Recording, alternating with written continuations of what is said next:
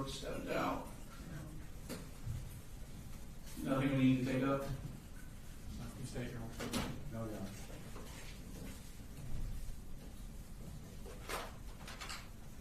Mr. Hobbs is fully dressed today. Yes, sir. Never gonna let them live that down.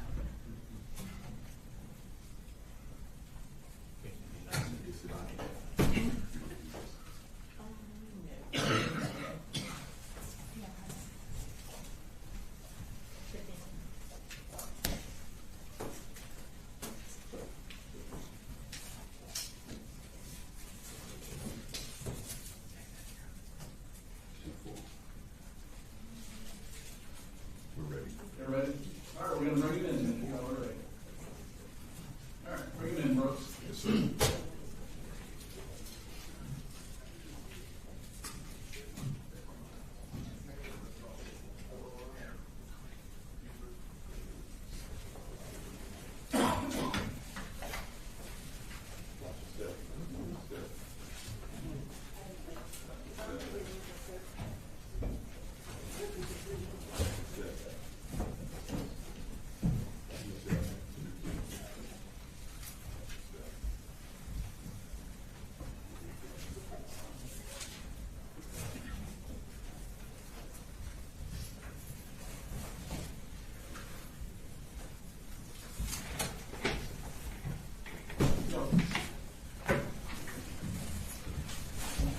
Good morning. Good morning.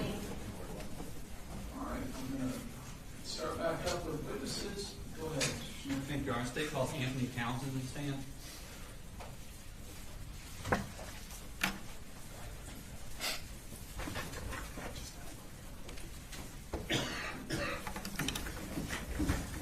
You can raise your right hand, please. Swear the testimony given in the matter now pending before this court will be the truth, the whole truth, nothing but the truth, so help you God. I do. Okay. If you could introduce yourself to the jury, please. My name is Deputy Anthony Townson. Okay. And where do you work, sir? I'm currently employed with the Gwinnett County Sheriff's Office. And how long have you worked with Gwinnett County? Just over a year. Okay. Before that, where did you work? Barrow County Sheriff's Office, And how long did you work there? 2 years. Okay. How long have you been a police officer in general? 11 years. 11 years. Back in September of 2024, where were you working? Barrow County Sheriff's Office. And what were your duties there? I was assigned to the patrol division at the time. And what kind of shifts did you work? We worked 12-hour shifts. I worked the evening shift at the time. I was off duty on that day. However, I did get called in to come to work shift. Okay, so you normally work the evening shift? Correct. Okay, and what are the hours of the evening shift? I believe it was 6:45 to 7 a.m. Okay. And what generally did you do as a patrol officer? Generalized patrolling in terms of responding to calls for service, proactive activity in terms of traffic enforcement, and assisting citizens with their needs. Okay. I want to take your attention to the morning of September 4th, 2024. Were you working that day? I was not at the time I got called in for that morning. Okay.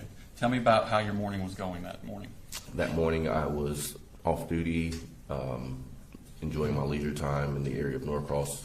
I got a message from a friend of mine asking if there was something going on at Apalachee High School. I started reaching out to different people that were employed with the agency, trying to figure out the specifics, and by the time I got to my personal residence, I got a message from a supervisor stating to get into the county now. There was something going on. Do you remember about what time that was? I honestly do not. Okay, no problem. So what did you do then? At that point, I was in full uniform, just waiting on that call to kind of come in anyway. I got in the patrol vehicle and drove to Barrow County, made it to Apalachee High School, at which time I was told to go to another school location due to suspicions of another incident at another location. Okay. Did you actually go into Apalachee High School? Not at that time. Okay, so how far did you get to Apalachee? I made it onto the school grounds. Okay, and then how were you told to go somewhere else? Was it over the radio, or did you talk to someone? Honestly, with the chaos, I do not recall. So where were you told to go? I was told to go to Winder Barrow High School from there. Is that another high school in the county? Correct. Okay, and what were you told to do at Winder Barrow High School? To go secure that location due to suspicions of a possible additional incident occurring.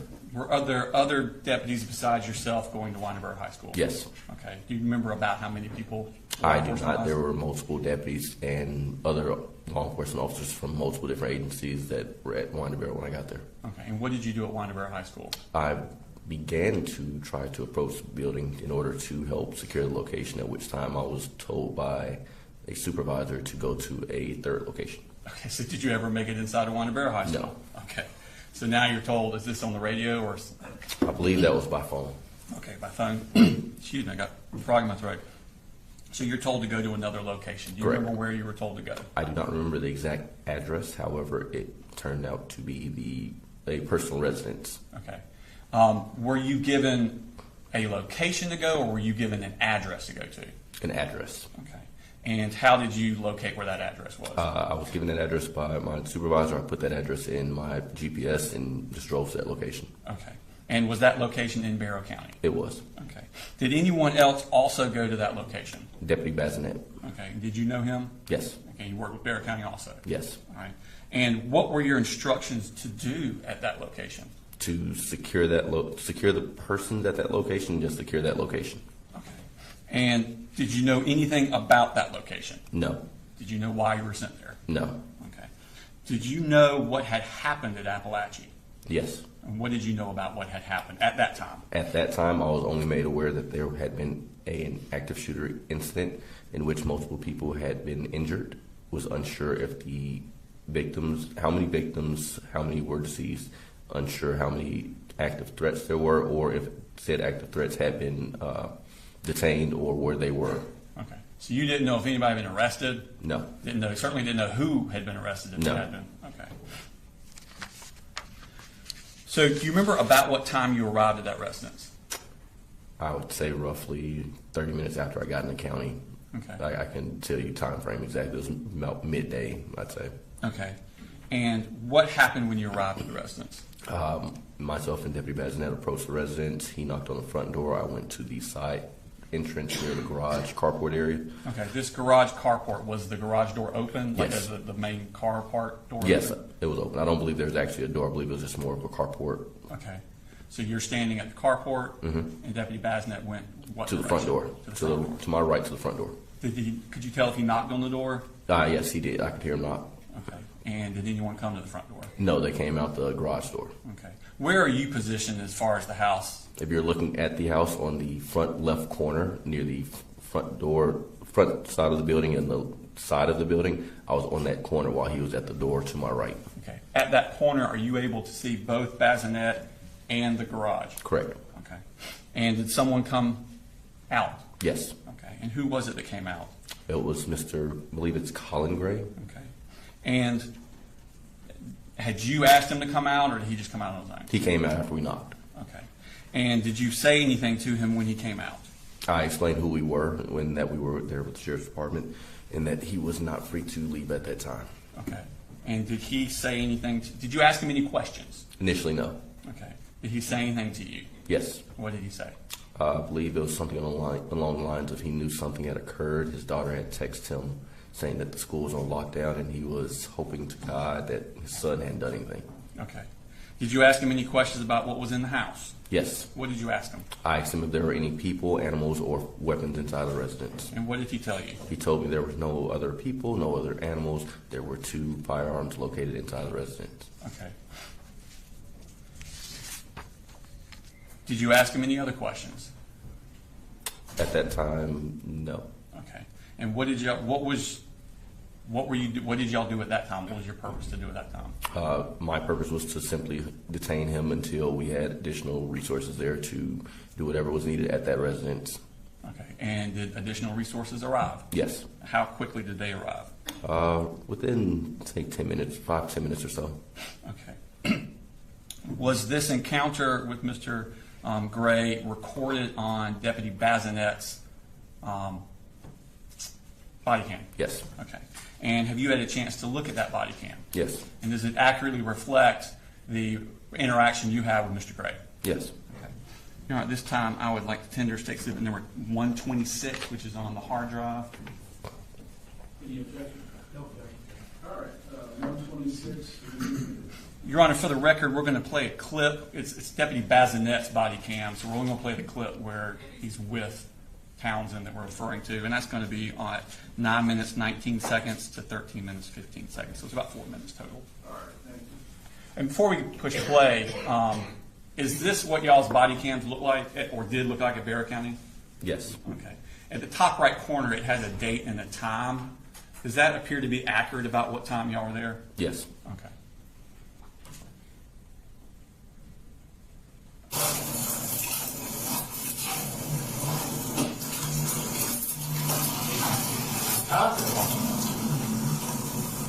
Is that you coming up the driveway there? I'm walking by, yes. Okay.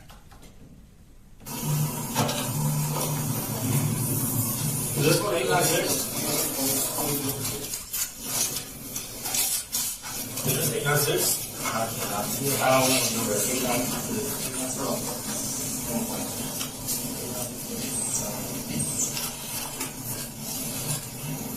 Go ahead.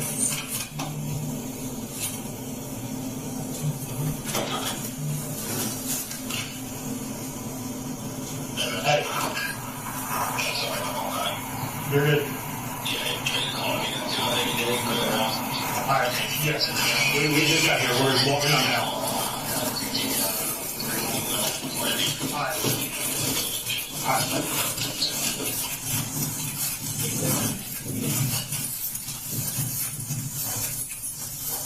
Is that the carport you're referring to? Yes.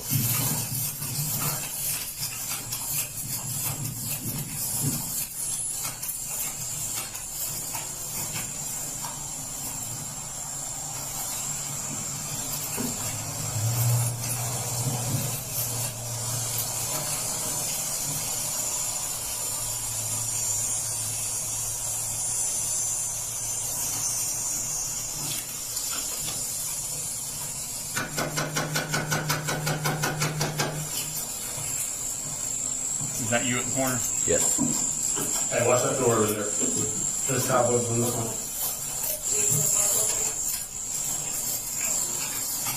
Anybody else in the room? Just you? Just you? Alright, come here. So, I would really discuss what's going on. I'm only here to go through it for not being this moment. No, it's good. Anybody else now? No, sir. You know, The whole weapons are mine up in my top of my closet. What are they? A shotgun and an AR. Shotgun and AR? Yeah. Okay. Nothing's loaded. Okay. We're gonna wait here until we get one more. There you go. God. I knew it when my little girl just texted me. She's in middle school. She said, we're in lockdown. I'm like, God almighty, please tell me, brother, please tell me. So why do you think that? Why would you think that? I'm trying to get him into counseling. He just didn't fit in last year at high school, so we let him do online school. And, we brought him back into just doing normal school this year. And he's going okay. We reached out, talked to the school, and said, hey, y'all got counselors. We want him to, check in. I filled out some paperwork the other day for another, a third party counselor get involved. I think it was called Aware. But basically just gave them permission to go and talk to Colt. Can I use my phone? Give us just a minute.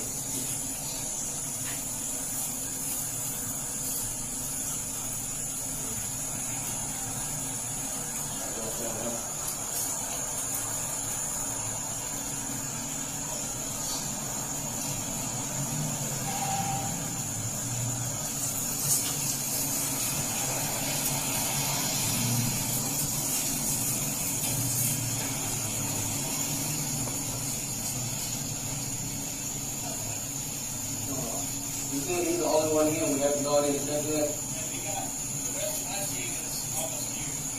That's all. We're going to wait. Whatever y'all want to do.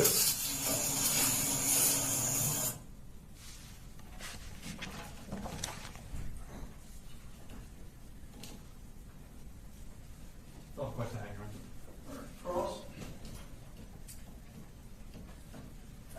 No cross, good. All right. Thank you, sir. You're free to go. Thanks, sir.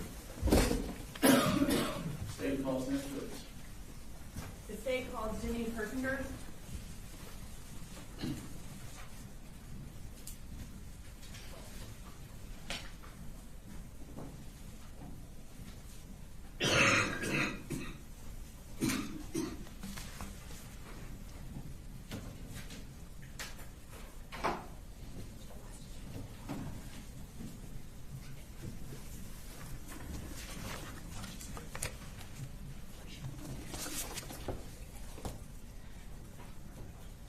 Please raise your right hand. Do you swear to tell the truth, the whole truth, and nothing but the truth so help you God? I do. Okay, you can have a seat. Can you go ahead and introduce yourself to the jury and spell your first and last name as well? Sure. My name is Jenny Hersinger. That's Jennie, Persinger. And can you tell us what you do? I am Director of Data Assessment and Accountability for the Bexar County School System. What exactly is that? So basically I oversee our system's assessment program, accountability program, and student records and registration as part of my job as well. Okay. And how long have you worked at the Bexar County School System? This is my 29th year. Well, congratulations. So one of the things you oversee is school records. Kind of tell me about how school records are stored and how you're able to access them. Sure. So our student records are stored in our student information system, which is Infinite Campus, and that is limited therefore to who has access to a student. So a teacher on their roll could see student records, but then I have access to all the student records. Okay. And then in addition to having access to student records, do you also have access to emails that originate out of the school system or are sent to the school system? Generally, I do not have access to emails that don't involve my account. I can access emails sent from the registration system. Okay. And how are emails stored in the school system or through the school system? So I don't work in the IT department, but it's my understanding that they're stored in a Microsoft cloud. Okay.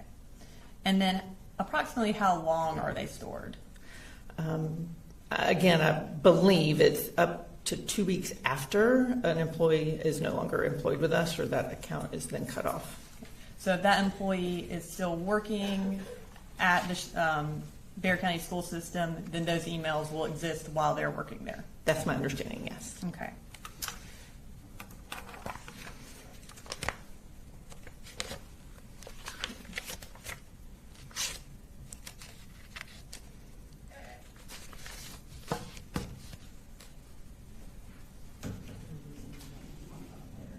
While they're looking through those emails, I'm going to talk to you a little bit more about school records. So you indicated you have access to school records through Infinite Campus. Can you just tell us what Infinite Campus is for those of us who don't have children in this area? Sure. Infinite Campus is our school student information system. So it's where our schedules for students are, where grades are stored, attendance, but then also records that come in like during the registration process, immunization records, a student's birth certificate, things like that. Okay. And in in the school records that are a part of a Bexar County student's records, do you have access to their enrollment records from other schools? So when a student enrolls with us, we request records from the previous school, and that would include, they would have done the same thing, so it builds that record that shows previous enrollments, yes. Would this also include enrollment at online schools, home schools, or private schools? It should. If those have been reported, then when we request those records, they would come in. So if a Bexar County student enrolls at an online school, how would you be made aware of that? So it depends on whether that's a public school or a private school. Regardless, the online school would then request the records from us. If a student is leaving us to go to that school, they would do the same as we would, request records. But I can also access a state database. So if it's a Georgia public school, I can see that the student has moved to that school. Okay. And if an online school requested records from the Bexar County school system, would that be something that y'all would keep track of as well? Yes. What about a private school? How would y'all be made aware of a Bexar County student attending a private school? Again, generally, a private school would send us records requests. They would need that to know where to place the student, what services were needed. In Georgia, that's also required that Georgia private schools inform the school district that the student would attend. So any Georgia private school would let me know of any Bexar County residents that were enrolled with them. And would that include private online schools as well? Yes, ma'am. And then lastly, homeschool. Tell us about how you would be made aware of a Bexar County student being homeschooled. There's no direct indication we would get except from a parent to tell us, and then we would go look for a declaration of intent to homeschool is required by the state of Georgia if you're going to homeschool. So once a parent says, lets us know we plan to homeschool, we go look for that filed declaration of intent. And that is something that would also be made a part of your record for that student? Yes. Okay. If a child is being homeschooled, does that new declaration of intent have to be made every year? Yes, I believe it has to be filed within 30 days of starting homeschool and then annually thereafter.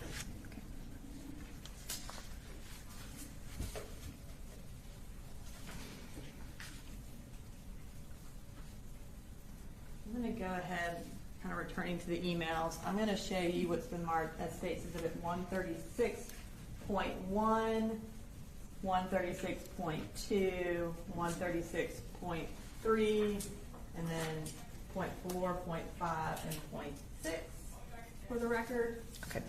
Will you look over those and just let me know if you recognize them?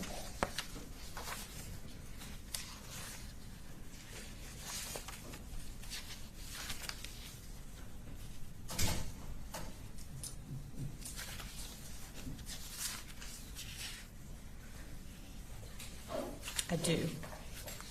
And can you tell us what you recognize those as?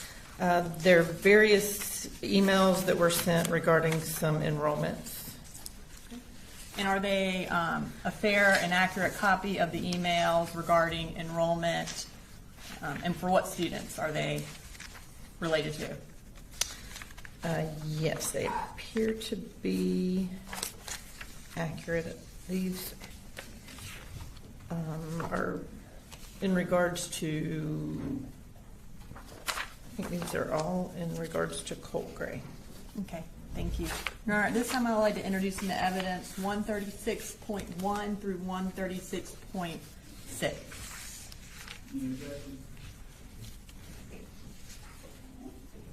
Judge, we do have some problems with some of the writings that are on those exhibits. So from the standpoint of them being able to put into evidence is one thing that I don't think would be proper, but some of those jurors need to go over some of those to get something with that. I haven't seen the exhibits. Do you know what he's referring to? Or I don't know what he was referring to. The state believes that they would all be admissible and be able to be published to the jury. We're not publishing them to the jury for a little bit. I think it won't be told towards the end of her testimony, but we do believe they would be able to be published. There are communications between Marcy Gray, apparently she's asking for some of these records at some point in the back. So we do have some issues with that at this point. Ms. Gray is going to testify later during this trial. Also, we're not offering them for the truth of the matter asserted, but offering them for the purpose of showing that she was the one communicating with the school about registration. And so none of the wording in the emails are being offered for the truth of the matter asserted, which means they would not be subject to the hearsay rule. Well, there's still continuing testimony, so we still have a problem, and I think we just need to look at them. I don't want them to be going out at being improper. And when you say there's still continuing testimony, you mean your contention is they should not be with the jury during deliberations. Right. Which is not, that's not an admissibility issue, that's a whether they go back with the jury. Right. While I saw the large notebook handed to the defense, do you anticipate us having issues needing to discuss the admissibility of whatever's in the notebook there? We've looked through this notebook. There may be a couple of things, but we'll get to that when court wants to. And with this particular witness, we're introducing, they are school records for the entirety of Colt Gray's schooling. And so we are getting into enrollment history with Ms. Hersinger, but we're not getting into other details of those records. All right. And I need to see these exhibits to make a determination.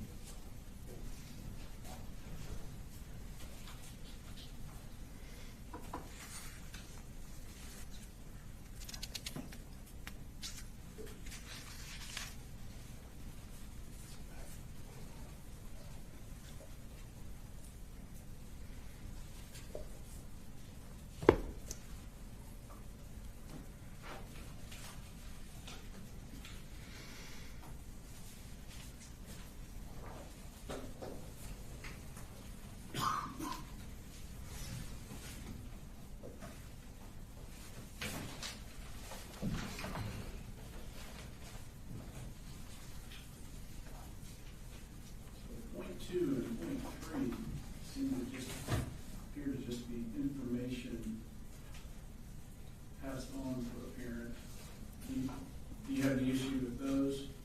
Judge, the problem is, I think we're going to find that Marcy Gray is not communicating many of these things to Colin Gray.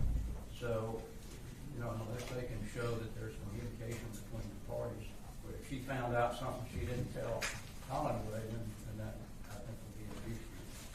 So, Well, I don't think that's the issue because in opening statement, it was said that Colin Gray was the one who registered Colt for school, and these records show that it was Marcy who was communicating.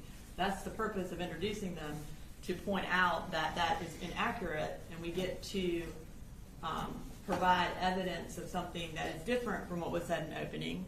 2, is it's not about communicating, it is about when Colt was registered for school. We're not saying that it was communicated to Colin or not. Ms. Gray can testify to that later. These are about public records, or not public records, these are about school records when Colt was registered. It does go against what was said in opening about Mr. Gray being the one who registered, which is also makes it relevant, but also goes to when Colt was actually in school, whether or not he was in school in 8th grade, who's in charge of registering, the dates related to that. So they're all relevant, they're all admissible. We're not offering to say the truth of what Marcy said in the emails, just that she sent the email and that she's the one communicating with the school, and it is about the registration process.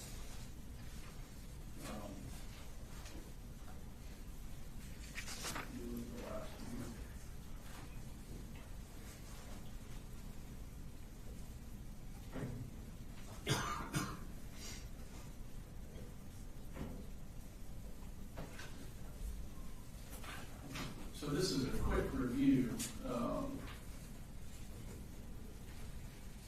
by me. I believe they're admissible to show that the school is receiving communication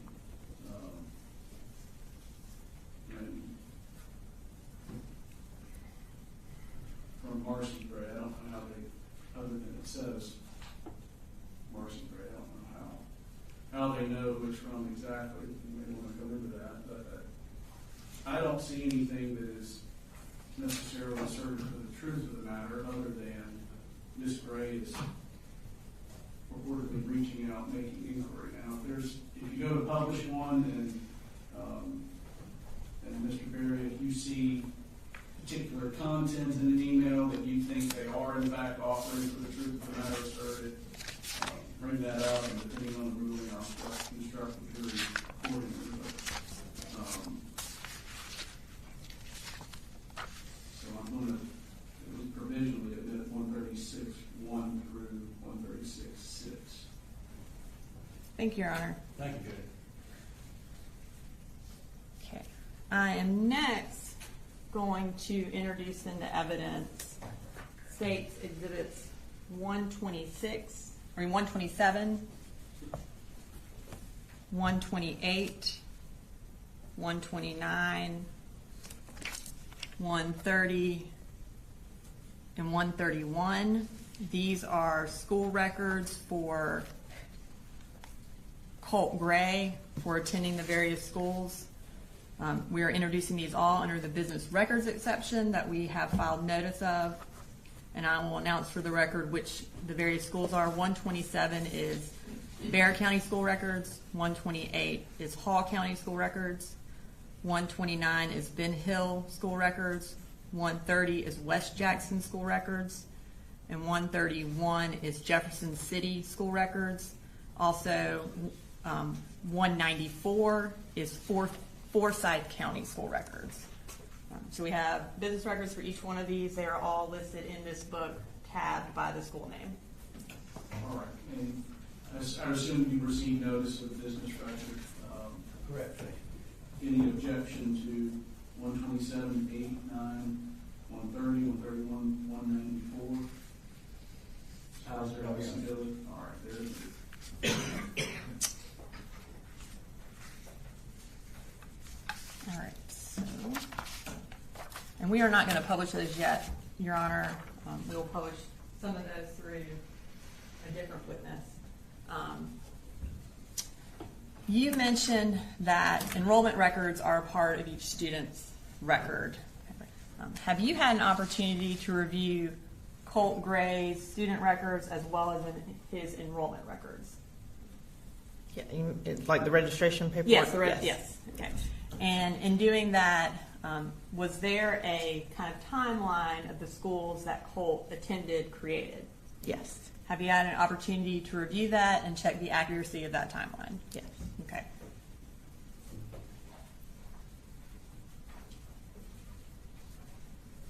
I'm going to show you what's been marked as Exhibit 134.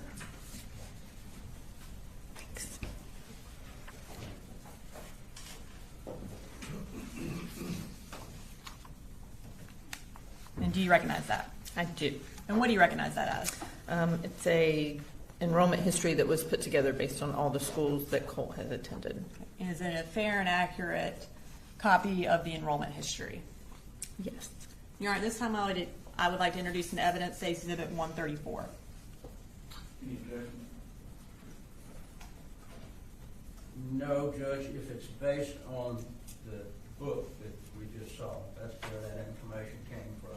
Now, I'm not clear, did you do that yourself or have someone else do it? It was provided to me and I had a chance to review it. And who provided it to you? The state did. Since she didn't do it herself, Judge, I will object to it. Ms. Brooks, do you want to just clear Yes. up any foundation for the, I believe you said, the timeline? Yes, Your Honor. So as far as I understand that you initially did not do it, when you received it, did you check it against the enrollment records? I did. And did you make additions to it to make sure that it was in fact in line with the enrollment records? I did. So it is a fair and accurate timeline of the school history of Colt Gray? It is. And ma'am, is that based on the notebook, the large notebook that was just admitted? And I haven't seen that notebook. I looked at the enrollment history for each school system that I believe Colt has attended. And we have, the enrollment history is a part of those records. all right, can you show her the notebook to confirm that these are the enrollment? I realize she hasn't seen the notebook itself, but whether or not these are the records.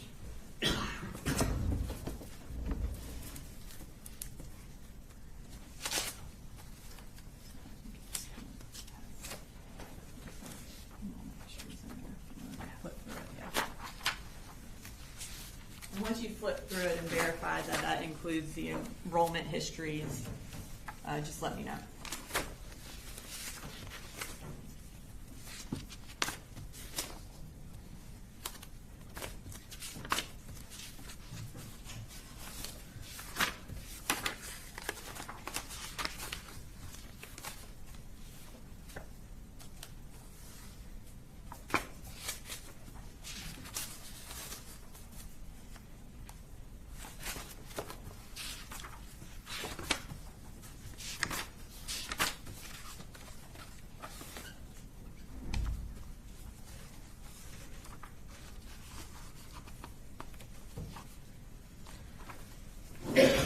Yes, this appears to have all the enrollment records. Thank you. Is that sufficient, Your Honor? All right, 134 is admitted. Thank you. And at this time, we are going to display that, and we're just going to go through the timeline. Okay. Okay. I know we're going to zoom in at the bottom. And just for the record, the history start at the bottom and go to the top? Correct. His original school enrollment would have been at the bottom, yes. Okay. And actually, before we do that, can we go to the top line so we can explain what each one of the And this is columns are? 134 being displayed. Yes, this is 134. All right, so in the top column, can you just tell us which each of those columns are and what they mean? I know some of them are self-explanatory, but Right. just for the record. Okay, so the school year would be from the fall to the spring, like we call this current school year, the 25-26 school year.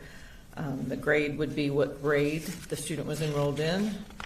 The registration date would be the date registration for that school system was completed. First day of school, obviously the first day of school attended. Last day of school attended by the student, and then what school and county or school district that was part of. Is there a difference, before we get to is there a difference between registration date and enrollment date? There is. So a parent completes registration, but it could be at 4 o'clock one afternoon, and we need to let the school have time to process. So it may be that they don't start that day because it's 4 o'clock in the afternoon. They would start the next day, which would be their first day of school. Okay, so first day of school is really the date of enrollment also? Correct. Okay, all right. Sorry about that. Can we now start at the bottom? All right, so here we have Colt's history starting from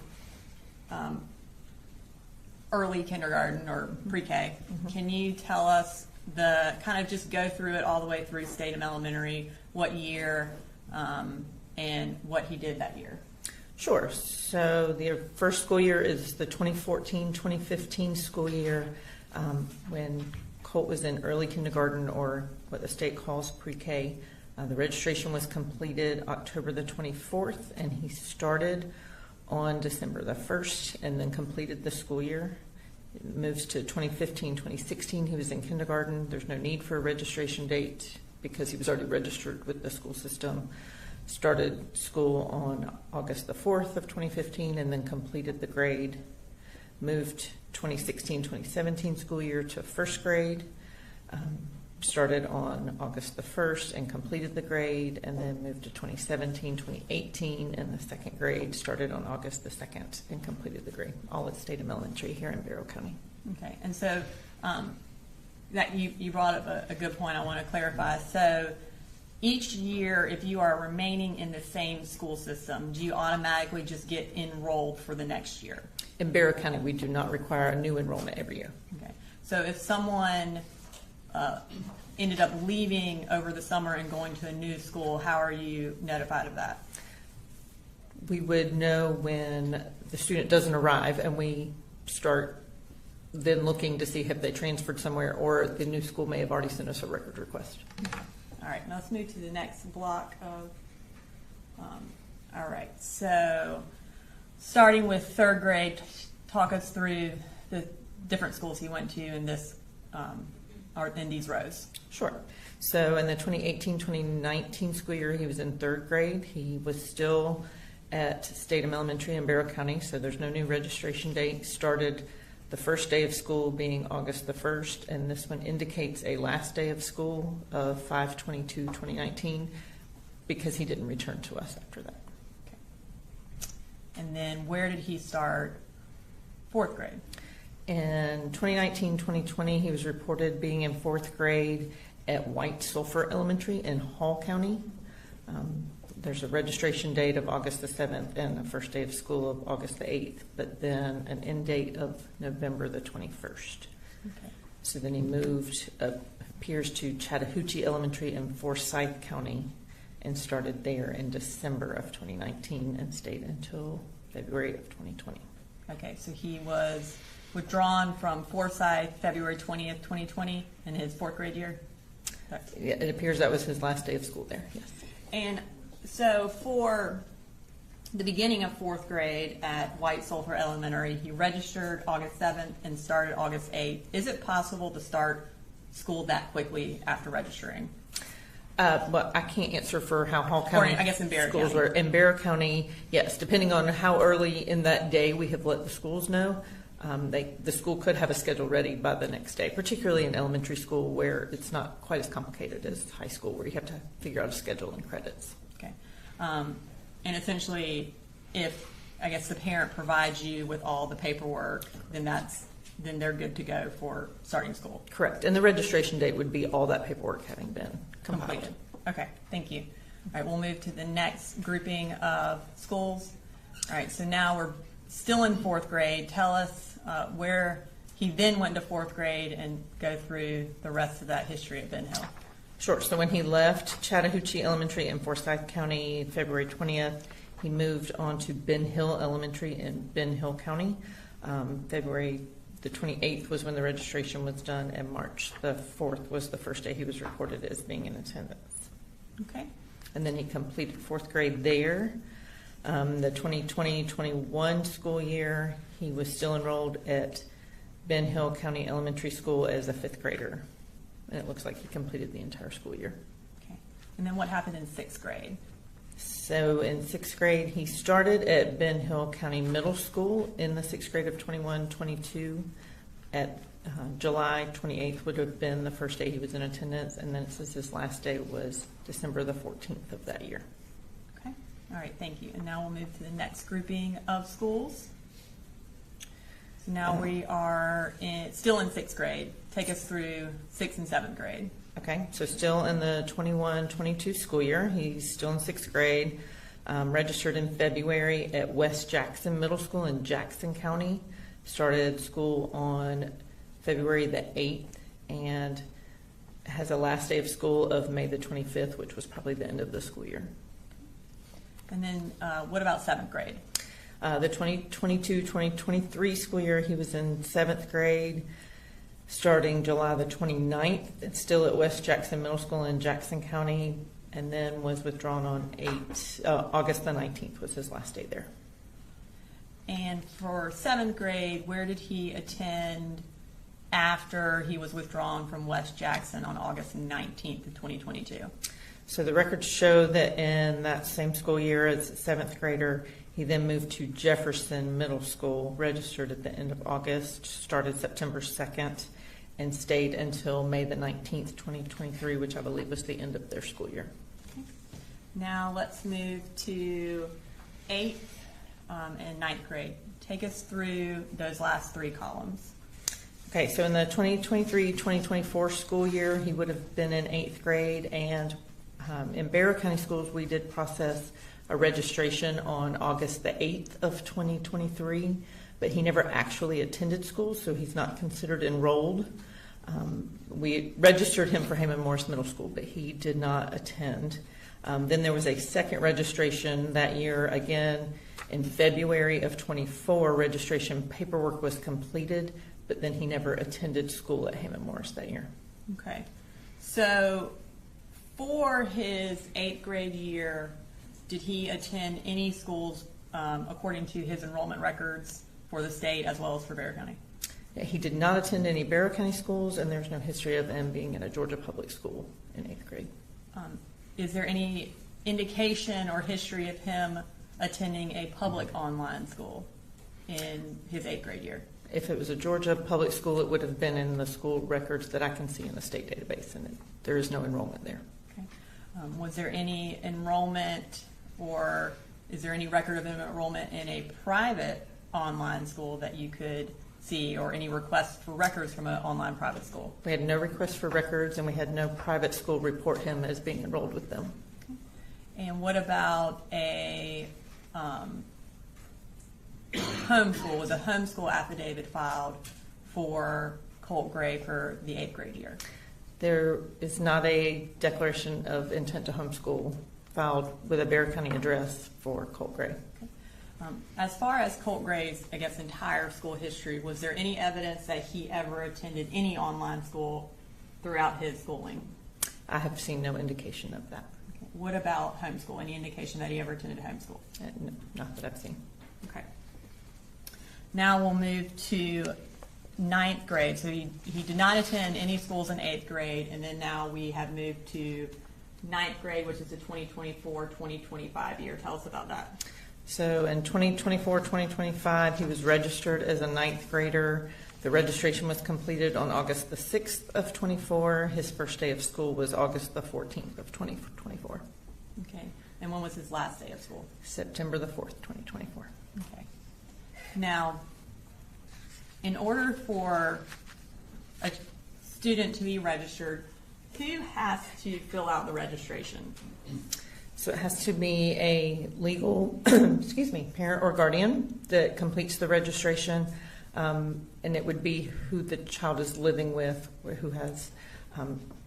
Sometimes Custody. we have to read custody papers. Sometimes we have to determine who has the right to register a child, and generally it's where they're spending their evenings, where they lay their head at night, basically.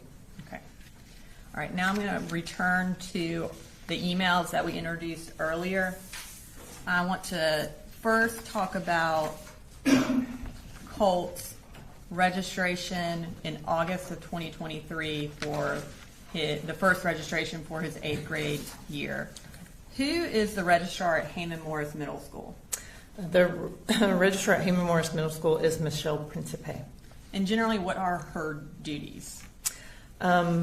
She would, once the Central Registration Department processes a registration, she would get notification of that, and she would work on with the school administration on creating a schedule for that student, making sure any services that had been indicated were provided, and then requesting the records from the previous school.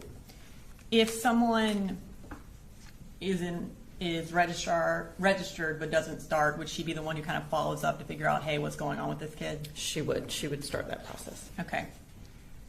I'm going to introduce into evidence 136.1, which is an email between Colin Gray and Michelle Principe from August 10th and August 15th of 2023. I'm going to just kind of show this to the jury real quick before we put it up on the stand. Is it kind of the email thread where it starts at the bottom and it goes to the top? It is.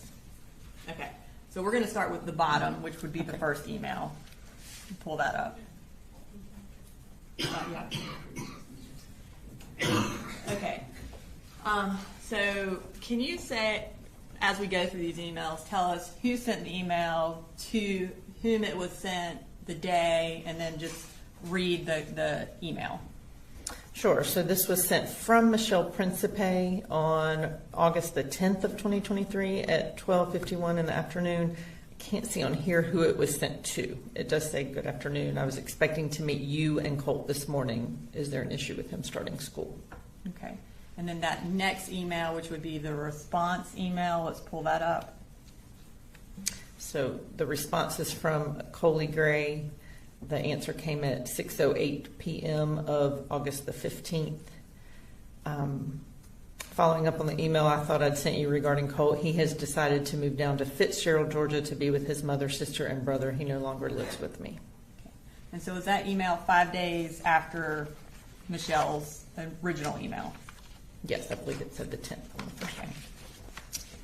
All right. Now we are going to move to the February enrollment for February of 2024 for the 4th grade, or the 7th grade year again. Was Jenny Colt? 8th grade. Yeah. Sorry, for the 8th grade. Did I say 7th? Moving to February 2024 for 8th grade for Colt and 7th grade for Jenny Gray. Was she also enrolled at Heyman Morris around this, or registered around the same time that Colt was in February? I believe so. I don't Okay. have the dates memorized. I'm going to start with 136.2.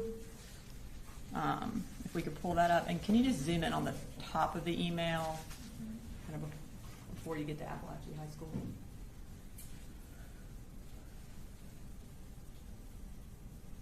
All right. So what is the subject of this email? The subject says Colt Gray is enrolled for 8th grade at Heyman Morris Middle School. Okay. And who is it from? It says the account is RG Notification at Barrow. That was from our registration system. It's an automatic email once we process a registration. And how does the automatic email determine what email the notification is sent to? So it's sent to the email provided during the registration process for the parent, and then those other two Bear County addresses are Bear County employees. Okay. And what was the email address in February of 2024 that the notification was sent to? It was sent to graycoley444@gmail.com. Okay. And what is the purpose of this email? So this is to let the parent or guardian know that the registration has been processed, and they can contact the school to know what their start date would be. Okay. Now we're going to move to 136.3.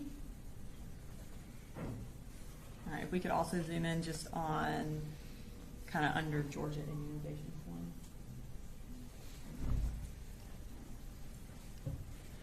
All right, kind of tell us the subject of this and who it was from and who it was to. The subject is Jenny Reen and Colt Gray. It is from Cynthia Papel.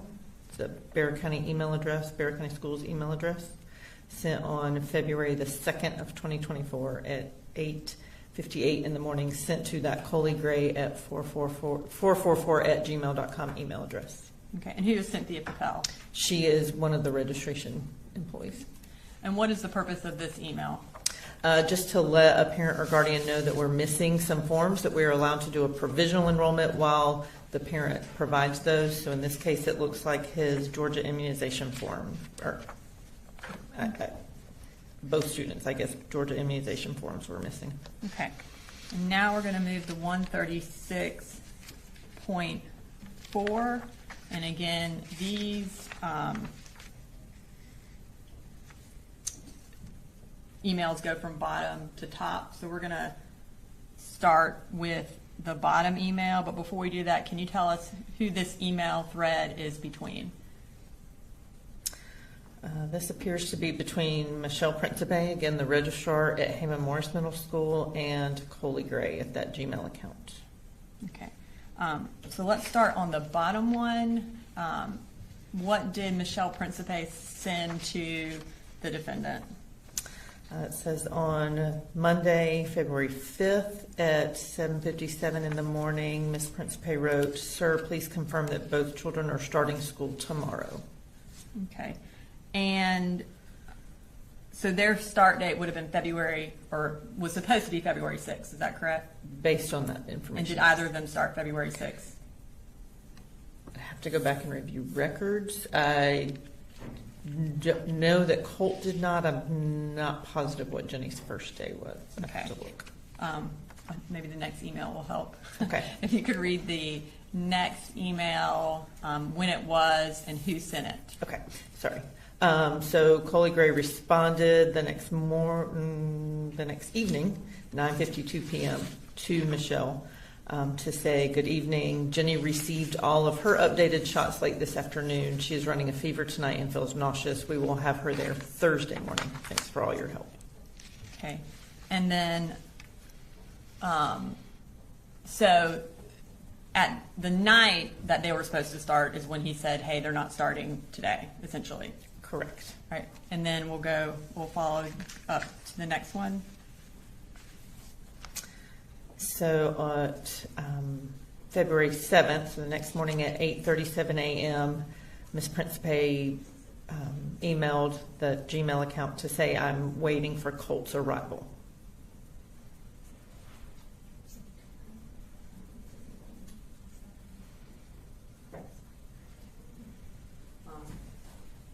Okay, so when does she sends that the next day, say, "Hey, we're waiting on Colt's arrival." Okay. All right, and we are going to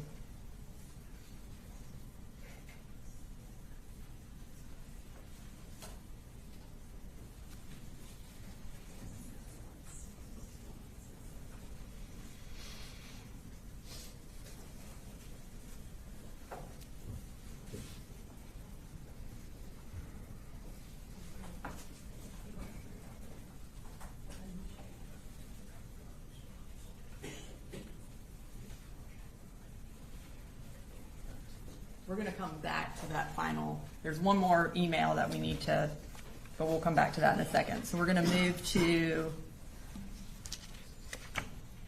starting school in 9th grade. So I'm gonna introduce 136.5. And could you again zoom in on the top? Okay, so is this that same email for when your kid is registered? Correct. It just this time says Colt Gray is enrolled for 9th grade at Apalachee High School. Okay, and who was this email sent to? It is sent to a marcy.a.gray@gmail.com as well as to Barrow County Schools employees. Okay, and then again, is that the email that was put in during registration? That's how y'all That's figured where that that email out? address would have come from. Okay. Now we're going to move to 136.6, which are emails related to registering for 9th grade. We're going to start with the bottom email again.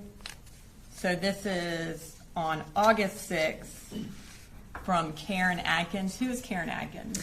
So she is a retired employee who comes in contract in the summer to help process the registrations that are in a large volume at the beginning of the school year. Okay. And what is she requesting? And you don't have to read it word for word, but what is she requesting be sent for registration?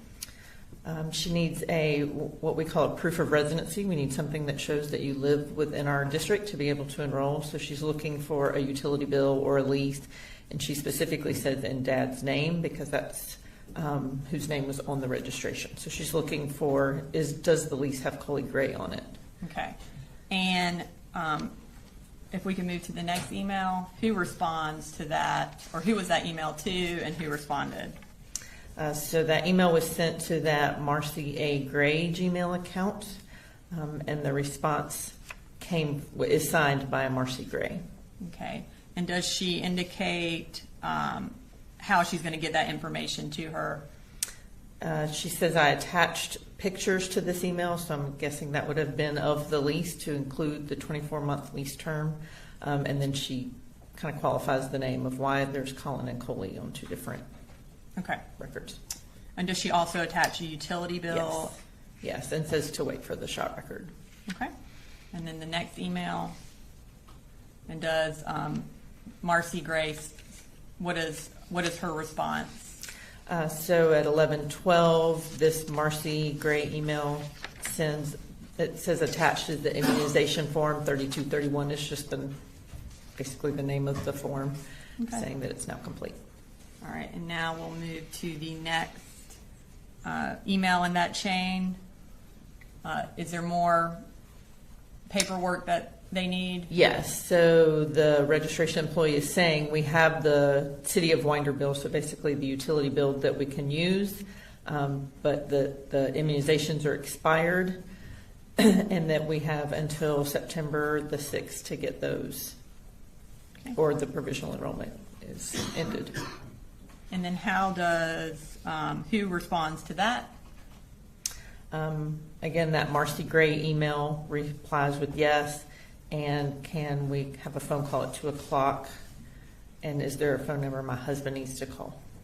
Okay. And then does Karen Adkins respond to that?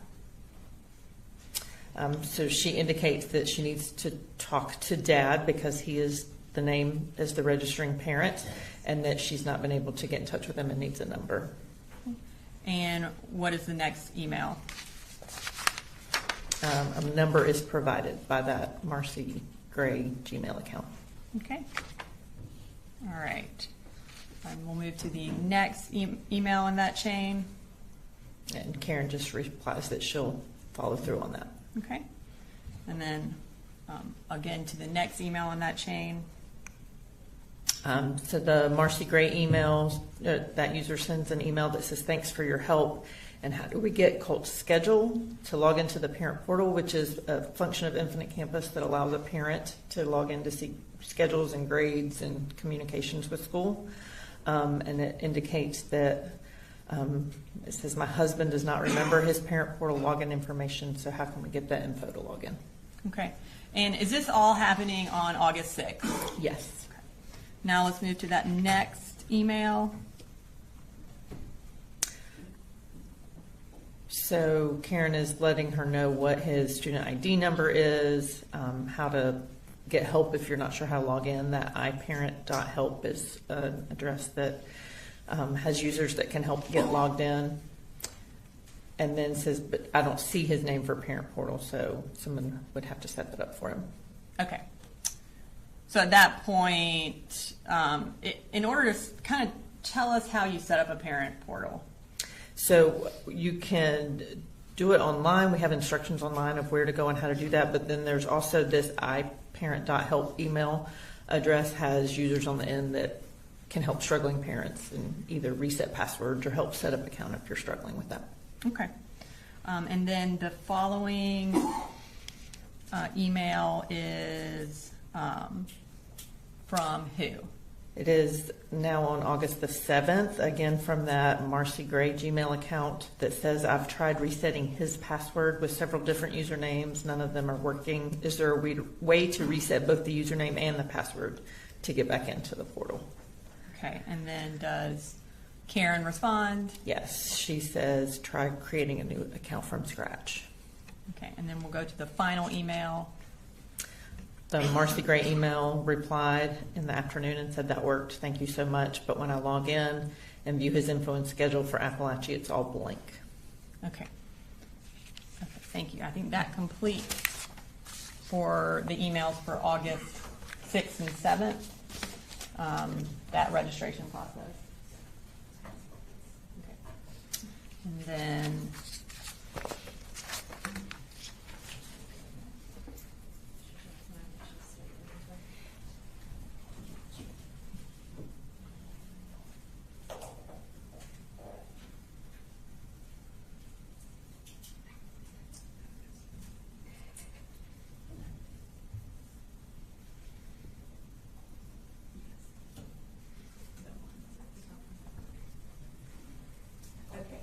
we are going to go back briefly to the February registration for 8th grade of Colt Gray.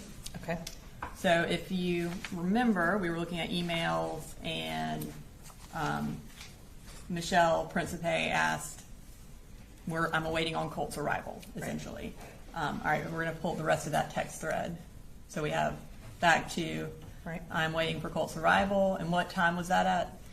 She sent that at 8:37 in the morning on February the 7th. Okay. And then when did Coley Gray at vanwinkleco.com respond to the February 7th email? This email is from February the 13th at 7:20 in the morning that says, at this point, we will be signing him up for online classes. And then the Michelle Principe followed up.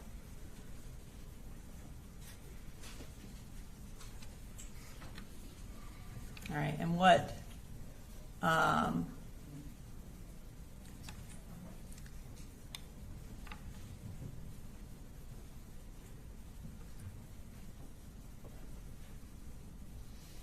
okay. And what does Michelle Principe follow up with? So she replies about 3 minutes later that says, thank you, and I will withdraw him for now. Okay. And so when someone indicates that they are starting a different school and she says, I will withdraw him now, what exactly is the process when that happens? Do you still have to wait on records to see if they have, in fact, enrolled in another school? Correct. We would look for records, but technically he was never enrolled with us, so we wouldn't have received records, or then we would not have expected to be contacted to send records because he never actually was enrolled with us. Okay. And then in his history, his enrollment history, there is no evidence that he ever signed up for an online school. Not that I have seen, no. Okay. I'm going to next show you Exhibit 135. And then I'm going to, before I enter that, I'm going to ask you a few questions.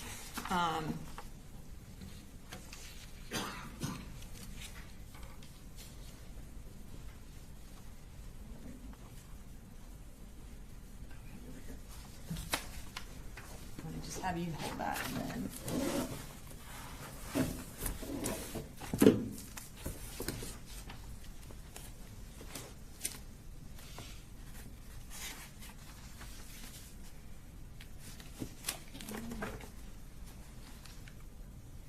Also, in this book is State's Exhibit 132 and 133, which is that on the front page. 132 and 133 is the enrollment history for Colin and Jenny Gray. Do you recognize those?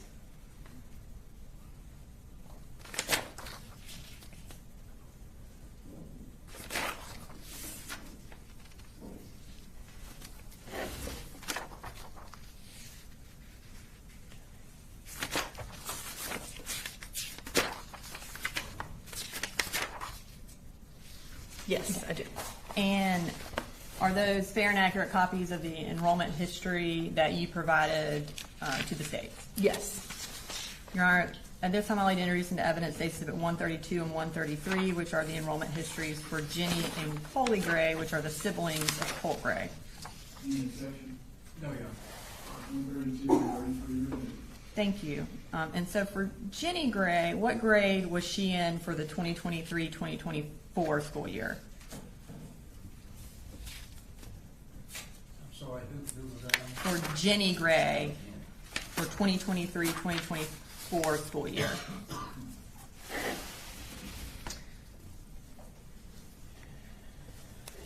So she has 2 lines of enrollment, one for Ben Hill County and one for Barrow County. Okay. And what was her first day for Barrow County? She started at Heyman Morris Middle School on February the 2nd, 2024. Okay. And I guess that was the day she was registered. That would have been her first day of attendance. Okay. And then for Colin Gray, what grade was he in for the 2023-2024 school year?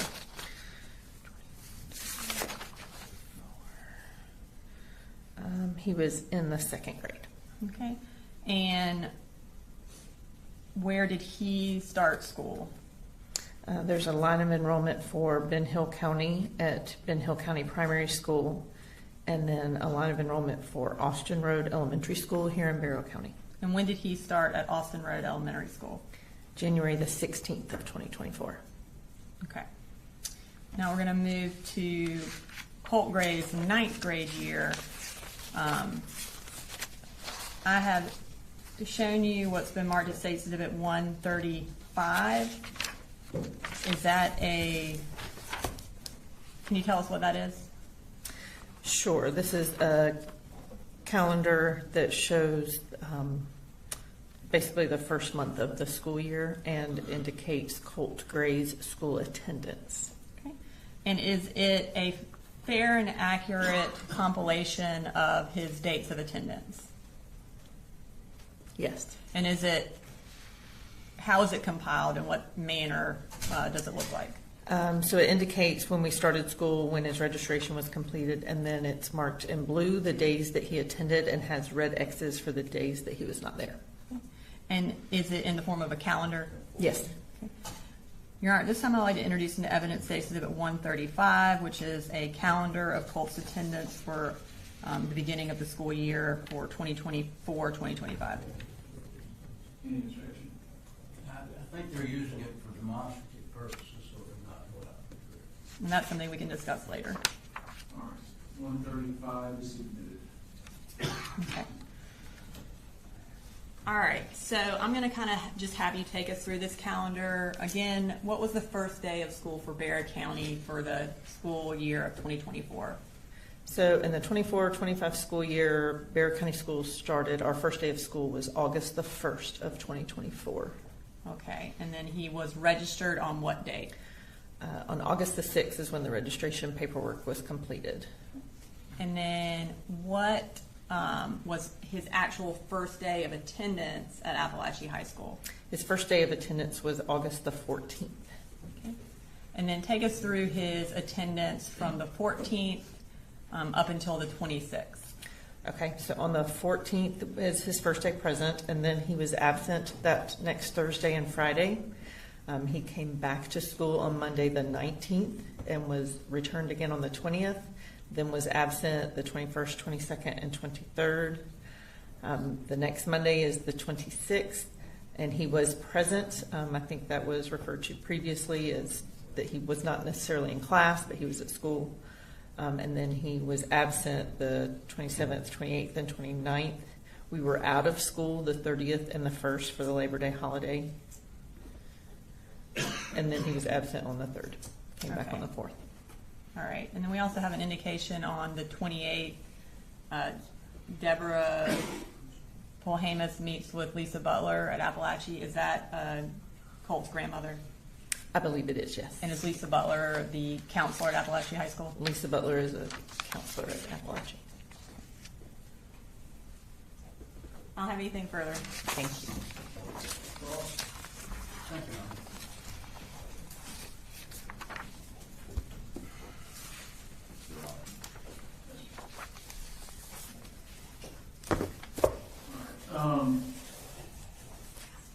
Let's go ahead and take a short break before calls. Okay. All right, 10 to 15 minute break.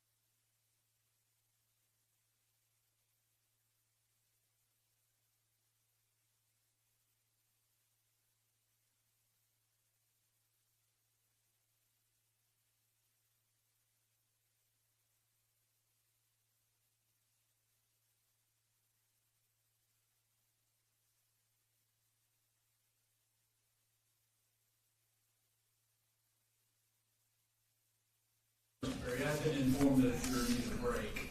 That's Figured. all ready for them? Yes, Your Honor. All right, if they're ready, bring them in for us. Yes, sir.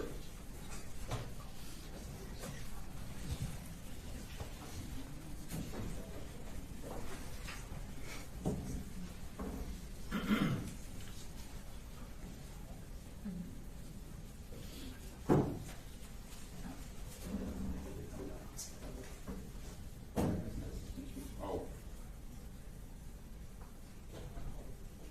2 in the restroom. Don't go.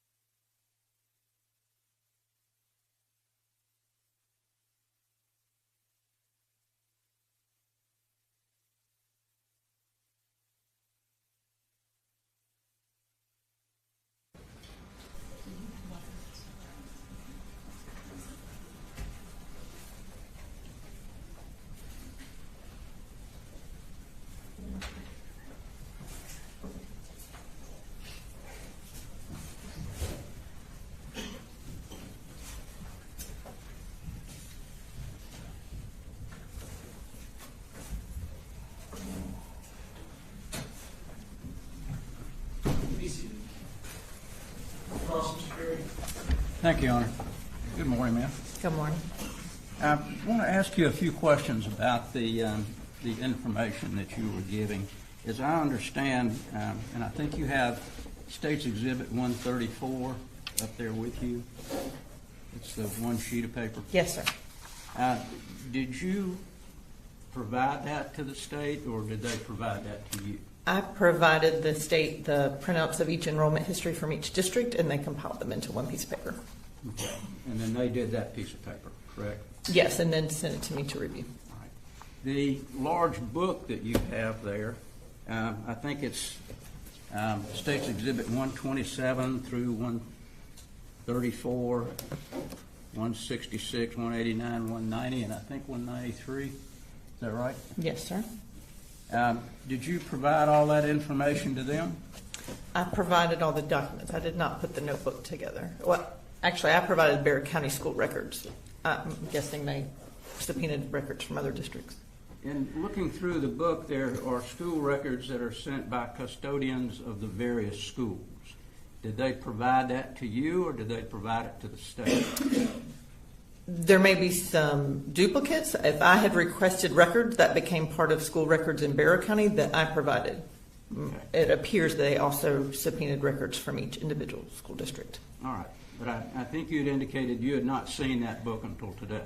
The book put Content, together, some no. of them you have seen, but not Correct. that particular book, right? Correct. Okay. Now, I want to be clear, the 9th grade, which would be September when this incident occurred, Mr. Gray, Colin Gray, had registered all 3 children. Isn't that correct? All 3 children were registered. I'd have to go back and appear. I do believe they were all, he was listed as the registering parent for all 3. Okay. It was not his wife, but it was he that registered all 3 children. I mean, I can't tell you who was actually doing the typing on the other end of the computer, but his name was what was listed, yes. Okay. Did you know that Ms. Gray was not in this county? I did not. You did not. What about the 8th grade? Do you know where the children were living in the 8th grade? Or when he would have been in the 8th grade, Colt? I do not. Registration, proof of residency would have been provided, but I didn't process that registration. Okay. So do you know who may have attempted to register him in the 8th grade other than that document that you have there? Who had attempted to register him? Again, I don't process each individual registration, so I could go back and look at those records, but I don't have that off the top of my head. Okay. You don't know in the 8th grade whether Colt Gray was living with his father or mother, correct? I don't know. I would have to go back and look at what documents were provided to us. Well, the state showed you an email which indicated that he, Mr. Gray, Colin Gray, had said that Colt was not going to be registered because he was going to be living with his mother in Fitzgerald. Yes. Is that correct? I believe that was the August of 23 registration. Correct. Which would have been 8th grade? Yes, sir. All right. So you don't know how long he lived with his mother that year? I do not. Okay. In the 7th grade, do you know whether Mr. Gray, Colin Gray, and Marcy Gray were together or not? I don't know that answer. Okay. So you don't know whether Mr. Gray or Ms. Gray went down to the school to assist in registering the children for the 7th grade? In Bexar County, it is all done online. You don't go to the school. Okay, well, in the 7th grade, they were at Jefferson Middle, right? I believe that's right.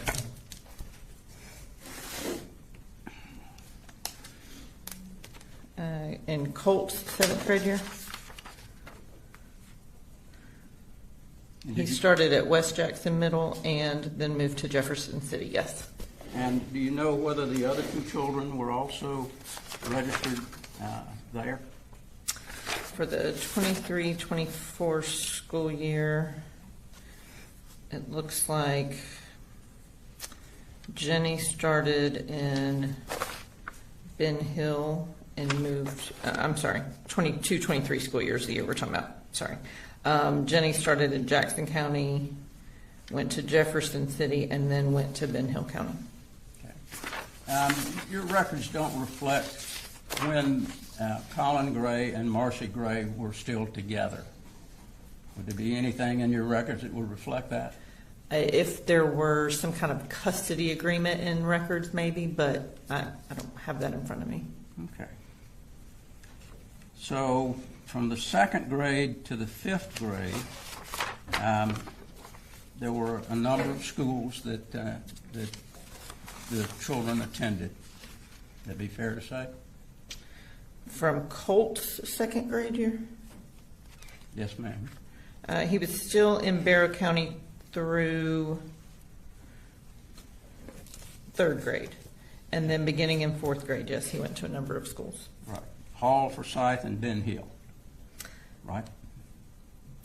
Hall, Forsyth, and Ben Hill through the 6th grade, and Jackson County in the 6th grade. Okay. And do you know whether or not Colin Gray and Marcy Gray were together during his 4th grade? I'm not aware.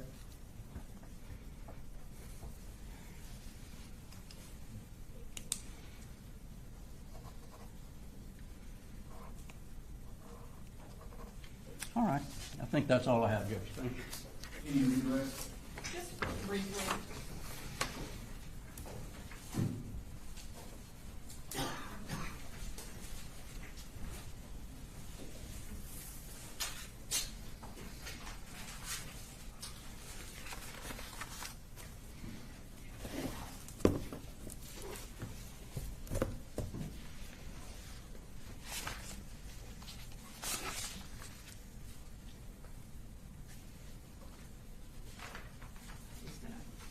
This to you for reference. Thank you. So, you mentioned that registering for Barrow County schools is all online, Yes, correct? And so in order to register a child for Barrow County, you have to list, you indicated essentially the custodial parent as the registering parent. Is that correct? Correct. That does not mean that that parent is the one filling out the form, correct? It should be, but I can't promise who's on the other end of the computer. There is a parent ID that has to be provided to match the registering parent. Okay. And then the emails from August related to registration that are from Marcy Gray, do those discuss the other parent?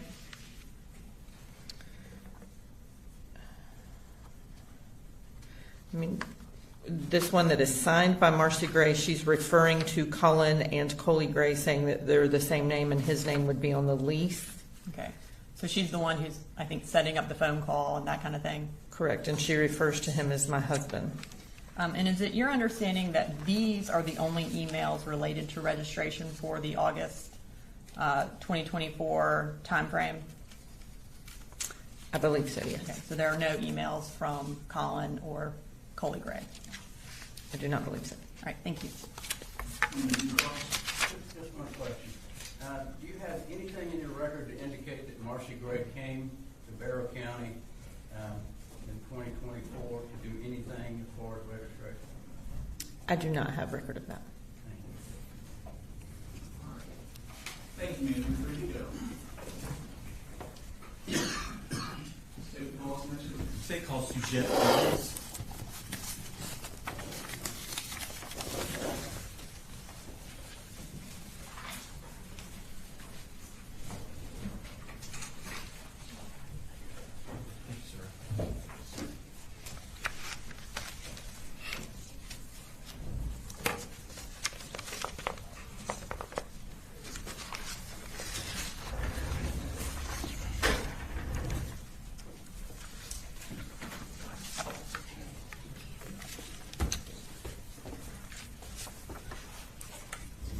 If you could raise your right hand, please.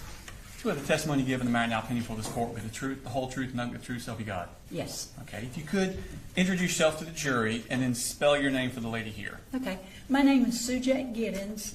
I am a licensed clinical social worker, and I was working as a school counselor in Ben Hill Middle School. My name is SUJETTEGIDDENS.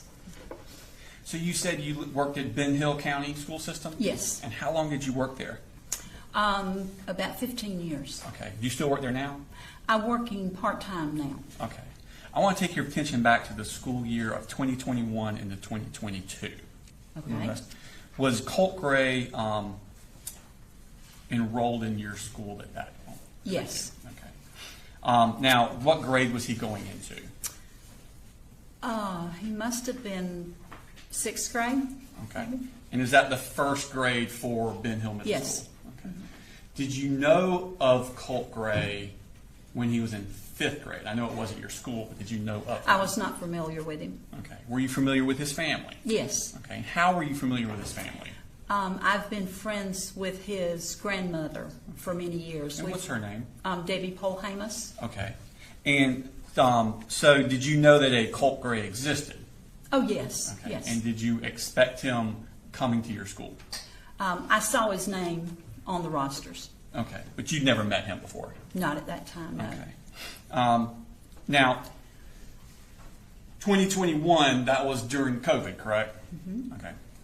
What was the operating, how was your school operating? I know everybody kind of did things different. The students were working, they had their Chromebooks and they were working from home, and that's what Colt was doing at the beginning of that year. Okay. Did you have any issues with Colt, or did the school have any issues with Colt and that online, or not the online, but the at-home learning? He was not consistent with doing the assignments. Okay. And did something specific happen in August of that year? Yes. Our district has a program on all the school devices that monitor searches. And if words such as death or guns or drugs or any of those words sort of throws up a flag to the administrative staff and the counselors for us to follow up with. Okay. And did that happen with Colt? It did. And what was the word that flagged? The first word that flagged was abuse. Okay. And do you remember when that was? That was in August Okay. of 2021. Do you keep is it part of the process of your school system to have a way to log things in as they happen? Yes, Okay. And do you participate in that system? I do. Okay. Would it help refresh your recollection if you had a copy of that? Sure.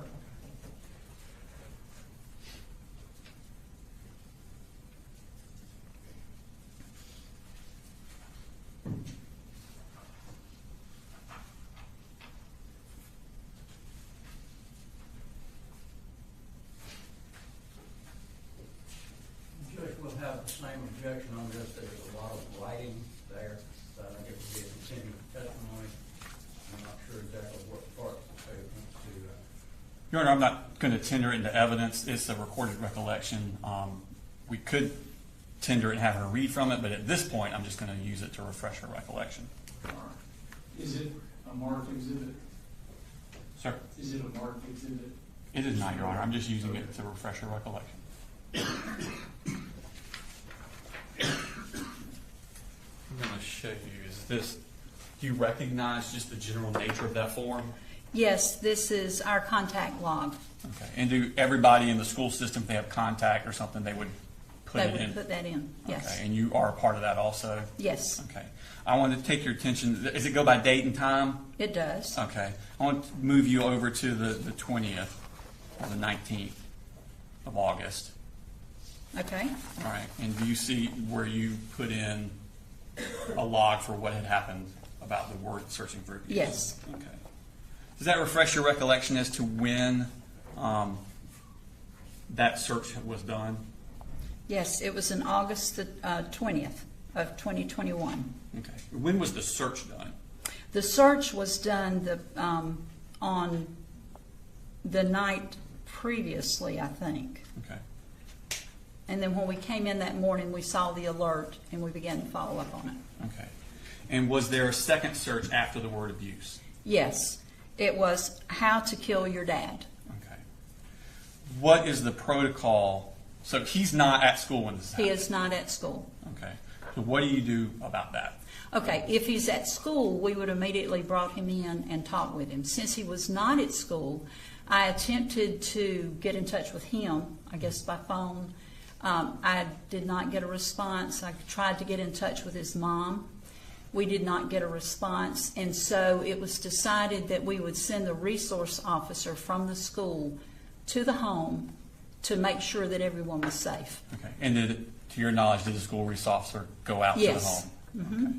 And what was your understanding of how things were at the home? He found everyone to be safe. He talked with Mom, and then came back and let us know that everything was safe. Okay.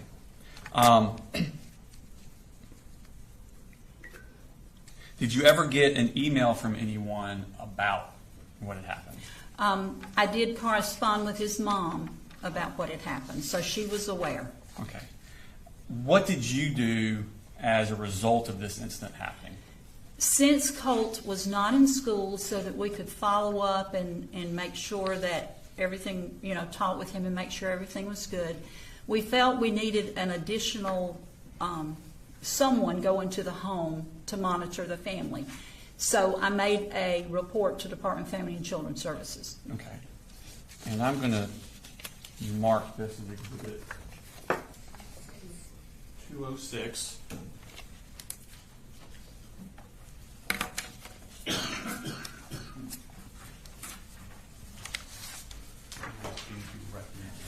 can flip through it. Take your time.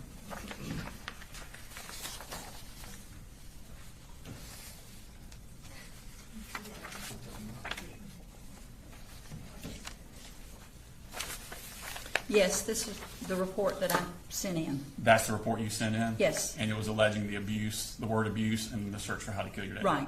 Okay. Your Honor, this time I would tender State Exhibit number 206 into evidence. It would not go back to the jury, but it would go into evidence. Any objection? It's not going back to the jury, you're just going to ask questions. All right, 206 is admitted. Okay. So you had said earlier that Colt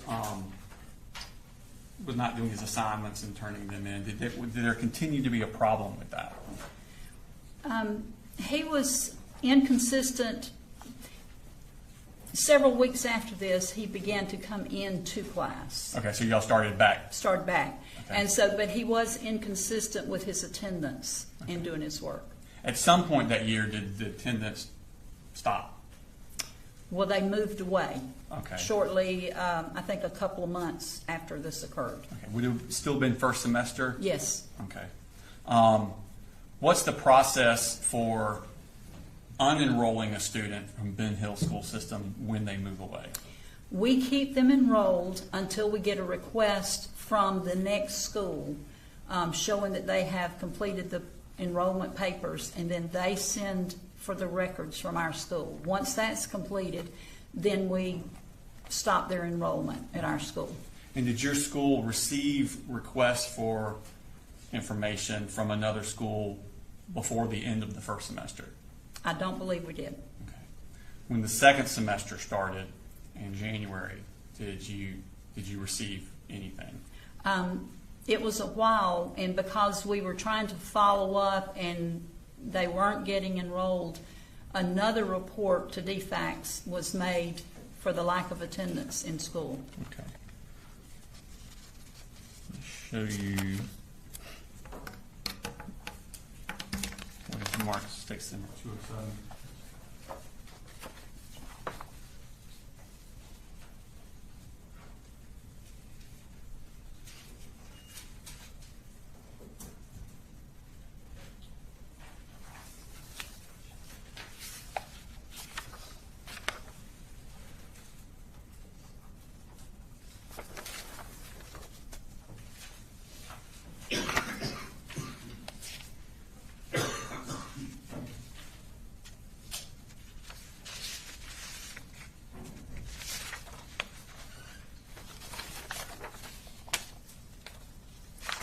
Show you what's marked stakes number 207. As you identify that.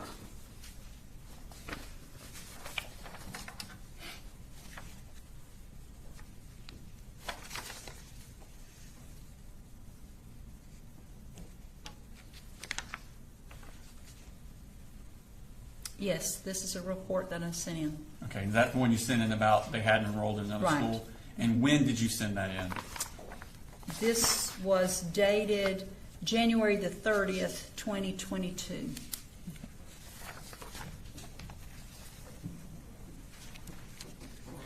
Did you have any further contact with the family after they moved away?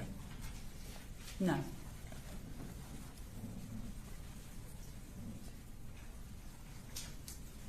Did I tender 207, Your Honor? Your Honor, I tendered 207 into evidence. Same thing, it wouldn't go out with the jury, but just to... And the judge certainly would object to it going to the jury. There's no objection to its submission. Correct. All right, 207 submitted.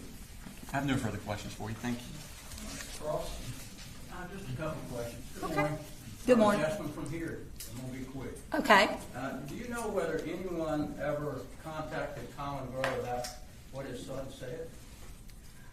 I did not.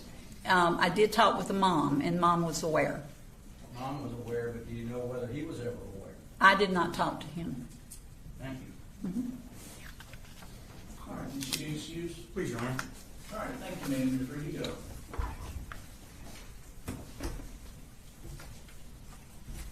You ready for the next witness, Your Honor? Yes. They call Shonda Wolfie.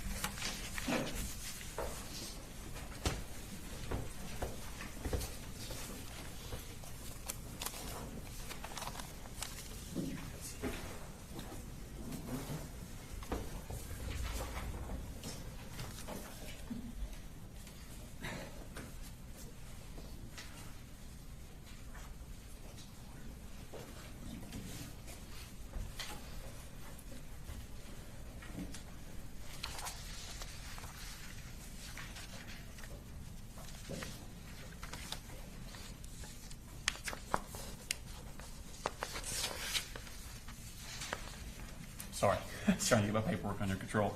Could you raise your right hand, please?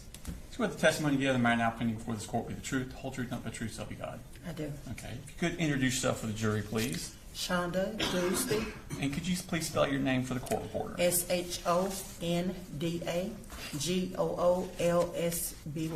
Okay. And where do you work, ma'am? Ben Hill County DeFax Office, Department of Family and Children's Services. Okay. Did you work there back in the fall of 2021? Yes, sir. Okay. And did you get a referral involving Colt Gray? Yes, sir. And what was the nature of that? At that time, he said his mom had slapped him, so there was some physical abuse. Okay. And did you, as part of the Department of Family and Children's Services, do you keep a log of all of your contacts and all of the things you do? Yes, sir. And is that part of the procedure of being at the Department of Family and Children's Services? Yes, sir. And is this log recorded as part of your business? Yes, sir. Okay. And do you make these logs when the things are happening while it's still fresh in your mind? Yes, sir. And is the purpose of these logs to help refresh your recollection later if something comes up? Yes, sir. Okay. Judge, I don't mind a little bit of leading, but kind of testifying. Your Honor, they didn't suggest the answer. They said, do they? Is it? All right. Go ahead with your next question. Thank you. What did y'all do once this, or what did you do once this intake came in?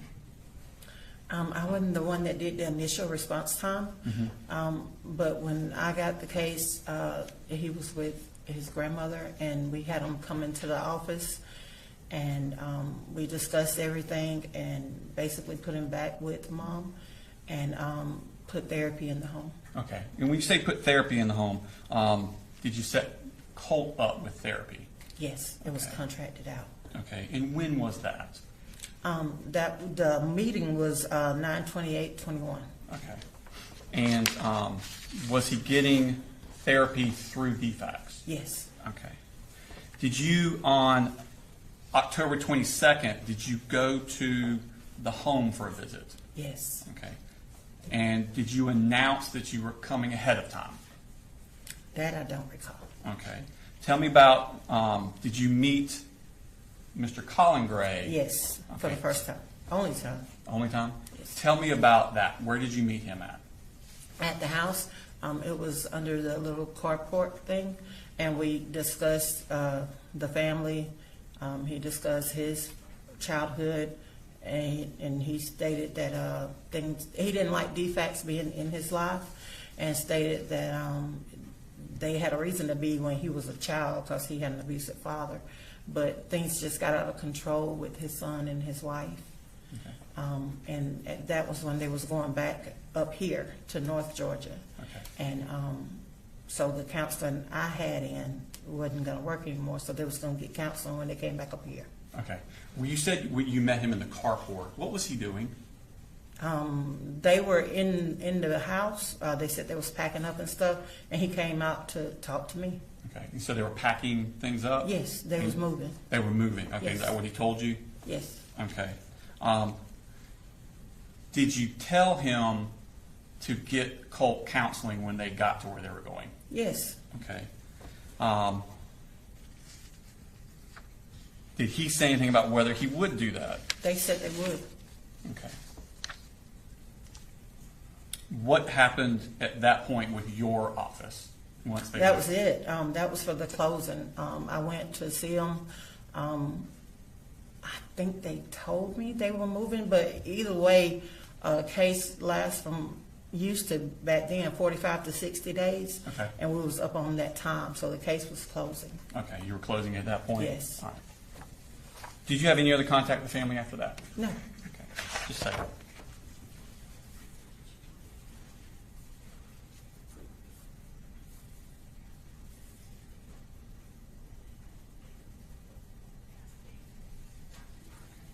Do you know if Colt did have a counseling session through DeFax when he was still with y'all? Yes. Okay, do you remember when that was? No, I don't know what date. Okay. I just know that the guy met with them. Okay. I think he said once or twice. Okay, thank you. No further questions. All right, Carl, Mr. Perry. Morning. Good morning. When you went to the home back in August of 23, did you meet the other two children that were there? It was October. I'm sorry? It was October. October, I'm sorry. Did you meet with the other two children that were there? I don't remember if I met with them at the house. I had met with them at the office. Okay. And as you understood, Colin Gray was leaving the home and moving somewhere else. Yes. With Colt. Well, at that time, mine was 21, and at that time, the whole family was moving back up. Okay, so the whole family was moving out of the grandmother's house? Yes. Okay. And they were going to be moving somewhere else in Georgia? Yes. Did you get any information at any time as to where they were going? I'm sure at that time we knew. I want to say it was Dalton, but I know it was up this area. Okay. So when you got the information that they were moving and you indicated you might want to get Colt some counseling when you get there, did you tell the mother and father that? Yes. Okay. Because the mother said she had contacted some people for counseling when they got here. Okay. So mother said, I've got contacts for counseling and I'll take Yes. care of it. Yes.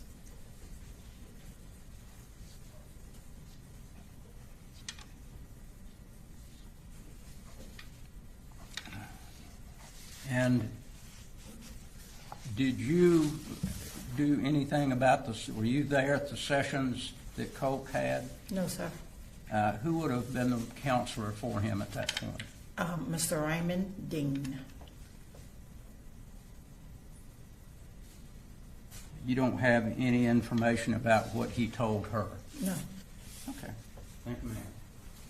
Can you rewrite? Is that your honor? No, your honor. Thank you, man. You're pretty good. State call sense witness. state called Stephen Green.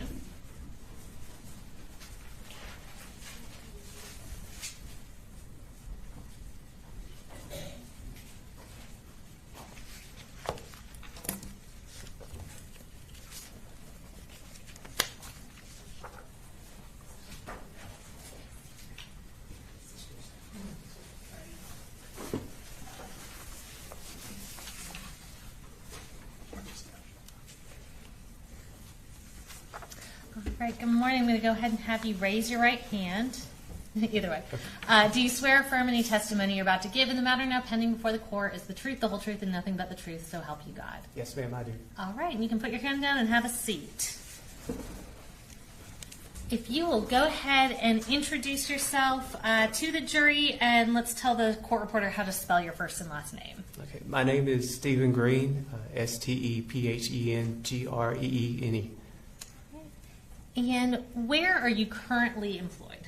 In Barrow County School System at Heyman Morris Middle School. All right, what's your role there? Assistant principal.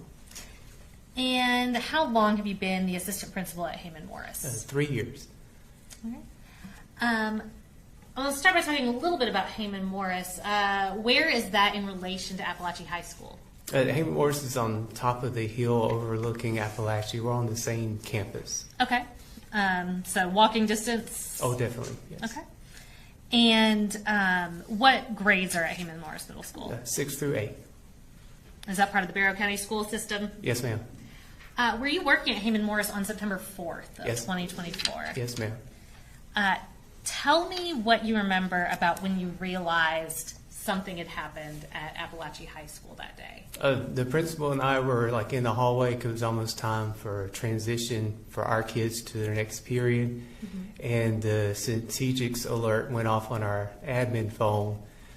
We looked at it because we had just gotten the system, so we were thinking maybe Apalachee was testing it because the school campuses are linked with that emergency system. Okay. But then we realized something was wrong because it kept pinging over and over and over again with alerts, and each alert you get a dot with a name and the school map so you see what's going on. And then at the time we knew that wasn't right, so we sprinted up towards the front of our school to find our SRO to alert him, and we caught him running out through the front of the school, and we went out there with him, and then he told us to put our school on lockdown and don't come out of it until he comes back or somebody comes up to our school system. And who was that SRO? Deputy Cook, Matthew Cook. Okay. And did he go to Apalachee High School at that point? Yes, ma'am. He sprinted down that hill. Okay. And did y'all put Heyman Morris on lockdown that day as well? Yes, ma'am. We put ourselves under lockdown for several hours. Okay.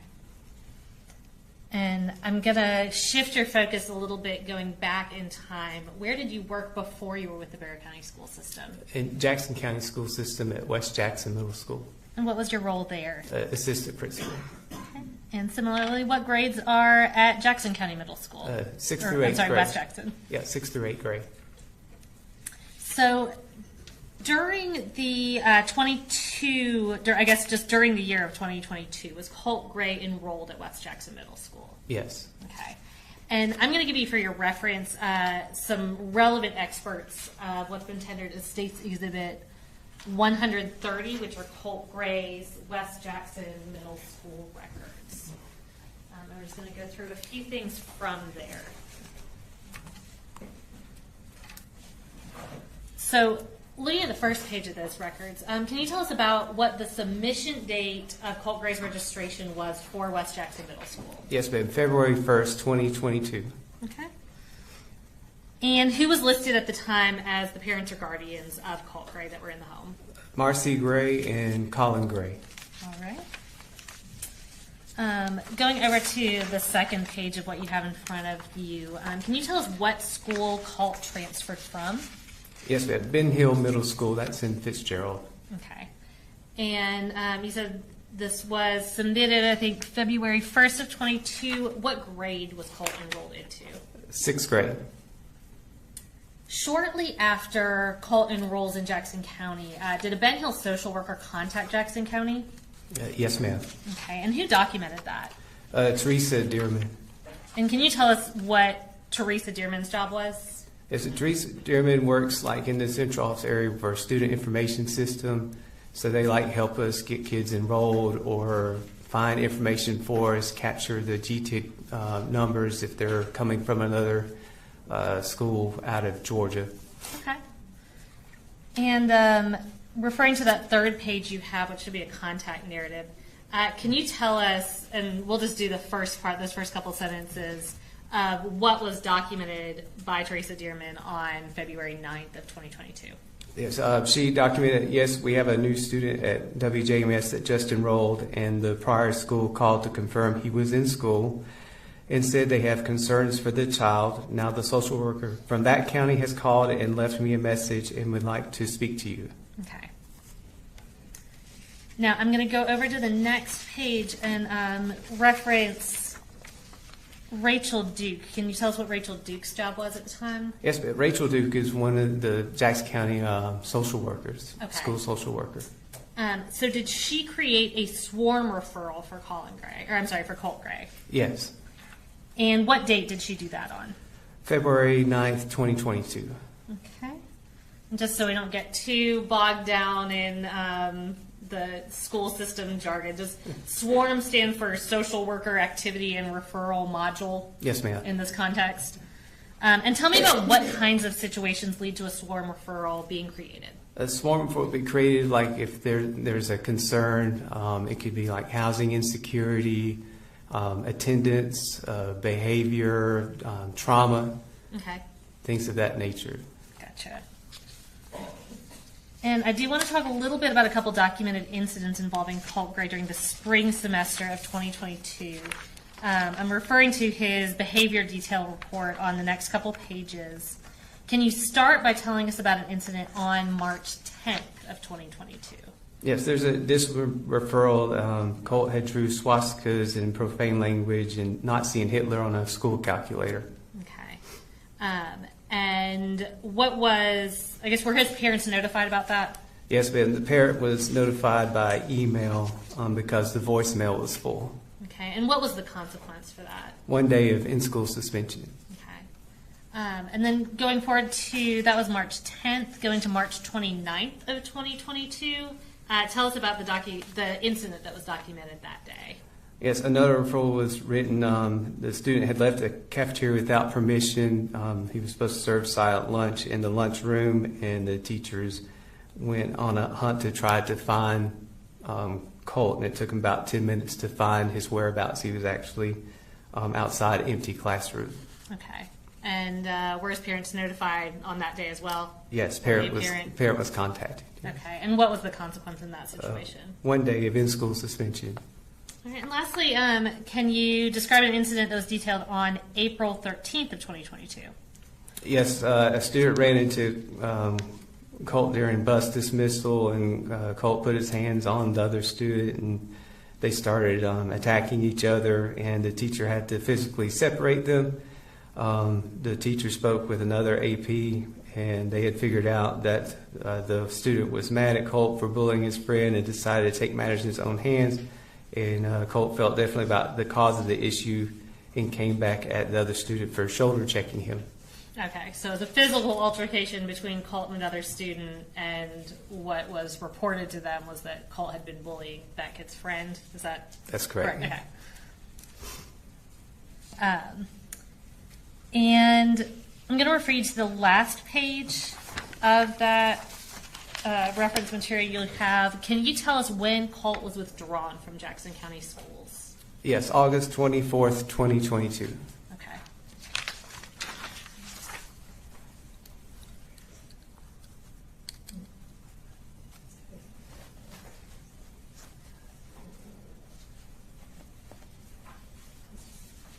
I don't have any further questions for you, but Mr. Barry may have a few for you. Thank you.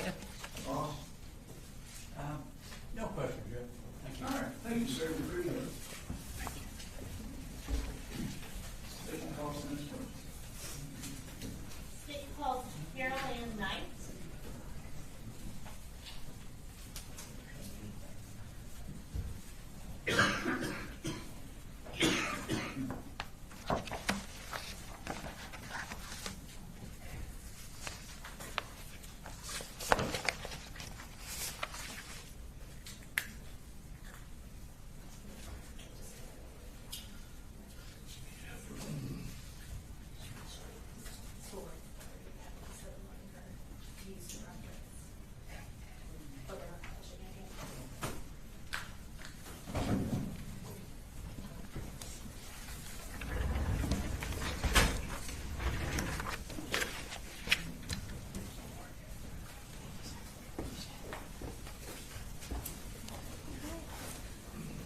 going to have you go ahead and raise your right hand.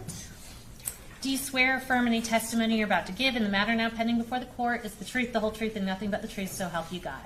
I do. All right. And if you can start just by introducing yourself and tell us where you're employed. Sure. I'm Carol Ann Knight, and I am the principal at Jefferson Middle School in Jefferson, Georgia. Okay. And what county is Jefferson Middle School in? Jackson County. Okay. Is it part of the Jackson County school system, or is it a separate It's school a system? separate city school system. Okay. And what grades are part of Jefferson Middle School? 6th through 8th. Okay. You said you're the principal there. How long have you been there? About 5 years. Okay. And tell us what you did before that. I was an assistant principal at the academy, part of our system, and I taught in the same building for 20-something years. Gotcha. And what grades is Jefferson Academy? 3 through 5. Okay. So I'm going to provide you some relevant excerpts of what's previously been tendered as State's Exhibit 131. These are Colt Gray's middle school, Jefferson Middle School records. And that's just if you need to reference those. So during the 2022-2023 school year, did Jefferson Middle School have a student named Colt Gray enrolled? We did. Okay. And who was listed as his parent or guardian for Colt Gray? Marcy and Colt. Colin? Colin, thank you. Gotcha. I was going to say Coley. His email address was Coley. So. Okay. So are you familiar with, did Colin Gray also go by Coley Gray? Was that his nickname? Correct. Okay. And kind of hitting on that, for Colin Gray specifically, what contact information did he provide? I'm not going to have you give us his phone number, but can you tell us what the email was? Yes, Coley.gray@yahoo. Okay. Did he also provide a cell phone number? He did, yes. Okay. And I see on the records it has kind of options, we're not going to pull it up, but options for how to contact people, parents in different situations. Can you kind of explain how that works when you register a student? Yeah, absolutely. When a parent registers a student, we give several options of the way they prefer to be contacted. Sometimes it's, for an emergency or attendance or behavior, but they can choose, they want an email or a cell phone call, that kind of thing. Okay, so I can kind of tell you it's going to be better to contact me by text message or phone call or email in different situations. Correct. Okay. Yes. Yeah, you can go ahead and explain. I was just going to say, different people have different situations where they like their phone or their email best. So gotcha. We want people to be able to reach parents. Is that the goal Yes. of all that, is to effectively reach parents? Correct. Okay. So I'm going to refer you to the second page of this packet. And can you tell me what grade Colt Gray was enrolled in when he was at Jefferson Middle School? Yes, he was in 7th grade. And what were the dates that he was enrolled? He came in September, I think September 2nd, and was there till May 19th. Okay. And where did he transfer from? He transferred to us from West Jackson and transferred to Heyman Morris. Gotcha. So he was enrolled on September 2nd. What date did school start that year? A good bit earlier, July 29th. Okay. Now, going over to the third page of those records, not including the month before he enrolled, so not including up until September 2nd, during that 22-23 school year, how many days was Colt absent? Approximately 25, according to this, but there were different amounts for different periods, too. So there are a few more in different situations. Okay, so is 25 kind of the lowest common Yeah. denominator, to use middle school terms, the lowest Yes. common denominator, but then different periods had different numbers? Exactly. Okay. So going over to the next page, I do want to talk about a few specific incidents that occurred while Colt was enrolled at your school. Sure. We're going to start with September 22nd of 2022. And can you tell us about that incident?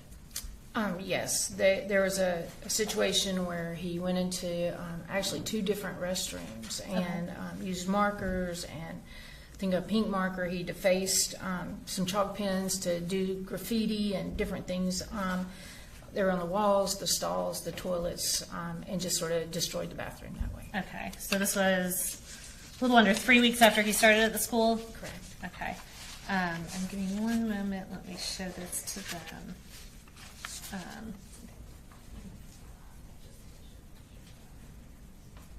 We're going to pull up photos.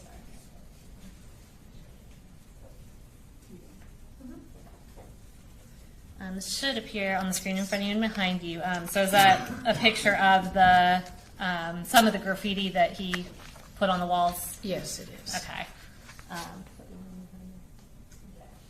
And these are photographs from within 131? Yes, sir. Was the graffiti, I know you said it was in multiple areas, was it pretty extensive? It was. Okay, was it, like, what did y'all have to do to get that taken care of?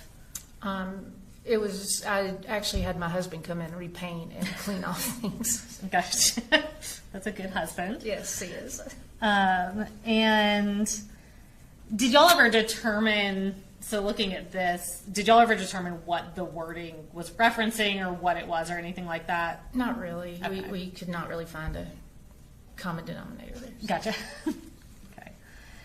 So what was Colt's punishment for the graffiti in the bathrooms? He was in ISS for 4 days, and we invoiced his parents to help pay for the painting. Okay. Is ISS, is that in-school suspension? It is. Okay. Now I'm going to jump over to, it's page 7 of what you have in front of you. Did you personally reach out to Marcy Gray by email about the vandalism? Yes. Okay. And was the defendant included on that email thread? Yes, she copied him on that thread, and then he replied back to it. Okay, so Colin Gray sent a response to the school about the vandalism? Yes. Okay. Now, after Colt began at Jefferson Middle School, I guess I'll start by asking you, what is Brittany Cohn's role at Jefferson Middle School? She is one of our school counselors. Okay. Did she make kind of a concerted effort to keep him on her radar? Yes, she Okay. often had him call. eat lunch with her and talked, sort of did a check-in with him. Okay. And is that kind of part of her role? If she has a student that she feels needs extra attention, she tries to, you said, eat lunch with her and that kind of thing? Yes, we felt like he was struggling to fit in and needed a person to check up on him. Okay. And Brittany kind of filled that role when she Yes. could? With several students. But Okay, well, of course, yeah. And that being said, did Colt's attendance become an ongoing issue when he was enrolled at Jefferson? Absolutely. Okay. If a child has repeated unexcused absences, is that something that the school reaches out to the parent or parents about? Yes, we have a set policy at certain things for 5 days, 7 days, 10 days, that kind of thing. Okay.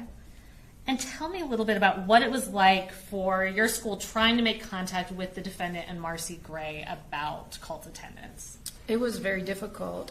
The number that we had didn't work at times, and we could not always make contact. Okay.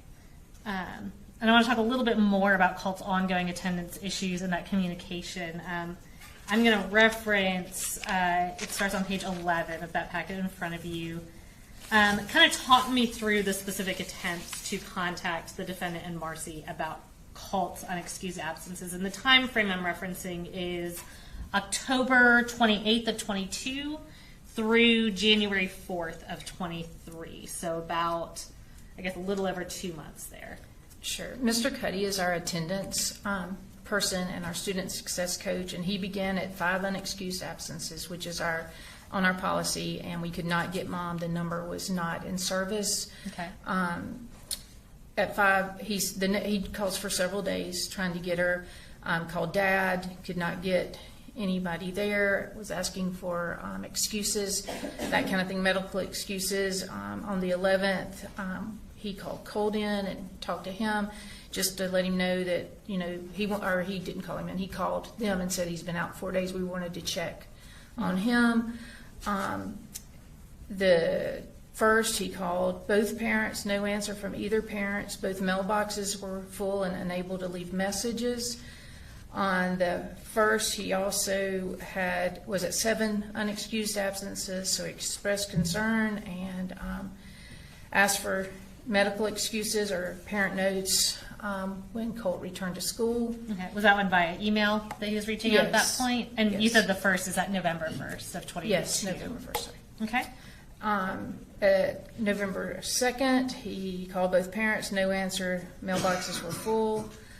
The 2nd, he provided all the unexcused dates, requested medical excuses again by Friday at the latest. Okay, so this is November, sorry to cut you off, that's November 2nd, so we're about 2 months into, or right at 2 months into Colt being enrolled in your school. He's at 7 unexcused absences? Correct. Okay, you can continue. Also that day, DeFax called the school, and they were visiting the home, and the next day, all 3 of the siblings were back in school. Okay. And I guess that was, you said, on November 2nd. Correct. And a few days later, starting on November 7th, what was going on with Mr. Cuddy trying to get a hold of them? So he received a September 29th note for the 5-day review there. Also, going down to the 7th, have to call and have a conference with parents. He called both parents. Both lines resulted in a busy signal, and we could not get through. Okay. You said that's y'all's policy. Once you get to 7 unexcused absences, you want to meet with the parents. We require parents to come in and meet with us so we can provide support and figure out a way that we can work together to have a student be in school. Gotcha. And you said he was not able to get in touch with either of them? We were not at that time, no. Okay. And then moving forward to, I think, November 9th of 22? And it continued for several days that we could not get through. He asked our registrar to call and try to get through. And then DeFax was involved again on the 14th, trying to get in touch with Mom. Okay. And what notable incident were y'all alerted to on November 14th of 2022?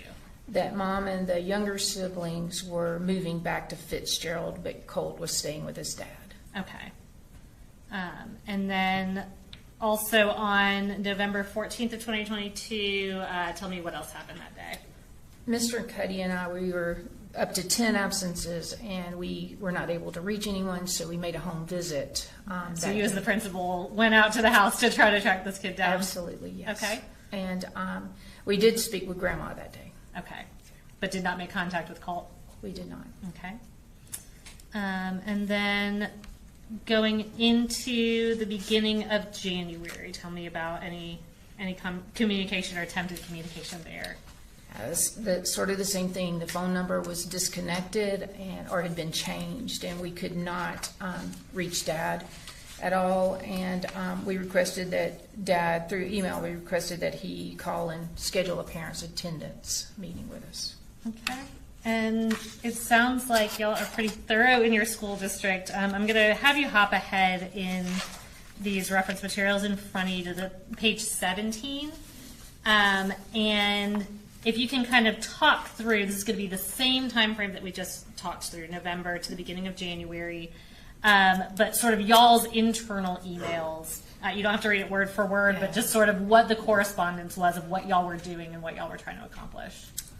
Yes, our school nurse was trying to get in contact with Colt's parents and was not able to. She talked to Mr. Cuddy, our attendance person, and he said, no, I've tried and I am trying, and just sort of listed through that Mom's number was not in service, that he had emailed and still did not get an answer, and he'd called Dad and was not able to get an answer either. Okay. And then going over to the next page, on November 2nd, tell me about any email sent that day. He sent all of the unexcused dates, which were the first 5, and then he continued all the way through November 1st with all his 13 absences. or so. Yeah, there's a whole lot there. Just a long list of dates. Is that what that is? Okay. And then jumping over to the page 20. And I'm having you skip around because I know email records have all the included prior things. So on page 20, tell me about those November 7th of 22 emails. Mr. Cuddy is saying there that he has yet to speak to a parent, multiple attempts. The kids have been back for 3 days with no notes, and he was asking if permission to send a note to the parents, or do we want to go ahead and do the home visit? Okay. And did he try again on that same date, November 7th, to reach out directly to Marcy Gray and Coley Gray via email? On the Yes, next he's the page? most thorough person I know, and he every day follows up and keeps records. So, Mr. Cuddy's not going to drop the ball. no, on he's this a kind of very stuff. big asset to my school. Yes. Gotcha.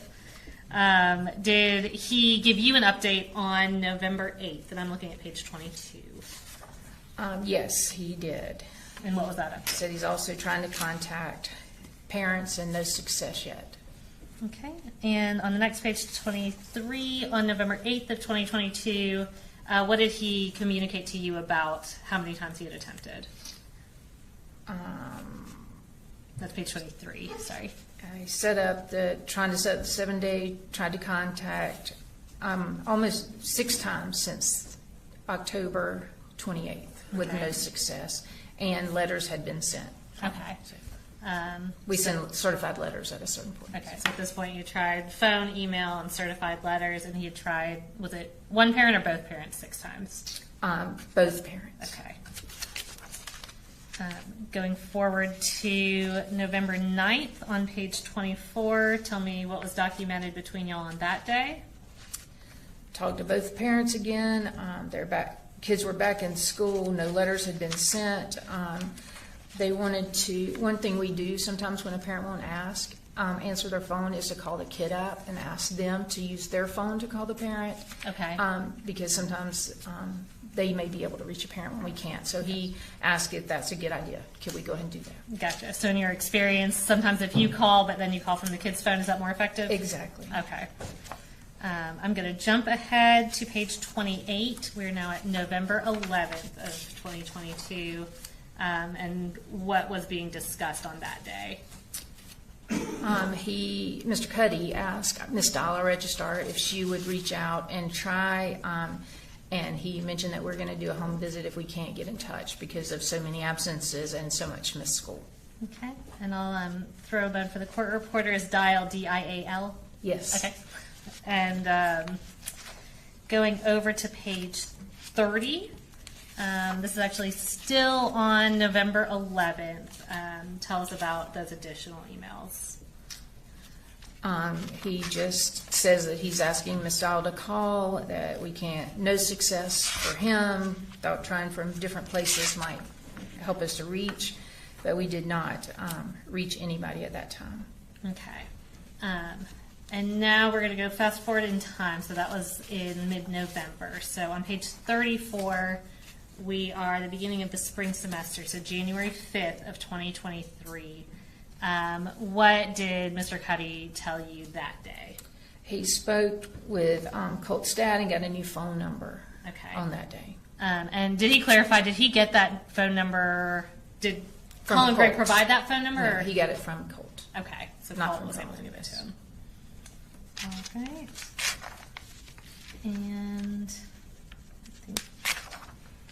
And so once he had that phone number, was an in-person meeting set up finally with the school administration and Yes. Colin Gray? It was. Okay, and just for a reminder, since we just talked through a bunch of stuff, at that point, y'all had been notified that Marcy Gray and the other kids had moved out, so Colin was the custodial parent? Yes. Okay. Let me catch up on my notes. Tell me about that meeting that y'all had. If you need to reference it, I think on page 14 are the notes from that meeting. Sure. We talked about a recent divorce. We talked about grades. We talked about attendance, tutoring times. We had our social worker be part of that conversation so we could offer some counseling services and things that we felt might be beneficial to Cole. Okay. Now, so that was, I'm sorry, what date did y'all have that in-person meeting? And that was page 14. I don't expect you to remember that. 111. Okay, so January 11th of 23. We had a lot of notes. A lot of notes, yes. And So that was January 11th. A few weeks later, did the school contact the defendant again on March 3rd of 2023? Yes, we did. There was some situation where Colt was not doing the work we needed him to do in class. He was on his computer and was very disrespectful to the teacher when she asked him to get off. Okay. And that was communicated to Colin Gray? Yes. Okay. So that was in March. As we're going forward in May of 2023, was it being documented that Colt's absences were once again a problem? Yes. And what was documented about that on the contact log? And I'm looking specifically at May 17th. And that's on page 15. I'm sorry, say that page number. Page 15. Okay. I was going to speak from memory, but I prefer to go by what Can't I hurt. wrote down here. We talked about Dad, and our Colt said he had some kids had said something to him, that kind of thing, and Dad was telling us some names. He and Mr. Cuddy had talked about that and was able to get a few names so we could take care of that situation. Okay. And that was kids picking on Colt? Yes. Okay. And y'all got the information from Colin Gray and addressed that with the kids in a way that you felt was appropriate? Oh, yes. Okay. Now, during the same time, did it become apparent that Colt was skipping school? Yes. When we called, Dad said that he didn't know that Colt was not at school, and Colt said he had missed the bus and was just skipping and staying home. Okay. Now, earlier you testified about notifying parents in different ways, kind of whatever way is going to be most convenient and effective for the parent, that the parents opt into. Is that right? Yes. So anytime Colt was absent from school, would Colin have been notified in his preferred method? Absolutely. Okay. I don't have any other questions for you, Mr. Berry, or Mr. Hobbs may have some for you, though. Sure. Okay. And ma'am, you can hold on to those papers. I just have a couple Okay. questions about the logs. Yeah, absolutely. All right. So the school received some type of information in November that the family was going through some changes. Is that correct? Mom and dad were separated and kids were being separated, Yes. and they were going to be moving to different locations? Correct. All right. So based on the information you had, Mr. Gray would be staying at your school with Colt, and the other part of the family would be heading down south. Correct. Is that right? Okay. And I imagine the school probably sat down with Colt under the circumstances and had some discussions with him about that, I'm sure there were conversations, yes. just to check on his well-being. Yes. Okay. And you said that obviously the semester probably ended towards the end of the year, middle December, towards the end of December. Is that right? Correct. So the new semester would have started in January. Yes. So that would have been after the parents had separated. Correct. Based on the knowledge that you had at that time, obviously. You probably didn't drive out there and check to make sure everyone had moved. Right. So on January 5th of 2003, is there a notation in the log about Mr. Cuddy speaking with Mr. Gray?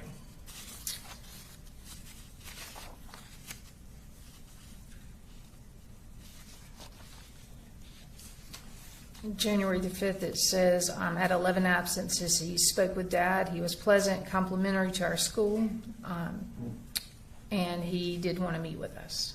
Okay. Is there any indication of why he wanted to meet with Mr. Cuddy in your school? To just let us know about their living situation. Okay.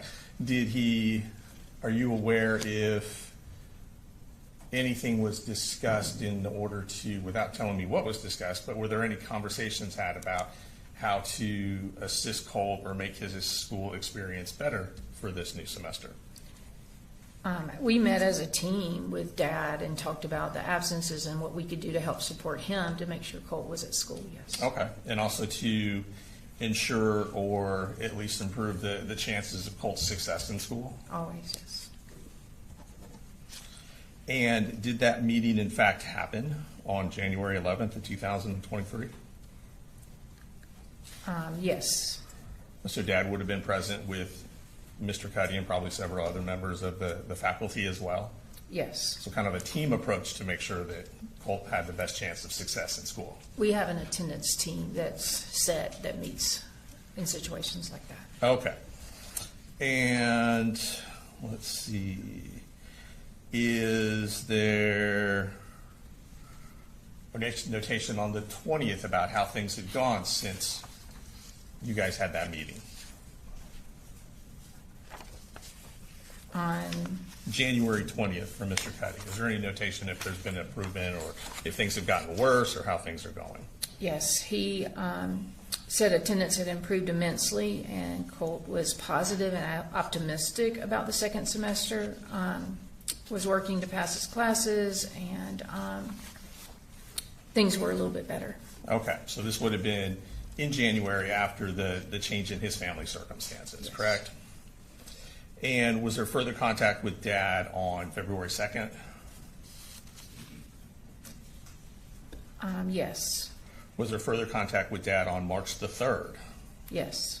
And that's the incident you detailed about not doing With great Grandma. in school, but Dad and the school had a conversation, correct? Well, for February 3rd, it was a conversation with Grandma.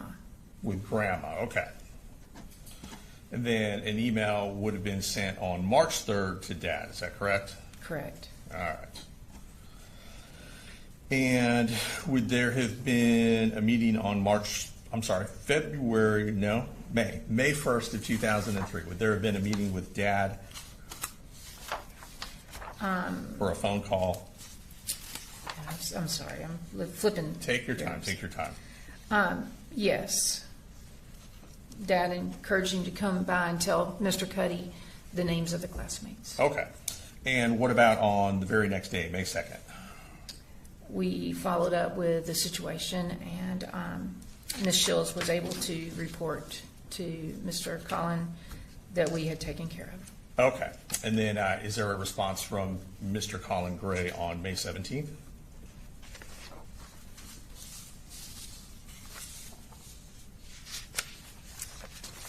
Yes, after a couple of emails on the 17th about absences again and the phone number being invalid, Right. he reached back out to Mr. Cuddy. And did he come in and meet with you at some point that day or the next day? Yeah, he asked to speak with our counselor, but Okay. we spoke instead. Okay. All right. Thank you, ma'am. No further questions. Thank you. Any redirect? Just briefly.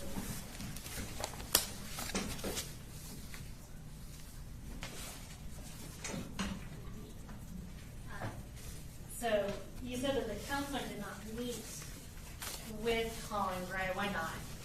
She felt that it was a sort of a weird request because he said he only wanted to meet with her, and she did not feel comfortable doing that. Okay. And to your knowledge, I know you said y'all discussed counseling, that kind of thing. To your knowledge, did the defendant follow up with counseling for Colt Gray? Not to my knowledge, no. Okay. And just to reiterate, that January 11th meeting that y'all all had together, was that the meeting that y'all set up after trying to get in touch with Colin Gray? So y'all have, how many students are at Jefferson Middle? About 1,025. Okay. And that being said, is this a situation that you have an independent recollection of? Very much so. And why is that? It stood out that over and over the attempts to call Mr. Cuddy comes to my office every day and gives me an update on students and where we are and making the home visit and seeing the graffiti and knowing that Colt was troubled and needed some help. Okay. Nothing further. Thank you. Any further calls? Yes, yes. So with the further help and the other issues, I guess that would have been very concerning about these allegations of bullying that came up in January 23? Or would have been later in 23? It was in toward the end of school in May, but they really weren't.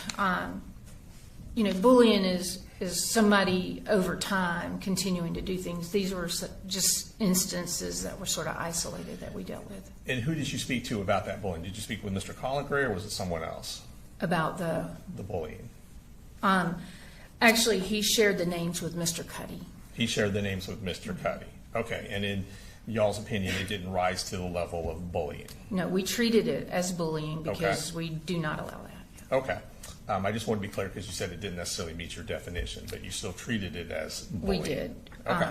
Just because Colt was struggling a little bit and we wanted to make sure he felt safe.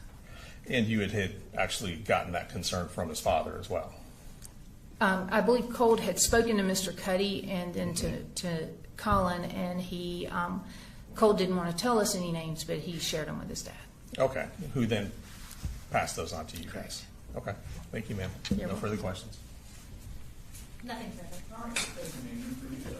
Thank you.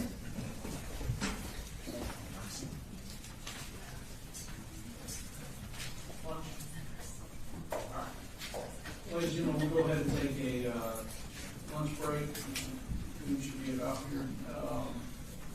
So we'll be in recess till 12:50.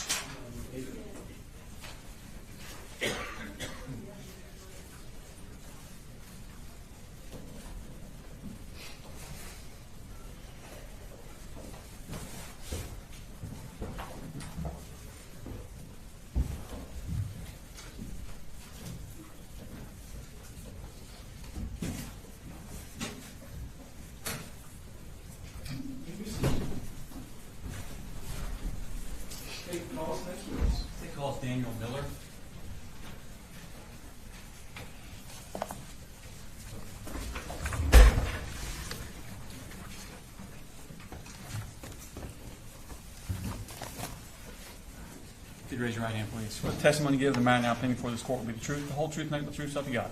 I do. Okay, have a seat, please. If you could introduce yourself to the jury. Good afternoon. My name is Dan Miller, Deputy Investigator with Jackson County Sheriff's Office. Okay, and how long have you worked with Jackson County Sheriff's Office? In total, 18 years. Okay, and what are your duties as an investigator? Receiving reports from patrol of crimes committed and investigating those crimes further when a conclusion can't be brought to right when the report is taken. Okay, and how long have you been an investigator? Oh gosh, since 2017. I'm sorry, my math's not mathing today.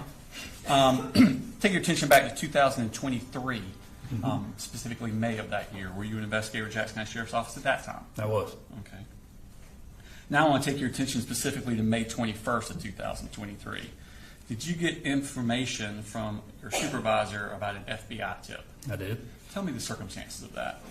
It was a weekend, as I recall, and I was the on-call investigator. So each week, the sheriff's office has a different investigator fulfill on-call duties. So if a call comes out after hours that investigations has to respond to, that particular investigator will respond to that call. This was a Sunday, I believe, and I received a phone call from my supervisor informing me of the tip. Okay. Did he send you the tip or show you the tip, or just tell you? He did email it to me, but I wasn't able to. The only way I had to look at it was my county cell phone at the time. Okay. We had a way to log into our computers that I'm not the most technically savvy person in the world, so I wasn't familiar how to do that on a laptop. Nevertheless, I wasn't able to open that particular attachment in the email. Okay. Did he verbally tell you what the tip was about? He did. Okay. What did he tell you about this tip? Just that the FBI had received a tip. Hang on. Sorry, here a second. What's your response? No, it's not for the truth of the matter asserted. It's just information that he got that he then used to follow up with. He's going to actually go speak with the defendant about this tip, and so his information that he had is what he's using to speak with Mr. Gray.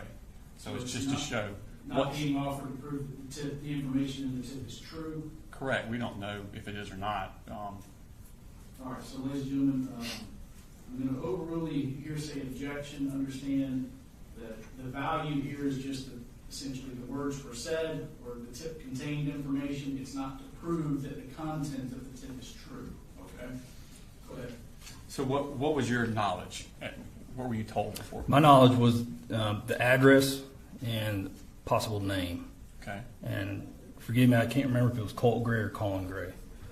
One of those names came up referencing a person making a threat to shoot up a school. Okay.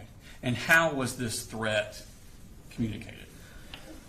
Through an app called Discord. It's like a gaming app, I guess gamers use it to communicate and do various other things. I'm not that familiar with it. I have heard of it. Okay. And at the time, I wasn't really all that familiar with it either. Okay. So your information was that a tip came over that a user on Discord Correct. had made a threat to do what? To shoot up a school. Okay. And what are you getting as far as a name and an address? What's that tied to? So that came from my supervisor. He said, go to this address and speak to this person. There was a possible threat made to shoot up the school. I can only assume he saw the tip, but I don't know. I can't say that with a definitive answer. But he told me the address, go here, there's a threat made to shoot up a school, and see what you can gather. Okay. And did you go to that address? I did. Okay. Did anyone go with you? Deputy Justin Elliott. Okay. Do you remember the address that you went to? Not off the top of my head. It's Rice Creek Court, I believe. Okay. I don't recall the exact numbers. Okay. And did you approach the residence? I did. We went, knocked on the door, and a couple of juveniles answered. And Male or female? Female. Okay. And common practice is if juvenile answers the door, we absolutely do not go in. We contacted parents and kind of explained why we were there.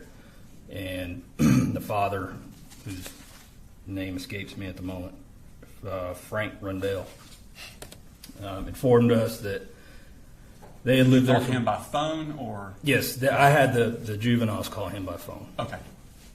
And he informed us that he used to have a Discord account, but he doesn't use it anymore. He used it for like fantasy football. And that wasn't the name that was associated with the tip. So I just kind of ran it down as far as much information as I could get at the time. He said something to the effect that he did have a gun, but it was locked in a safe, and that the children. Did you ask him about a gun? I did. Okay. Said it was locked in a safe, and that the kids did not have access to it.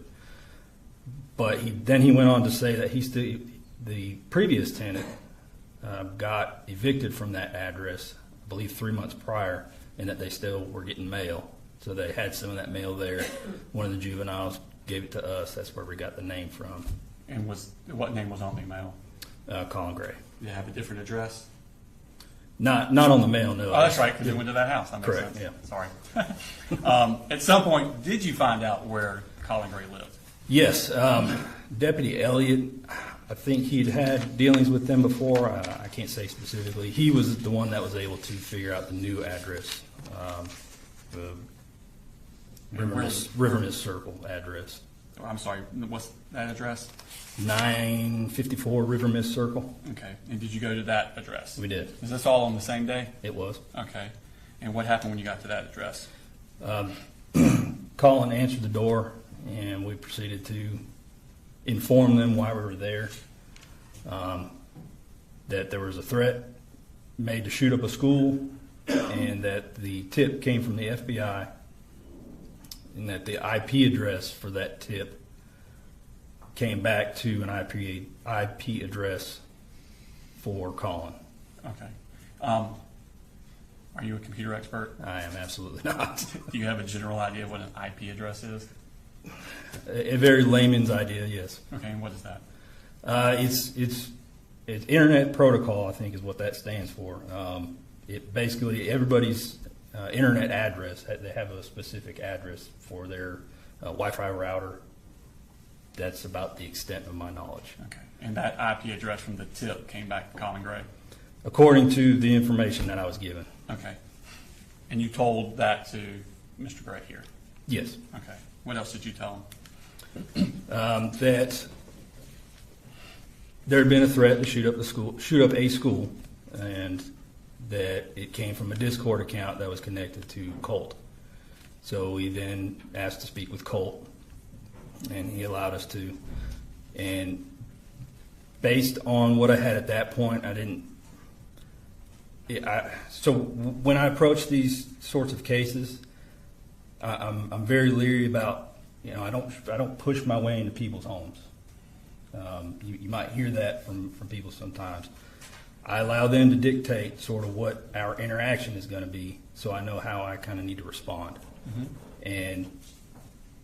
And I may even have asked them, I don't recall. Typically, I will ask people, you want to speak inside or you want to speak outside? Nevertheless, he stepped outside, and that's where we spoke. Okay. And did you speak with Colt outside also? I did. He had went and got Colt and brought him outside. And when you spoke to Colt, was that in Colin Gray's presence? Yes. Okay. And what did Colt Gray tell you?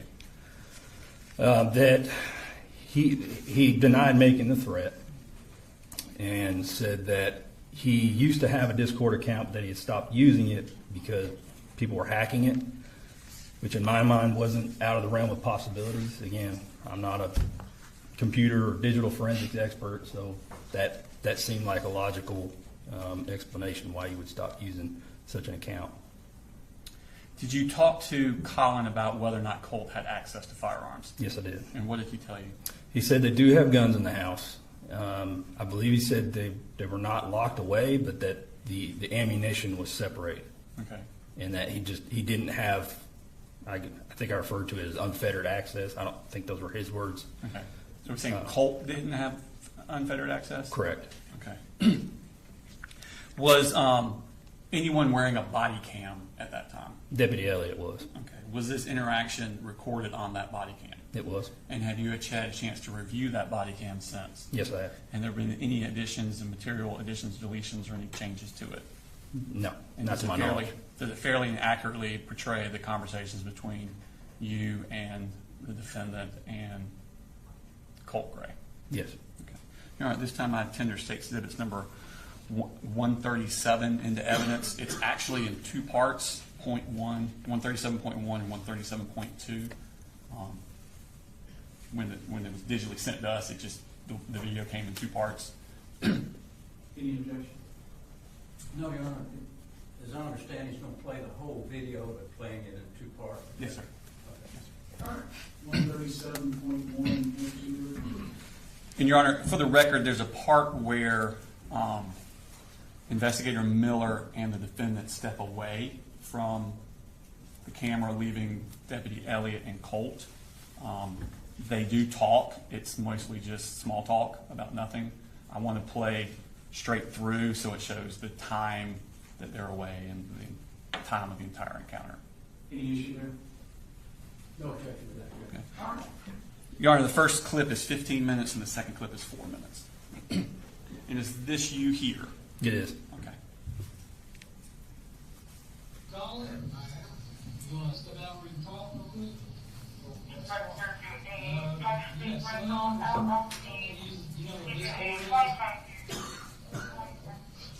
So we got a tip from the FBI saying that somebody from your old address or your traditions that made a threat to shoot up school. Your Honor, it's pretty low. Your name was associated with that address and you weren't living there. All right, say that again, I'm sorry. It's very low. I don't know if the jury can hear it or not. I think it's high enough we can get it, Your Honor.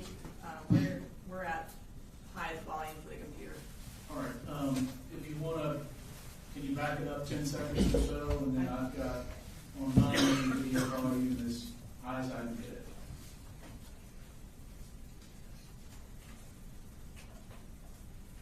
Colin? I am. You want to step out where you can talk real quick? Yes, you know what Discord is? So we got a tip from the FBI saying that somebody from your old address or your traditions that made a threat to shoot up school. Really? Yes, sir. And your name was associated with that address. So we went over to that address and you weren't living there. So Let me get dressed. sure.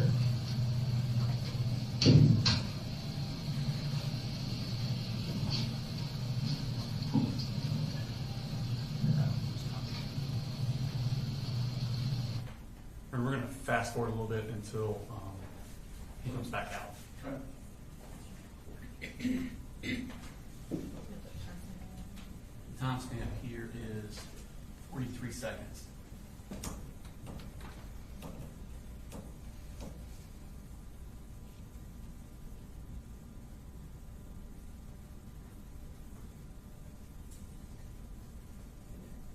And we're starting it back up at 2 minutes, 8 seconds. That's all right. Started got up, watched the golf tournament, and sat back down. That was it. So what? Tell me what. You have any kids or anything living Yeah, there? Colt, right? He's old? Yeah, Colt. He's my oldest son. How old is he?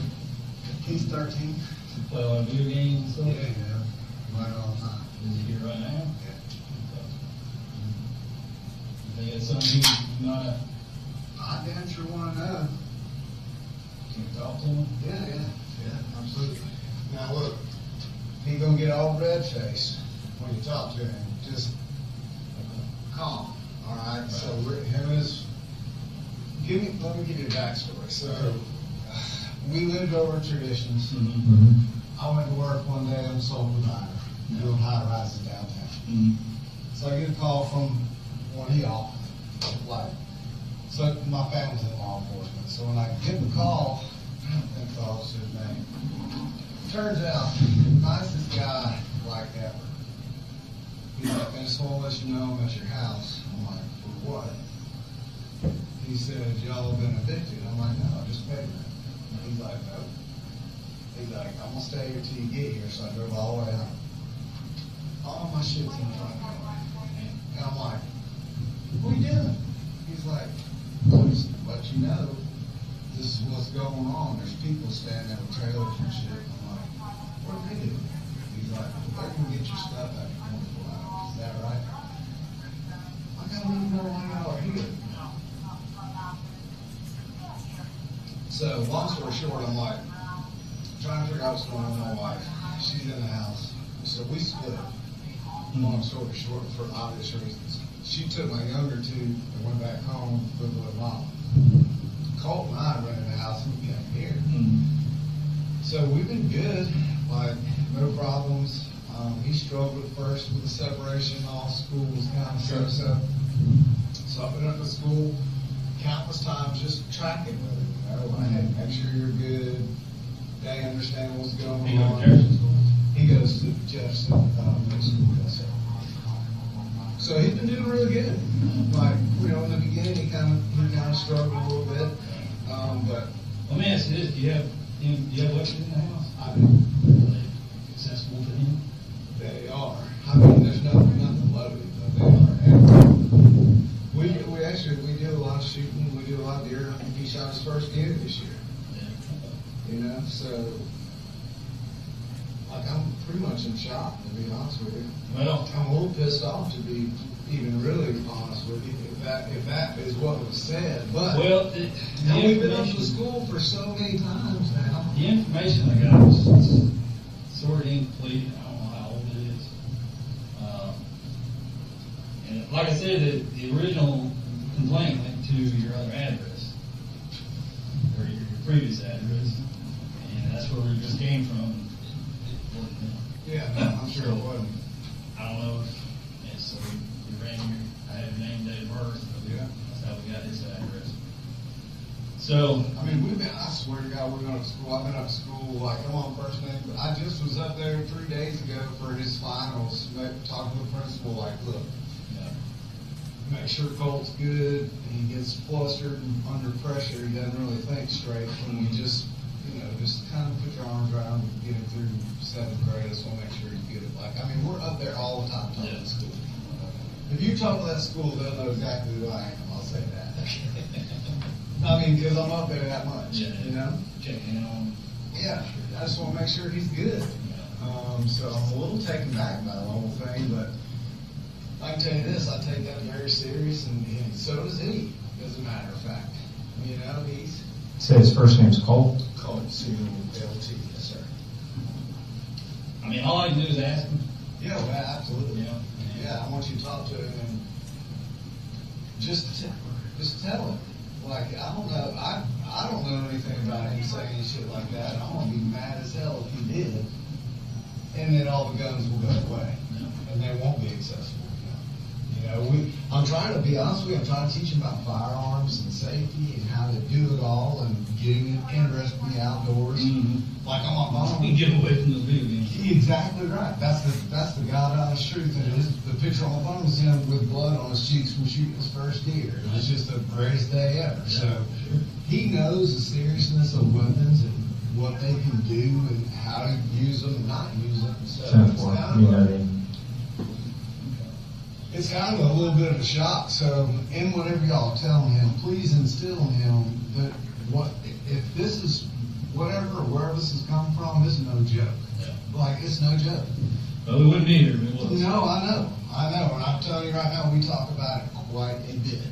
All the school shootings, things that happen. Yeah, all scary. there. You getting picked on at school? He is. He's getting picked on at school, and is everything okay? That's why I keep going up there. No. You know, because you never really know, and I don't want anything to happen to him. So, yeah, y'all. All right, well, if you want to grab them, yeah, y'all talk. Or we can go in. Sounds like cool.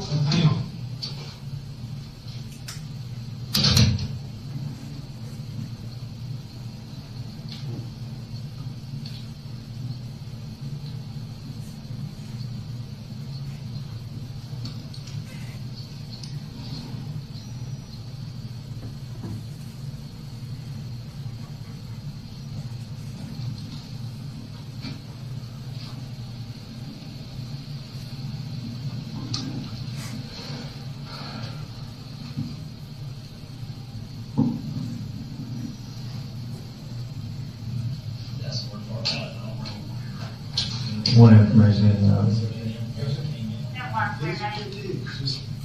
Hey, Colt, come on, bud. So did Dad kind of explain everything to you? Said something about shooting up the school. Did he say something about school shooting? Never installed them out. just heard somebody else on there say that was direct messages. You never ever said. No, I swear. Do you use Discord? Discord? Yes, sir. I used to. When's the last time you used it? Really? Was it at Traditions or was it here? No, it was a tradition because in that Discord account that I had to mute it before. Before you moved to? Yeah, because I think it got like payment cash report or something. Like I clicked on it. Have you heard anybody on Discord when you were using it say something like that? Remember? Like at that time? Yeah. I don't think so. I don't think I ever had anybody that. Sure. And I mean, I'm not trying to get anybody pinned up, but like, this is some serious stuff.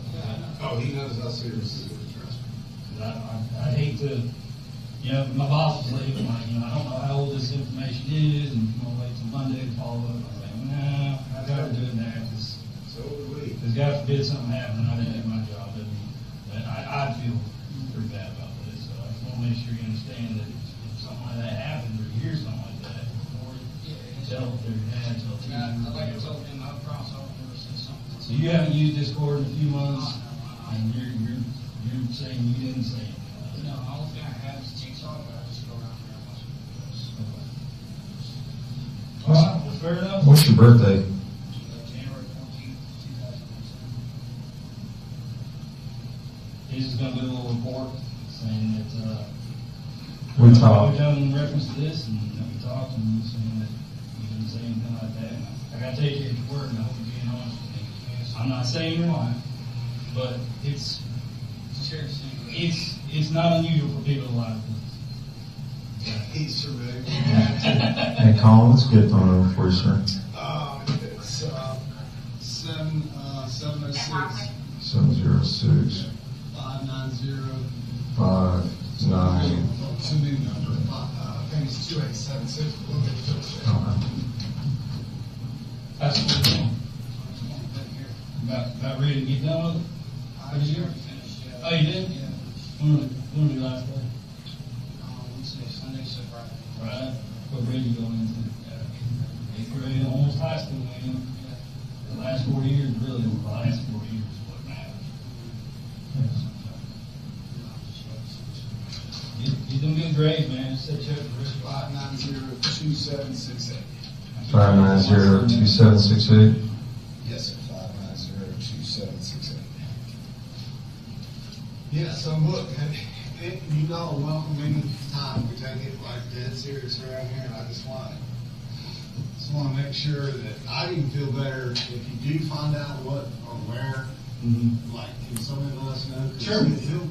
He's going to be full of anxiety until this gets resolved. I can tell you that. I would never say something related to. So did you switch schools when you moved from Traditions?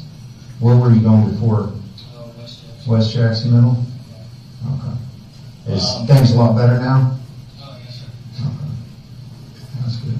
Let me grab you. Can I walk through your grass on that car? Are you getting bullied over there at West Jackson Middle? That's the thing, I wasn't back there. Oh, yeah.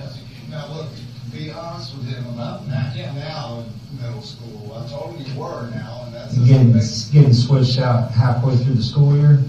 Being a new guy? Yeah, being that quiet, I moved like 6 times already. Well, my dad was a logger and grew up in the military. We moved a lot when I was a kid. But I left high school, so that surprised me. I wasn't having a reason, like I didn't necessarily have a reason that I would say that. No. No. Well, there's always somebody you can talk to if you need to.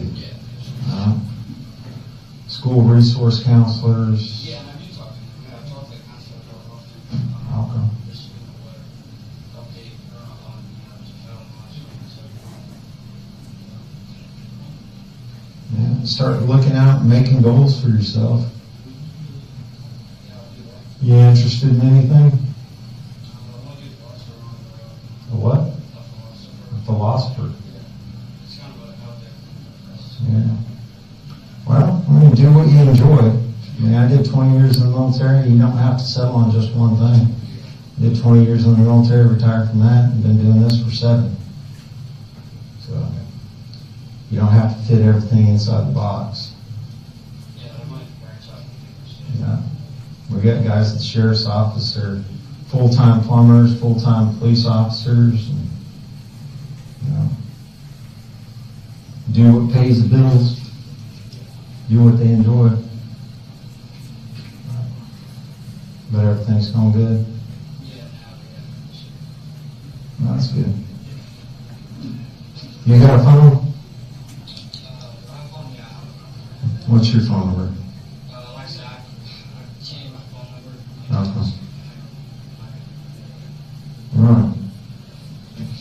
Dad said you went deer hunting for the first time this past year. What'd you get? 3-pointer? Fork on one side and one on a prong on the other, or? Yeah. Yeah, fork on one side and one on the other. Spike? Yeah.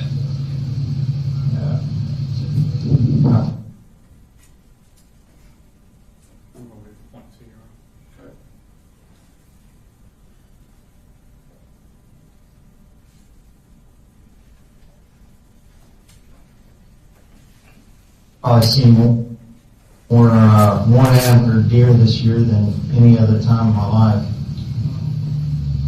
Out there in rut and breaking off an antler. Run around with just one set of antlers.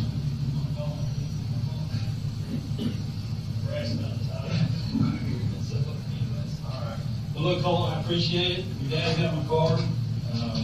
If anything, if you hear anything, tell you that he's got my number. You have his info on. It's serious. He knows how serious it is. And he'll, like I said, we'll have a long conversation here in just a little bit. And it's something, you know, it's a very traumatic thing that him and I both went through now. He was at school, I was at work, come home, and I mean, every ounce of what we had was under tarps and sitting in that yard. You saw it. Yeah. You saw the clientele, the neighbors that lived there. It's like fully embarrassing. So it was very traumatic for both of us, and living here, just us, is like, dust is finally settled. He's making good grades, so that's good. We'll keep that up. That's important. We'll start talking about traditions in West Jackson and just see if something jogs his memory like that. But certainly, we'd like to know if something. If you do find, well, my thing is this. So more than likely, they track the IP address, and that's why we went to that address. Because the IP address is usually location specific. Yeah. You know, within an area, so. If it came from that house, then either somebody there is lying, or the information is just so old. Yeah. And, you know, maybe it was something you heard or did on Discord months ago. I don't know. I have no idea. Okay. But he's telling me he didn't. Yeah. He can't remember anything like that. Yeah. I take that at your word. But if you look me in the eye and you tell me that's what you're telling me, I got no choice but to take it at your word right now. But like I was telling Dad, if I find out otherwise, man, it's never story back. It's a really different story. Okay. Got any questions? No, sir. You have any questions? No, sir. All right. Now I'm doing the rest of your time. Appreciate it. Appreciate it, sir. You gotta be safe. Good luck to you.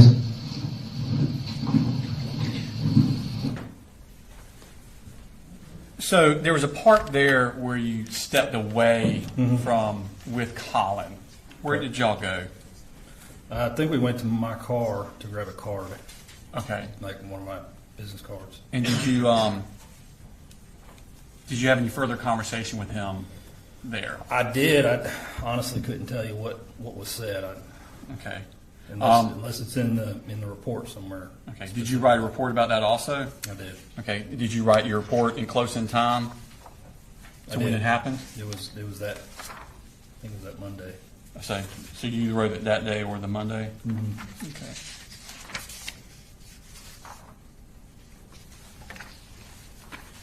And it was ongoing report. You know, wasn't all done at one time. Okay. Let me show you. It's marked State Exhibit number 138. You have a copy of your report? I do. Oh, okay. That's what I was going to show you. And I'll keep this copy. You have your copy. These reports that you write, you wrote it contemporaneous, you said either that day or the next day? Correct. Okay. And the purpose of writing the report, what is that? Document everything that went on. Everything you can remember, whether it be something you're thinking at the time or something, maybe you smell something weird at the time. In case you have to testify about it 3 years later? Correct. Okay. Is it reflected in your report what you talked with Colin about?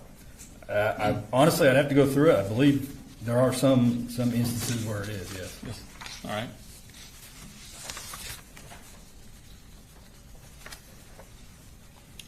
Specifically, I'm looking at top of page 2. Mm-hmm.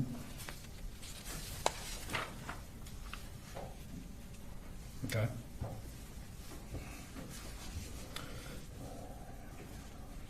So at this point, had you been able to view the tip?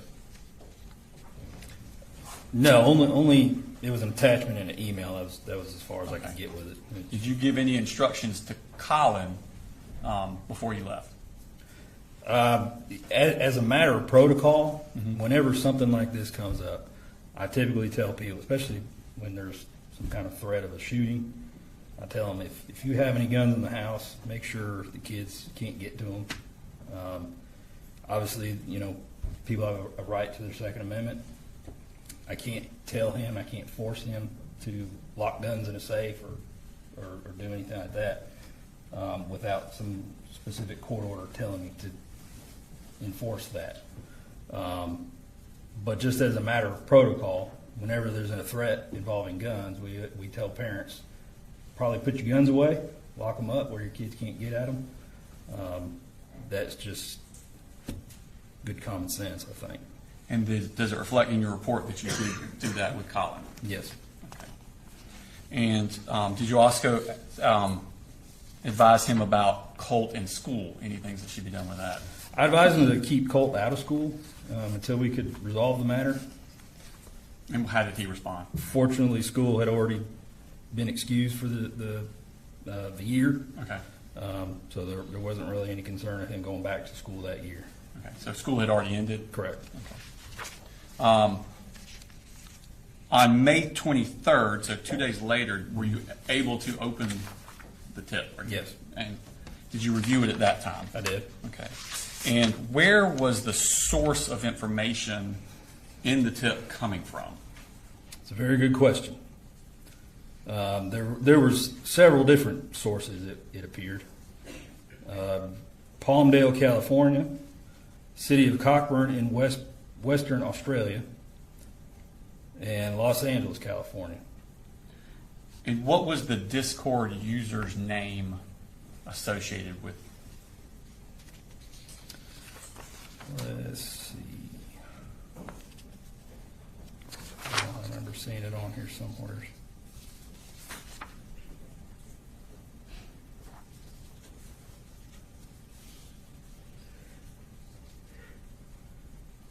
So I know I have the email. I don't know that There wasn't like a username? I don't know that I recorded it or not. And if I did, do you have a copy of the tip with you? It's probably in this case, probably is. So I'd have to dig through and find it.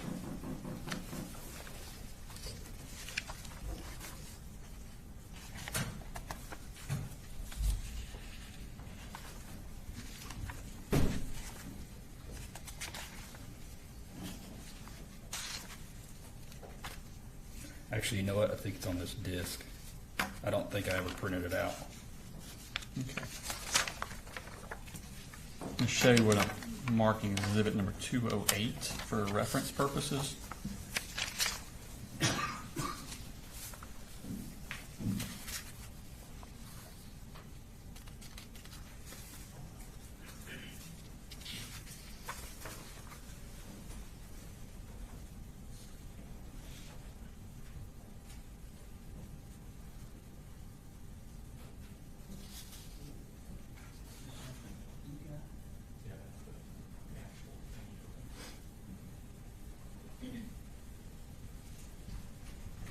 See if you recognize what that is.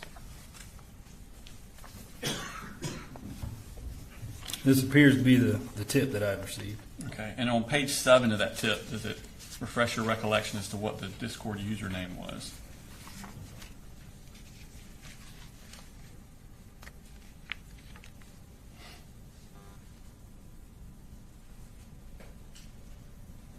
You may have to point it out to me. It's a little dense, isn't it? Oh, there it is, right there. I was looking through this highlighted part. Okay. Exclamation, you want me to read it out? Sure.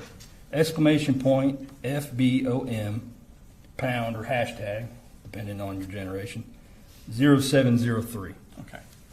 And was that account tied to anyone? I believe it was tied to Colt. Okay. And was there a phone number on there that came back to someone? Yes. And where did that come back to? It looked like it came out of LaGrange, Georgia. Now, did you, after that initial interview or encounter on the 21st, did you then also have a follow-up phone call with Colin? I did. Okay, and when was that? I believe it was the next day. Okay, and what did he tell you on that? It had even been the same day. What did Colin tell you on that phone call?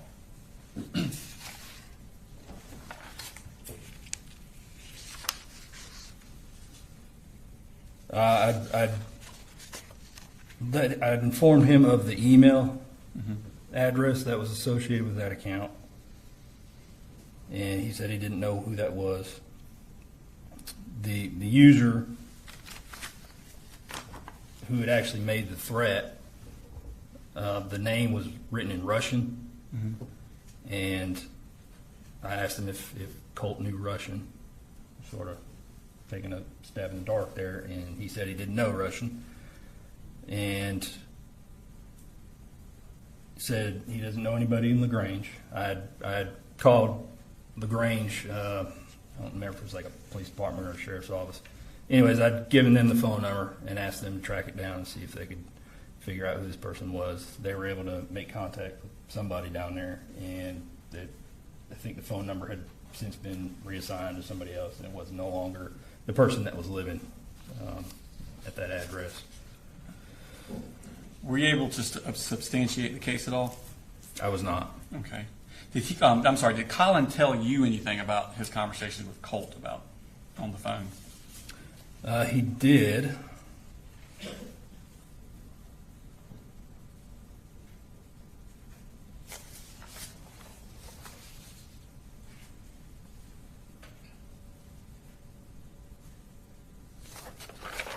See if I can find it. I believe it's on page 4 of your report. The last paragraph.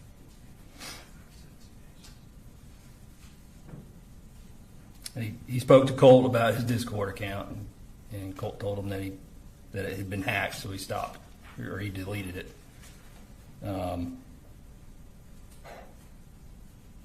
Because he didn't want anybody to use that account for nefarious purposes. That's what I wrote. So I urged Colin to take necessary precautions to secure his son's personal information, like social security numbers, things like that. Because a lot of times kids are unwitting and will offer information to people. So I just told him, you can go on and put a freeze on somebody's social security number so nobody can open an account or anything like that. And is that all the involvement you had with the case? Yes. Okay. Nothing further, Your Honor. Cross.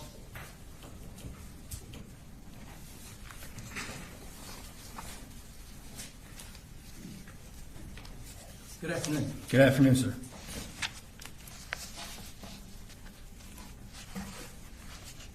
Is it Deputy Miller? He were the one that was involved in this apparent email or text or something that had come through on the internet. Is that right? Correct. Okay. Are you familiar at all with the dark web? Do you know what that is? Vaguely, yes. Okay. Did you ask Colt if he was involved in the dark web, if he got on it, knew what it was, anything It of that nature? didn't really occur to me. Okay. But you knew that this Discord was a part, could be a part of that dark web network. I wouldn't say I knew that, no. Okay. Were you given any information about how this threat was communicated other than the fact that it came up over the internet? Can you be more specific? I mean, how was it communicated? Was just something put out on the internet, or was it directed to a particular person? I believe it was like a chat room. Chat room. My understanding of Discord is it's like a group chat. There's often many people that are within this chat room. Okay. And they just have conversations. And initially, I think it was supposed to start out as a gaming platform where people could talk about their video games and how to, build strategies or whatever. Okay. And Mr. Colin Gray, when he came to the door, he indicated to you that certainly he would cooperate with you. He did. As a matter of fact, he went and got his son immediately. Correct. Brought his son out. Gave you the opportunity to talk with him about whatever you wanted to talk with him about. Did he ever tell you, I don't want you to talk to him anymore? Not that I recall, no. Did he ever tell you you can't come back and talk with him at any time? No, sir. So when you began to talk with Colt, you asked him about whether he had made this threat, and he said, no, I swear I didn't. Right? And you talked to him a little while longer. And at the end, you indicated that you didn't believe he was the one that made the threat. Right? Correct. Okay. And his father, from what we saw on the video, indicated to you, if you believe this, all the guns in the house are gone. Isn't that what he said to you? Maybe. I don't remember him saying that. Is that what was in the video? Okay. If it's in the video, then you... That's fair. That's a fair assumption, yeah. And he also said, I'd like for you to follow up with me and let me know if there's anything else I need to know about this situation. He wanted you to follow up with him, correct? After the conversation that you had with him the next day, did you ever follow up with him again? I don't believe so. Okay. Honestly, I don't remember. All right. But you don't have any records, any information that you talk with him again? No.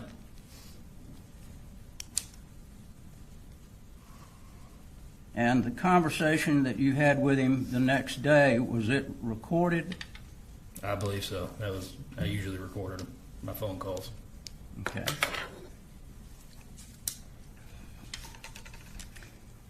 And I think you indicated that it's protocol that you normally say you need to watch your guns if there's a threat, especially now if school's going on, and you need to keep him out of school until we figure out whether this is true or not.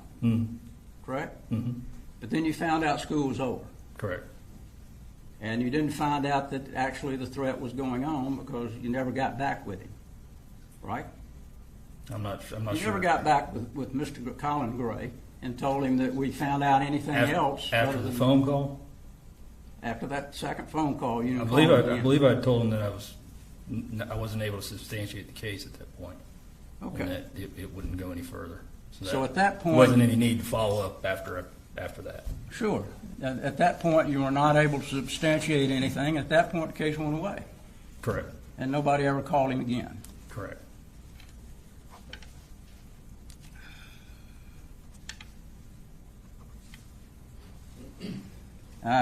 And you saw in the video, I don't think you were there, but Colt was talking with the other officer about deer hunting, about shooting his first deer.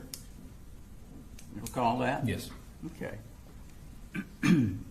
Is that something that Colin or Colt had indicated you that they bonded by hunting together?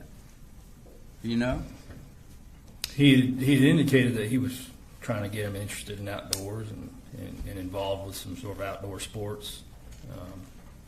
Whether or not that was a bonding moment, I can't speak to what their relationship was like, but one could assume as much, yes. Okay. Well, when you had a conversation with him outside of the view and sound of the camera, did he indicate to you, and that's Colin Gray, that they bonded that way, that they went hunting together? Honestly, without hearing a recording, that conversation was 2.5 years Been ago. a day or two. I can't recall. All right. I apologize. No problem.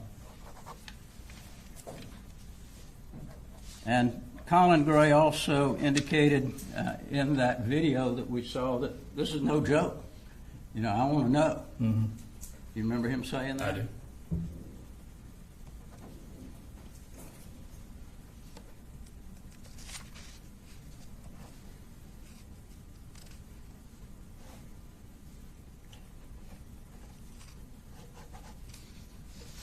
You said that apparently this website, there's some indication that that there was some Russian wording in it. Mm-hmm. Yes. And that came through the Discord? Yes.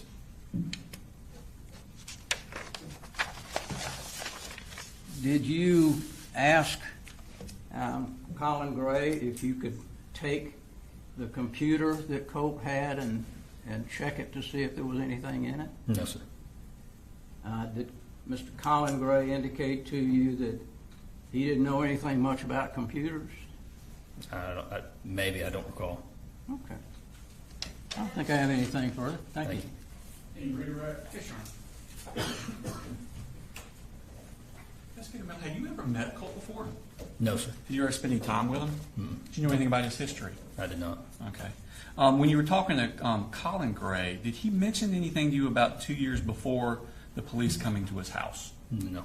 Okay. Did he mention anything about Colt searching how to kill your dad on the computer? No. Okay. Did he say anything about his time at West Jackson Middle School where Colt got in-school suspension 3 times in his first 3 months there? Not that I recall, no. Okay. Did you say anything about when he was at Jefferson High School that school year that he had missed 25 days of unexcused absences? No. Did he talk about that at that school year at Jefferson Middle School that he had actually vandalized the bathroom in Jefferson? No, he did not. So he didn't tell you any of this history of Colt that you might be able to better understand? No, sir. Okay. Quick other questions, Your Honor. You were not there to interview him about truancy, right? About truancy? Right, about missing school. No, sir. You were not there to ask him about whether or not his son had ever done anything in school bad. No, sir. You were not there to find out whether Mr. Gray was divorced, not divorced, at what point Colt lived with his mother, not lived with his mother. These were not things that you wanted to find out at that point, was it? Not particularly, no. Okay, because you came there for one specific thing. Yes, sir. And if you wanted to ask Mr. Colin Gray about any of these other things, you could have asked him. Correct? Yes. Okay. You be excused. All right, thanks, sir. Thank you, Your Honor. Thank you, Jerry.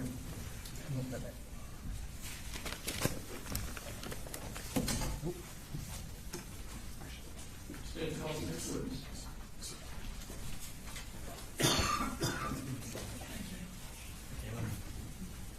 Let's call Michaela Anderson to the stand.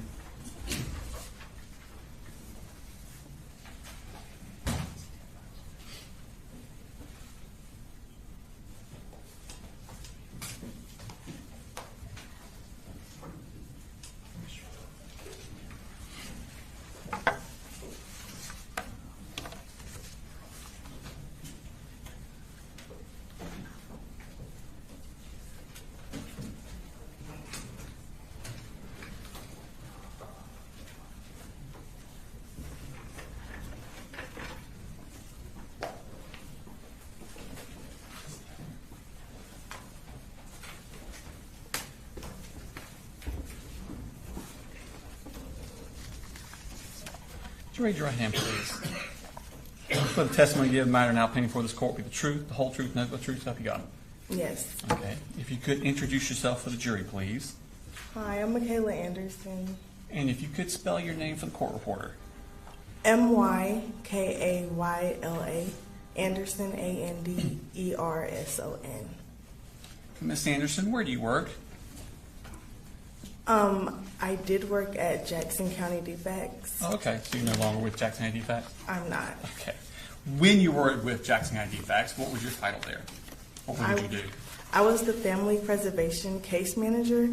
And in that unit, we would monitor the families link them with resources, services, and provide overall support. for Okay. them. And how long did you work in that capacity at DeFax? For 3 years. Okay. And I want to take your attention back to the spring of 2023. Were you also working at DeFax in that capacity at that time? Yes, Okay. Were you working a case involving Colt Gray? I was. Okay. And do you remember the case number for that case? Not off the top of my head. Okay. Do you do a contact log, or is it part of DeFax's policy to have a contact log so that whenever you do something with your work, that you would record it in this log for purposes of bringing it up later? Yes, Okay. Would that log have the case number on it? it would. Okay. I want to show you Smart State Statement number 201.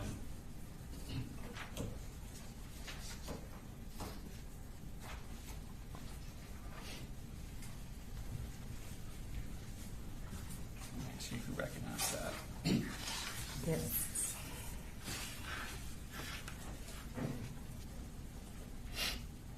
Is that, would you Oh, recognize yes, that? I'm sorry, yes. And what is that?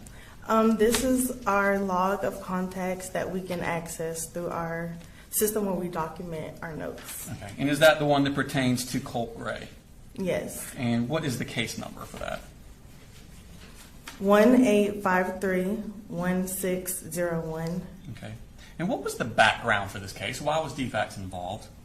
To my knowledge, Mom and Dad had some issues going on, and Mom had moved to another county, and so I kept up with Dad since he was in my county. Okay.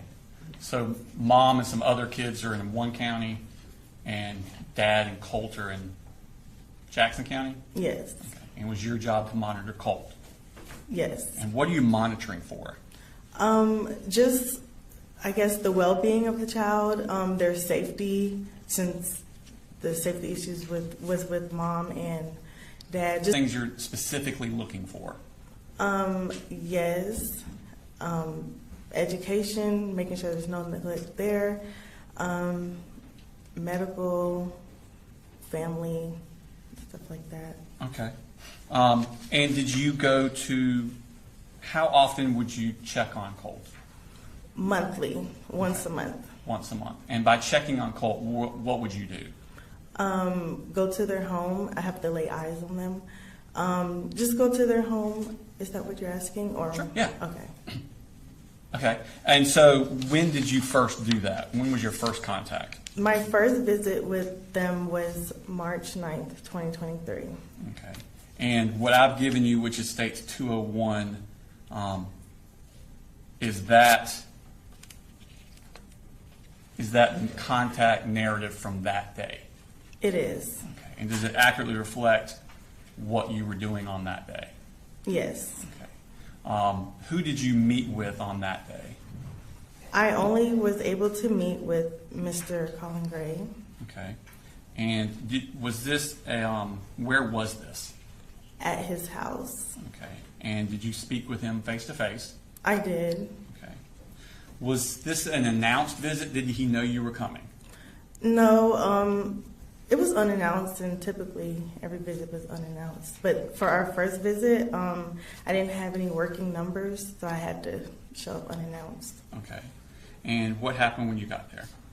I introduced myself. I explained that I was with DeFax and that I had to see him and his son monthly. He told me that he already talked to another case manager and did not want to speak with me. So I just asked if we can just exchange numbers, which we did. Okay. And was that the end of the contact on that day? Yes. And that, again, was what day? March 9th, 2023. Okay. When,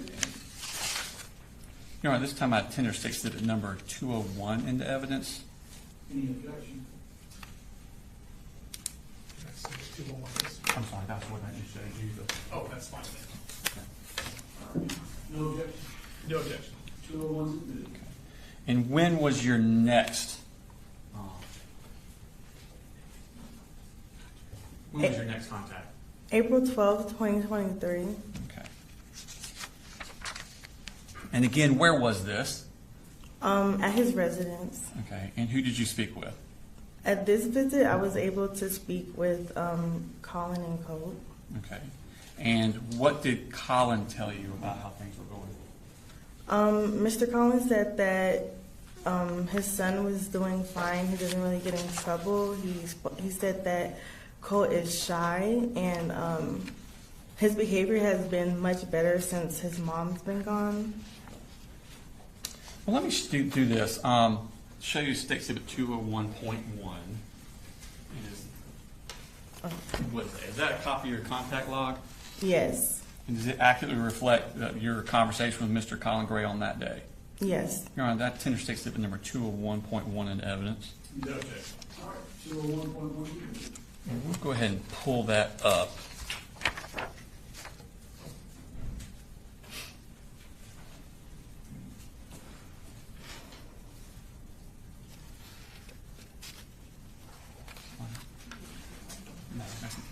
Yeah.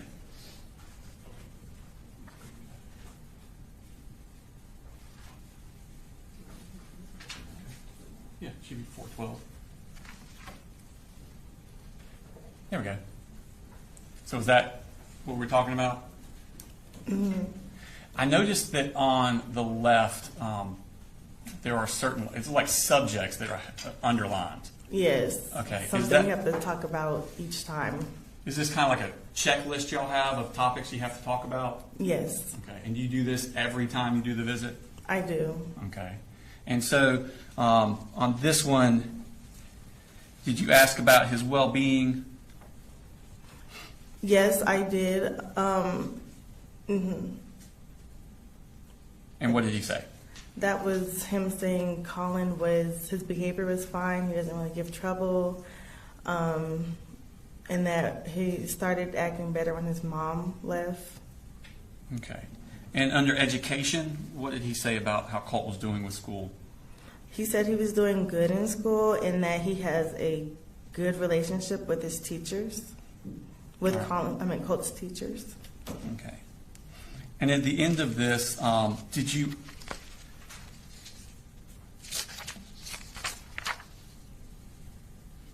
Under the very bottom, it says case planning services, drug screens. Mm-hmm. Did you offer any services for Colt? I did. I asked if he thinks Colt needs therapy to address the issues going on in the home with his mom, and he stated no. Okay. But we'll keep an open mind. Okay. Is that on the second page? Well, it's on the first page. Well, the end of the first one and the top of the second one. Did he make any mention to you of any bullying Colt was getting at school? No, not at this time. Okay. So then I want to when was your next contact? March 5th, 2023. Okay. I'm sorry, maybe I've got dates wrong. I had first visit March 9th, second visit. Oh, I'm sorry. April 12th, she just said March 5th. May. I'm sorry. So your next one is May 5th, 2023? Yes. It shows 201.2. And is that a copy of your contact log from Yes. that day? Mm-hmm. And does it accurately reflect your conversation with Colin Gray on that day? Yes. Okay. And like, Your Honor, I tender State Exhibit number 201.2 in evidence. No objection. All right, 201.2 is admitted. And again, this contact, was it face-to-face? Yes. And was it at the residence? Yes. Okay. And was it unannounced? Yes, and it was typically, every time it was unannounced because every time I would call, I could never reach him on the phone by text or voicemail, so I just had to show up. He wouldn't answer phone calls? No. Okay. So what happened when you arrived?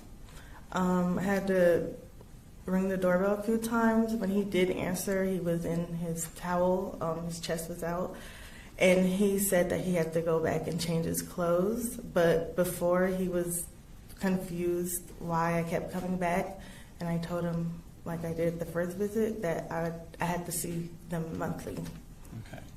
And did you go through that checklist with him also? I did.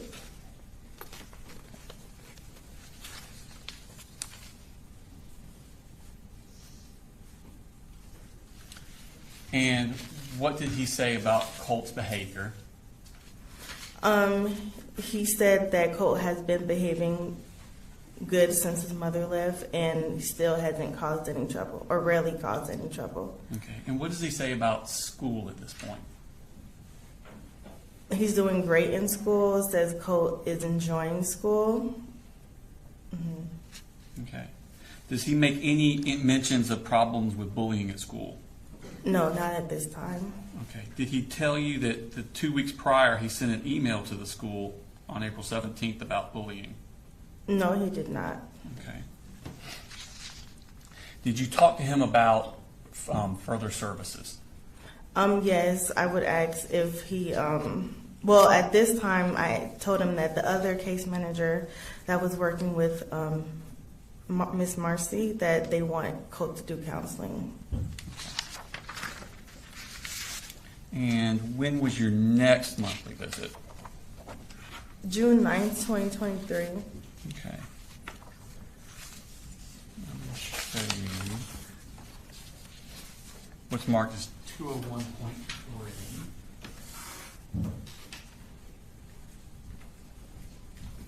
See if you recognize that. I do. And what is that? My log of contact for the month of June. And that's the contact on June 9th? Yes. Okay. And does it accurately reflect the conversation you had with Mr. Colin Gray on that day? Yes. Okay. You're on a Interstate Exhibit number 201.3 in the evidence. No objection.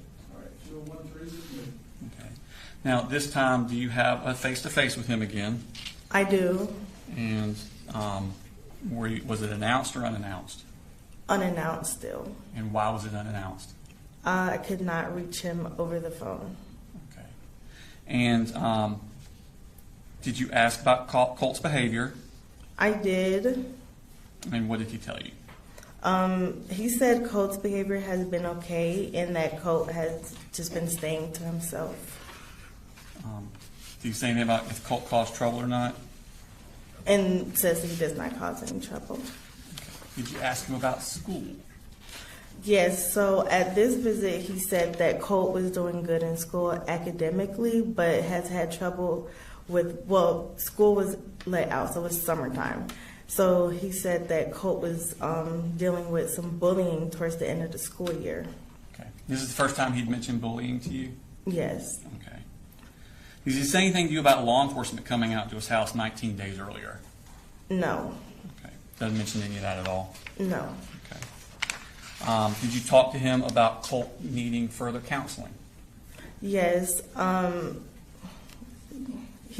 did, and I told him this time, I said, Colt has told me some things about his mom and seems to have anger towards his mom, and I feel that Colt should be in therapy at this point, but he said since Colt hasn't been causing any trouble, he still doesn't feel like it's necessary. Okay. So he did not think counseling was necessary for Colt?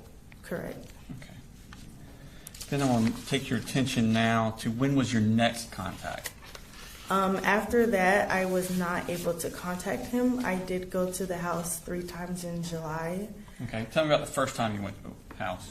I didn't write the dates for that. But the first time I went, couldn't reach him on the phone, so I just went up to the home and no answer, no car in the driveway or anything.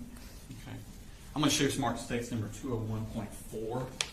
Ask you to recognize that. I do. And what is that? My log of contacts for the month of July, but we still have to write in our narrative. So even though there's not a contact? Yeah. Okay. And does it accurately reflect what you did during the month of July trying to contact Colin Gray? Yes. Okay. You're on Interstate Exhibit number 201.4 in evidence. No objection. All right, 201.4 submitted. So this is July 6th. What happened? I went to their home unannounced, rang the doorbell and waited, and nobody answered. Okay. And when did you go back? On the 19th. And what happened on the 19th? I went to the home unannounced, rang the doorbell, waited. No one answered. This time I went up to the front door that has windows on the sides, and I peeked through, and there was no furniture, but just a ladder. Okay. And when did you go back? And then I went back on the 21st. Same thing, I peeked through, no furniture, and I left like my contact information because I didn't know what was going on at that point, just in case he needed my number again or something. Okay. Did he ever contact you, ever? Never. Okay. At some point, did you find out that where they had moved to? I did. And where did they move to? Barrow County. Okay. And which county do you cover? Jackson County. Okay. Did you have any further contact with Colin or Colt? No. No further questions, Your Honor.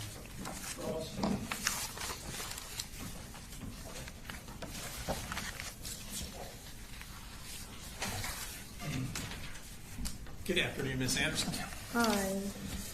All right, I have a few questions. I know this is from a ways ago, so if you need to look at some of these logs, just let me know, okay?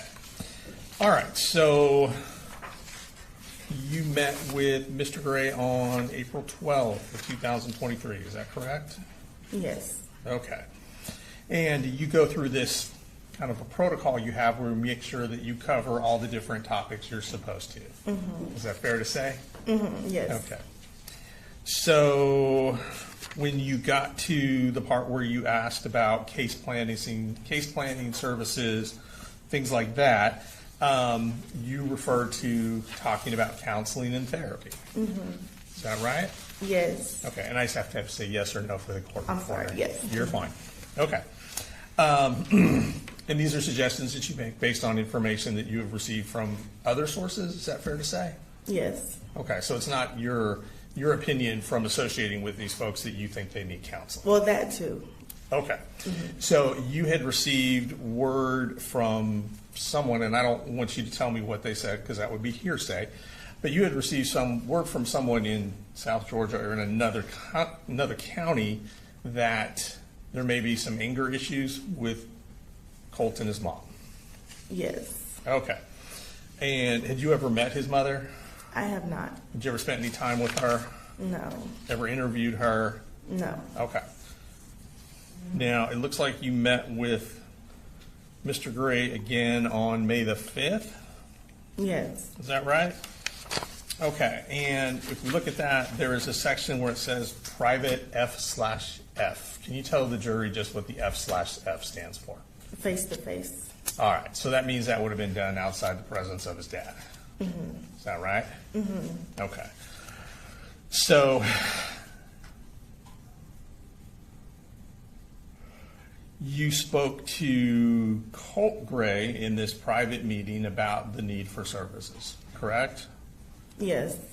And you let Colt know that his mother's case manager was recommending some kind of therapy for him.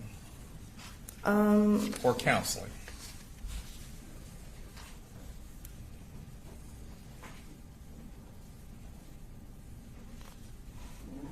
I don't think I let Colt know that. I'm not sure. Sure. Do you have page 57 in front of you? Or Yes. nearby? Mm-hmm. Do you see on page 57 where it says services/other, a little past halfway through? For See May if that- 5th?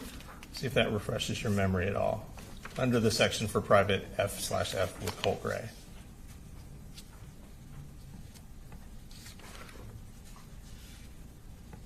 Okay. Does that help refresh your memory at all? It does. So did you have a conversation with Colt about counseling and therapy in that private meeting? Okay, you're talking about page 57/84? Yes, ma'am. Okay, so that is blank. I'm sorry? This one? Give me 1 second. No, Your Honor, what it is the part we put into evidence is her conversations with Colin, because the conversations with Colt would have been hearsay. I do have a copy that has that, but can't put the evidence because it was hearsay. But if he wants to refresh her memory, he can use this copy. This one. Well, I apologize. I'm like, did I not thought write you had it? something totally different than you did. Okay. All right. just go ahead and look at that, and I'm going to ask you some questions about what you said, not about what Colt said. Okay, I see it. Okay. So you had that conversation with Colt, is that correct? Yes. Okay. All right. And again, that was in the private meeting with him, not with his dad present. Yes. And then you went back out, it looks like, on June the 9th. Mm-hmm. Okay. And at that time, you had another meeting with both Colin Gray, the father, and Colt, the son. Is that accurate? Yes. Okay. Once again, you brought up the anger issues with the mother with Colin Gray, correct? Yes. Okay.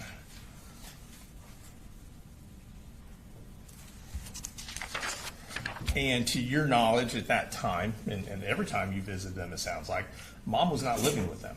No. Mom was not there. No. Okay. All right. Let me grab that back so I can give that to the DA. Okay. And he may have some other questions. Thank you. Any redirect? No, you're All right, thank you, ma'am. There you go. Thank you. Do you want these papers? Usually, I'll come to Okay.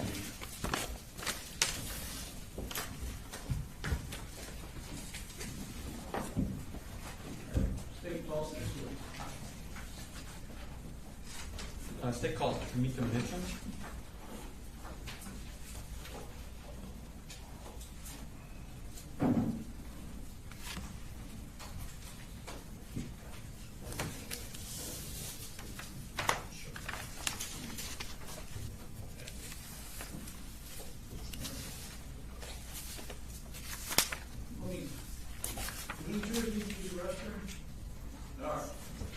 Thought I didn't see the note. Take a 10, 15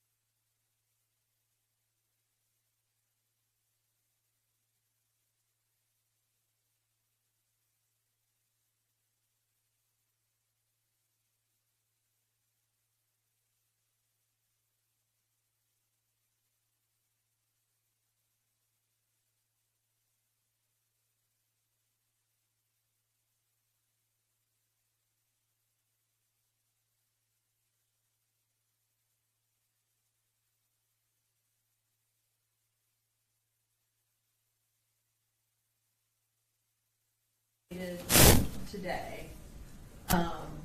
They are not very long witnesses.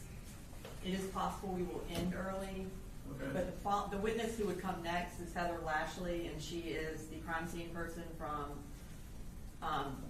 the house. And we do think she would be relatively long. So we don't want to start her like at 4 and then not be able to finish her. So I just kind of want to make the court aware. But that wouldn't mean we would get through 16 witnesses. So I think that's good. And Judge, I was going to say, there is something that Jimmy and I need to speak with Mr. Gray about. We were hoping to get out a little early so we could have that conversation here before they send it back. So that kind of would work out to help us as well. Sounds like it all lines up. Thank you, Judge. Y'all ready for one? Yes, sir.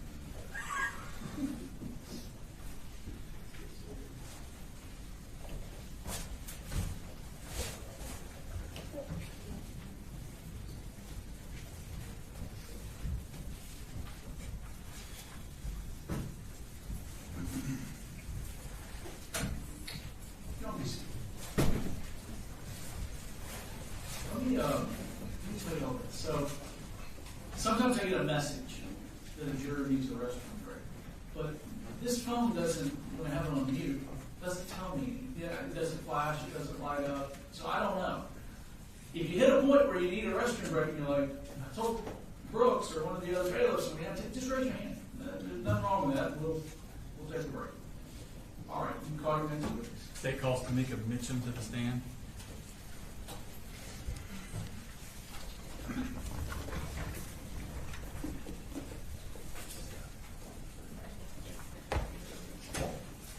Could you raise your right hand, please? Swear the testimony you give, matter now opinion before this court will be the truth, the whole truth, nothing but the truth.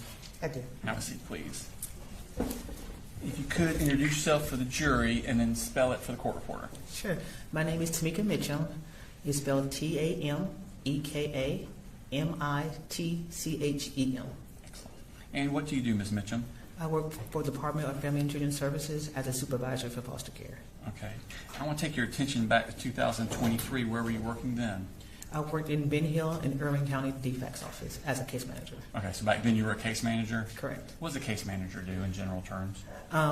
They would go out and see families in the home, work a case plan. In the program that I was in, which was family preservation, I helped families to prevent foster care, work with kids that are still in the home. Okay. I want to take your attention back. Were you working in 2023 a case involving Colt Gray? I was. Okay. And was that case number 185316001? Yes. Okay. What's the background of that case? But I got the case. It was started in Jackson County, and they got transferred to Ben Hill County when the mom and the two younger children moved back to Ben Hill County. Okay. And so your job was to do what? To work with mom, to help her work her case plan. The perpetrator was the mom, so we were focused more on mom and helping her work her case plan through therapy, making sure the kids are taken care of, and things like that. Okay. And what two kids were down there in Ben Hill County? Jenny and Colin. Okay. And what child was still up in Jackson County? Colt. Okay. And who was watching Colt? I'm his father. Who DeFax wise was watching Colt? Jackson DeFax. Okay. So it was a different caseworker? Yes. Okay. Do you know Michaela Anderson? I didn't know her, but we had conversation over email and Okay. things like that. So yes, Okay, and she was the one following Colt? yes, Okay. As part of your job with DeFax, do you keep a log of all the contacts you have with people? that's correct. Okay, and is it made at the time of the contact? Yes, And is it kept in the ordinary course of your business with DeFax? correct. And is it used to refresh your memory years later? Yes, Okay. Now, at some point, did Colt also come down to Ben Hill? he did. You remember about when that was? It was during the summer. During the summer? Yes. Okay. I want to take your attention to specifically September 29th of 2023. Did you meet with Marcy on that day? Yes, Okay. Do you have a copy of your contact log with you? I do not. Okay. I'm going to show you this.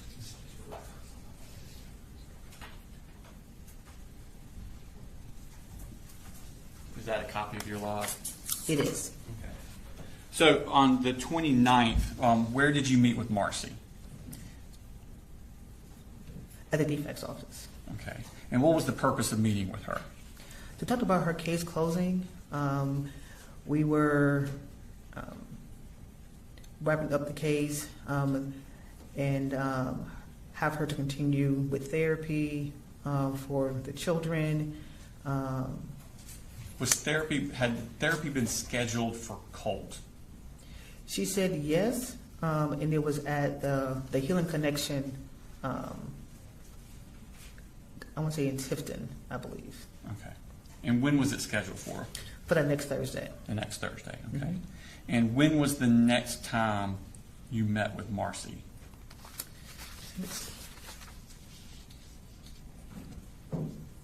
That will be in October.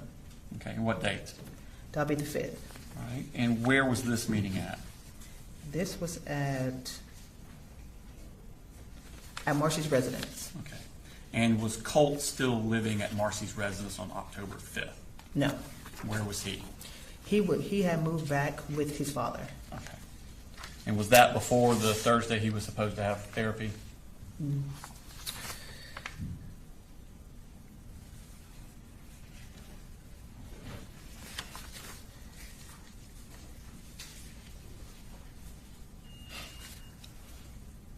I'm not quite sure because I don't have a calendar, and so I'm not sure. Okay. So,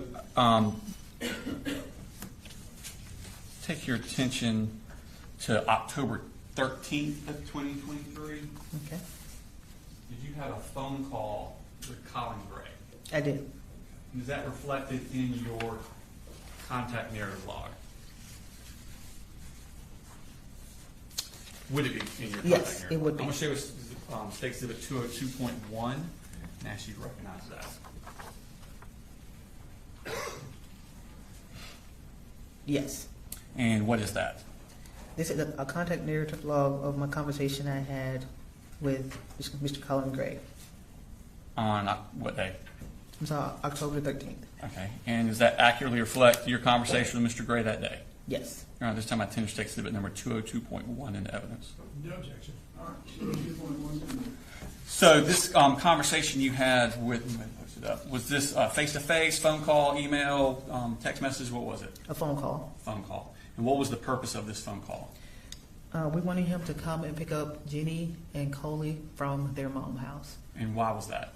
Because mom at the time, she had tested positive, and we had just got her drug screening back, and it was unsafe for the kid to continue to stay in her care. Okay. Just a week before, you were talking to her about closing her case. Correct. Okay. And did she test positive? Yes, we did a last drug screen just to make sure that she was still clean. And then when we got the results back, that's when it came back positive. Okay. And so did y'all decide at that point to remove the children from her? Yes. Okay. And did Mr. Colin Gray agree to come down and get the kids? That's correct. Okay, thank you. And so the next day would have been the 14th? Correct. Okay. And I assume you had contact with him again on that day? Yes, sir. I'm going to show us marks 202.2. Actually, if you can recognize that. I do. Okay, and what is that? This is my contact with the family the next day on October the 14th. Okay. And does it accurately reflect your conversations with Colin Gray and around Colin Gray? Yes. Okay. Now, this time, attender stick slip number 202.2 in evidence. No objection. All right, 202.2. Okay. So what's happening on this day? This day, Mr. Gray and Colt had came down, and we had met at Marcy's parents' house, Miss Gray's parents' house, where Marcy and the two younger children were at. Were the parents there? Marcy's parents, were they present? Not that I saw, so no. Okay. I didn't see them if they were. So it's just Marcy, Colin, and the three kids? Correct. Okay. And what was going on this day? On that day, we told Marcy about her drug screen and how we are going to have Mr. Gray take the kids with him back to his home. Okay. Was there what's called a safety plan put in place? There was. And what's a safety plan? A safety plan is where a piece of paper that is written up to minimize a safety risk. Mm-hmm. And so with that, they agree that the children will go back with Mr. Gray, and mom will be supervised around the children. And then Mr. Gray will determine what kind of supervision that she will have if there was any. Okay, so she can't have contact on her own. Correct. It'd have to be through Mr. Gray. Correct. And he decides. Correct. Okay. Did you have a specific private? First of all, how did Marcy take this? She was upset about it. Okay. Did you have a private conversation with Colin? I did. Okay. And what was the purpose of that conversation? Well, per DeFax policy, all children, when we interview them, will have to be in private. And since this is my first time seeing him since he left, I would have to have a conversation with him in private to see how things were going with his dad. No, not Colt, Colin. I'm sorry. I'm sorry. I might not have been clear. To talk to him if he had any questions, any concerns, anything that I can answer, and to talk to him about moving forward with the kids in his home. Okay. Did you talk to him at all about the kids and their schooling? Yes. And what did you tell him? To get the kids in school and, let's see. I knew that Colt and Jenny wanted to go homeschooling, but just to make sure that they get the education and get in school as soon as possible, as soon as they get up there. Okay. And did you talk to him about any sort of therapy or counseling for the children? Yes. And what did you tell him?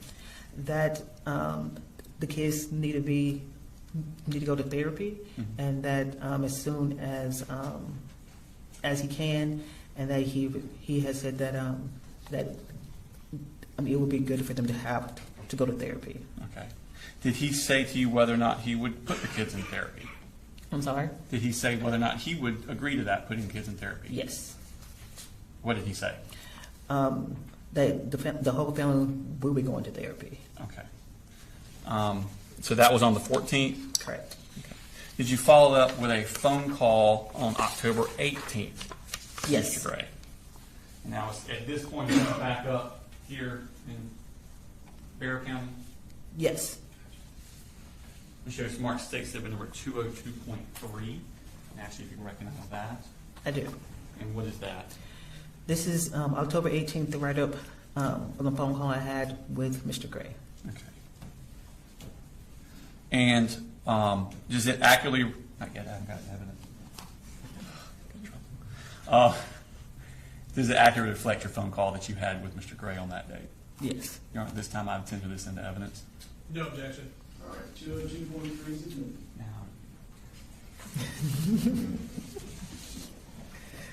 All right, so in this conversation, do y'all talk about schooling for the children? Yes. And where are the kids doing for schooling? Colin had gotten into Austin Road Elementary, and even though Jenny and Colt wanted to do homeschooling, but the school district didn't have the space for them, so they were going to attend school physically. Okay. Did you ask anything about getting the kids in therapy? Yes. And what did Colin say about that? He said, well, I encouraged him to get the kids in therapy, and that he said that he's looking into different therapists already. Okay.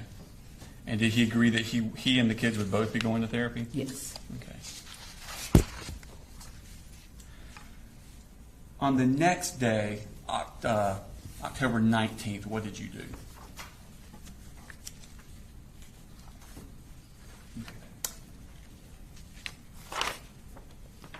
What I'm specifically referring to, did Barrow County DeFax assist you in any way? Yes. In this case? And what was their assistance?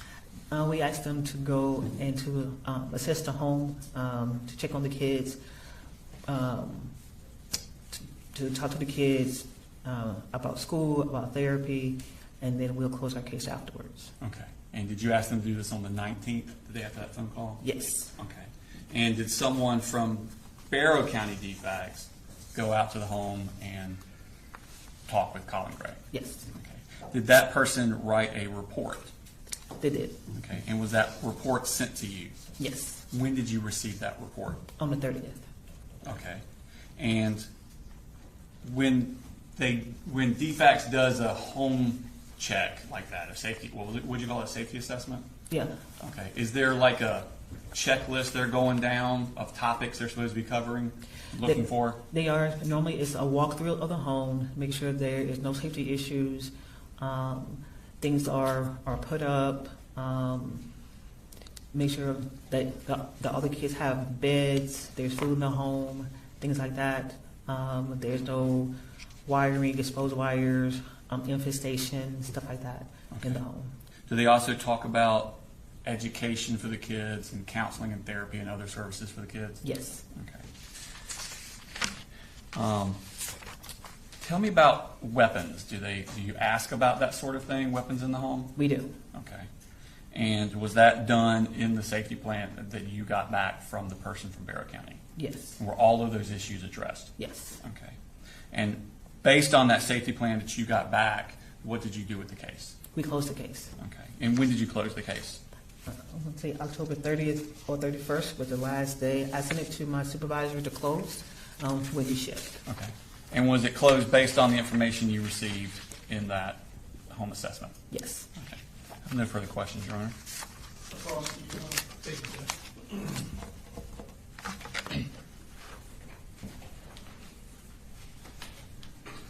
Good afternoon, Ms. Mitchell. Good afternoon. I've got a few questions. I know this is all quite a while in the past. So if you need to refresh your memory or look at anything, let me know and I'll see what I can do to help you with that, okay? All right. So when did you first become involved in this case personally? January of 2023. And so your total exposure was almost, it sounds like almost a year, 10 months? Correct. Okay. And you were down in Ben Hill County? Correct. So the majority of your contact was with Marcy Gray? Correct. And I think you said that the case was against Marcy Gray? Correct. Now, to fast forward to October of 2023, you said that you had to call Mr. Colin Gray to come down to pick up the kids. That's correct. And that was due to a positive drug screen on Miss Marcy Gray. Correct. So at that point, you were taking the kids from her because it was no longer safe and giving them to the father. Correct. And the understanding he was going to take all of the kids, well, I guess at that point, Colt had already gone back to live with him. Is that correct? That's correct. So he was coming down to get the two younger kids. That's correct. And then all three kids would be living with him up in Barrow County. Correct. All right. And you said that at some point in October, you met with Marcy Gray and informed her that the kids would be staying with Dad. Correct. And she was not happy about that. No. And she made that known to you? Yes. Okay. However, based on the circumstances, you felt that that was in the best interest of the children. That's correct. And then you put a safety plan in place that basically allowed Mr. Gray to determine whether or not the kids would be allowed to see Marcy Gray. Correct. Whether it's supervised or unsupervised, that obligation would fall on him? Correct. Okay.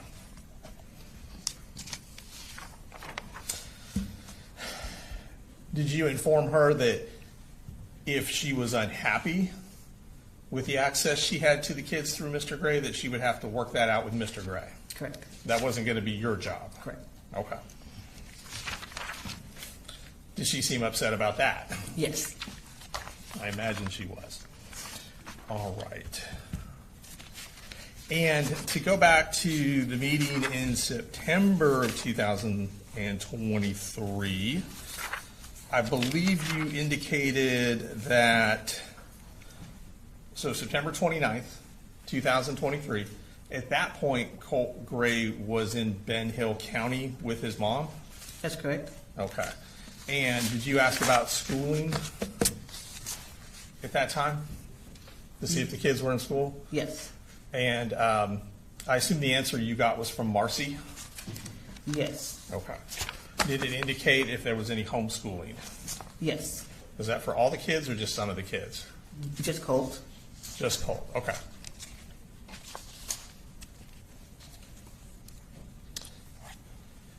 You also testified that there was some therapy scheduled for shortly after September 29th, 2023. Correct. And that information came from Marcy? Yes. Was that something that you had scheduled for them? No, Marcy was looking at her own therapy. Okay. For her and the children. Okay, gotcha. And when you recommended therapy for the kids, Coley Jr. and Jenny had been staying with their mom. Correct. And mom had tested positive. Yes. For a controlled substance. Yes. And were you concerned that they might need therapy for what it was they were seeing while living with mom? Yes. Okay. Thank you. No further questions. Just to clarify, Your Honor, we have just. I'm just showing you calendars from back 2023 September. I think you had testified that you met with Marcy on the 29th, and she said that Colt was getting therapy the next Thursday. And then what would be the next Thursday? The 5th. October 5th? Yes. Okay, and was that the day you went out there and Colt wasn't there anymore? That's correct. Okay. No further questions, Your Honor. No, Your Honor. All right, thank you, man. You're free to go.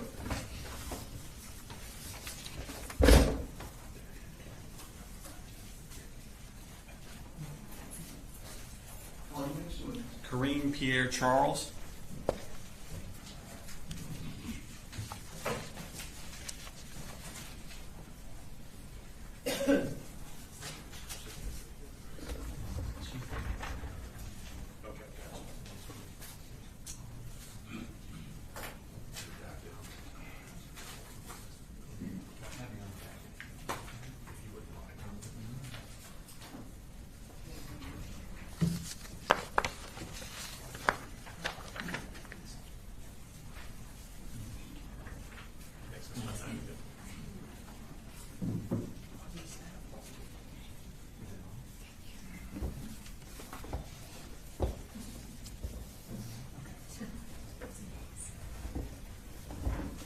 Can you raise your right hand, please?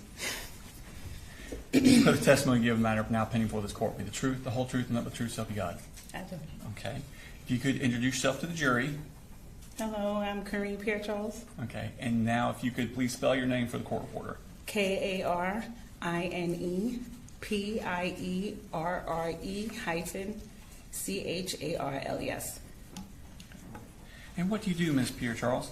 I am a CPS investigator, Okay. And what is a CPS investigator? Child Protective Services investigator with Bell County DeFax.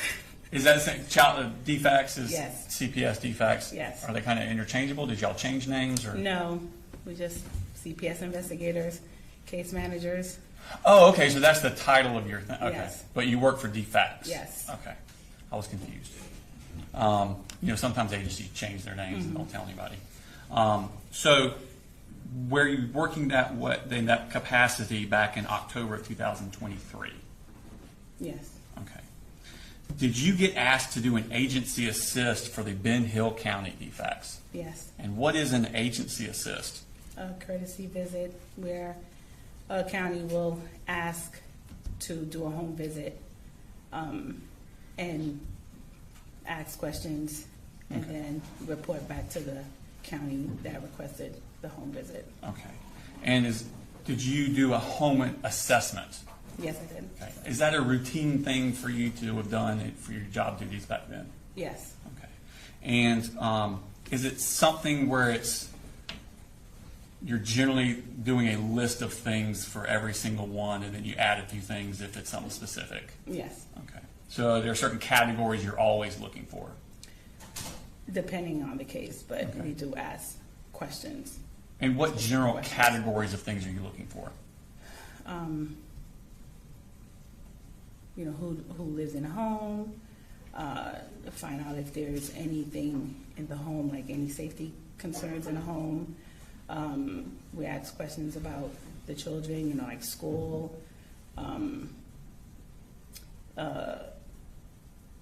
if they're on medication,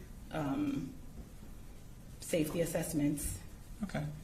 And what was the residence that you were asked to do this for? The residence was at on Harrison Mill. Ma'am? You said the residence? The residence. Do you remember the address?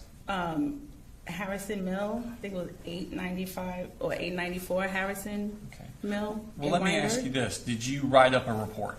I did. Okay. Is that normal part of your duties as DeFax to write up a report? Yes, we have to do it. And did you write up that report contemporaneously to when the things are happening? Yes. Okay.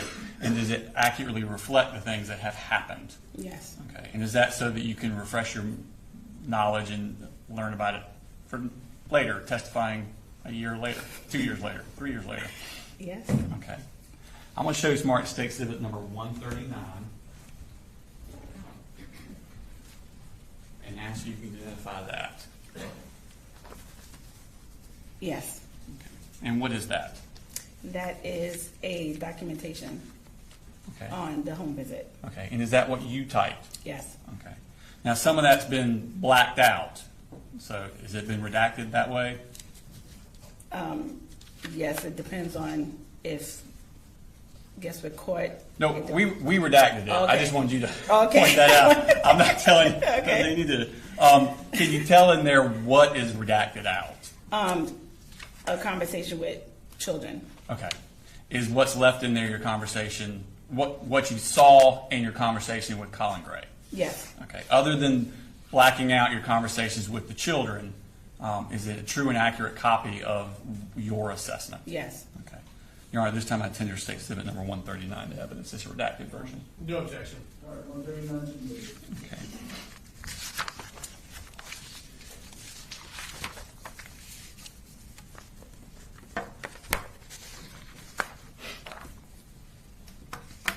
So, with your conversation, can we publish that? Sure. So, what date was this? On the 30th.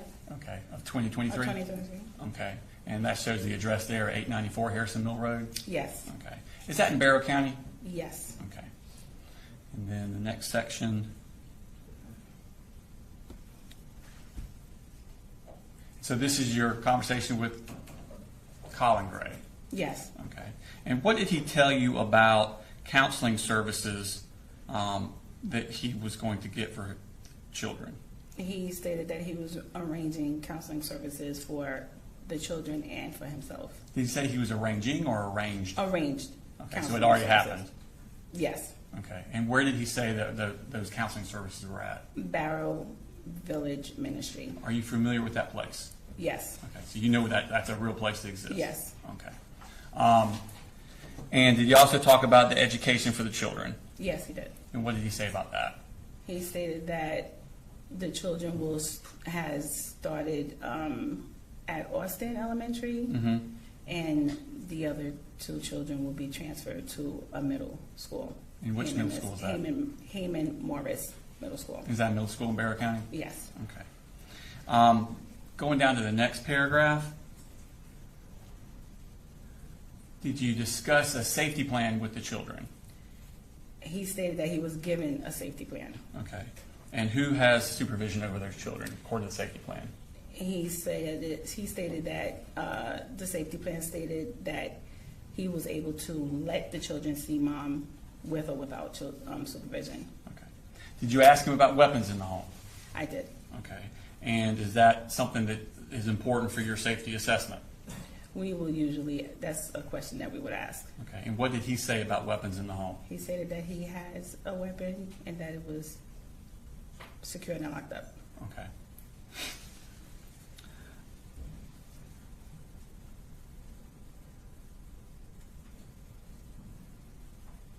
And, yeah, sorry.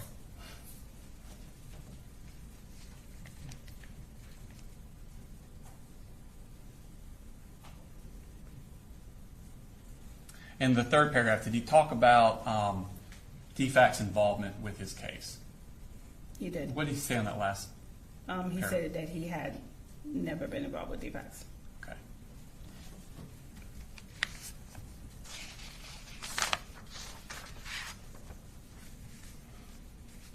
Did he say anything about Shonda Goolsby talking to him in his carport in Fitzgerald, a DeFax worker? No.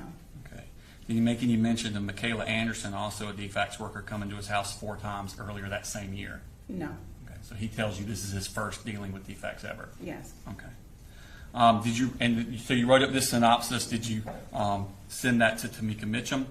I did. Okay. And did you have any further involvement with this case? No. Okay. Yes. Good afternoon. All right. So on October 30th, 2023, you are dispatched to this address to do a safety check. Yes. And the safety check, you go into the home. You speak to everybody, is that correct? Yes. You do a walkthrough of the home, presumably? Yes. So you're able to observe the condition of the home? Yes. I assume you're looking to make sure there's food in the home? Yes. House is clean? Yes. Things are put up? Yes. You asked Mr. Gray about guns? I asked about weapons. About weapons? Yes. Okay. He told you he had some? He said he had weapons, yes. Okay. And did he show you the weapons? He did not. Did you see the weapons in the house anywhere? No, there were no weapons. Okay. And you were told the weapons were stored away? Yes. That they were out of the reach of the kids? Yes. And locked away? Yes. Okay. And the conclusion of your assessment was that the home was safe? Is that correct? Yes. And that there were no observable hazards or concerns that you were able to see? Correct. Okay. Thank you. No further questions. Can you read it right? No, Your Honor, excuse me. Thank you, man. You're pretty good. Thank you.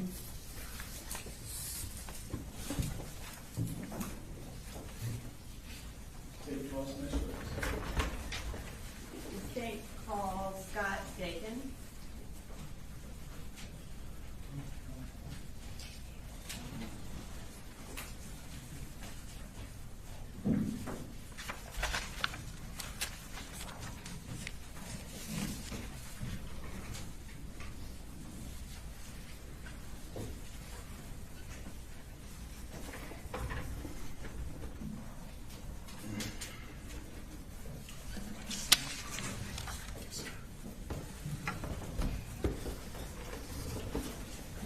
Please raise your right hand.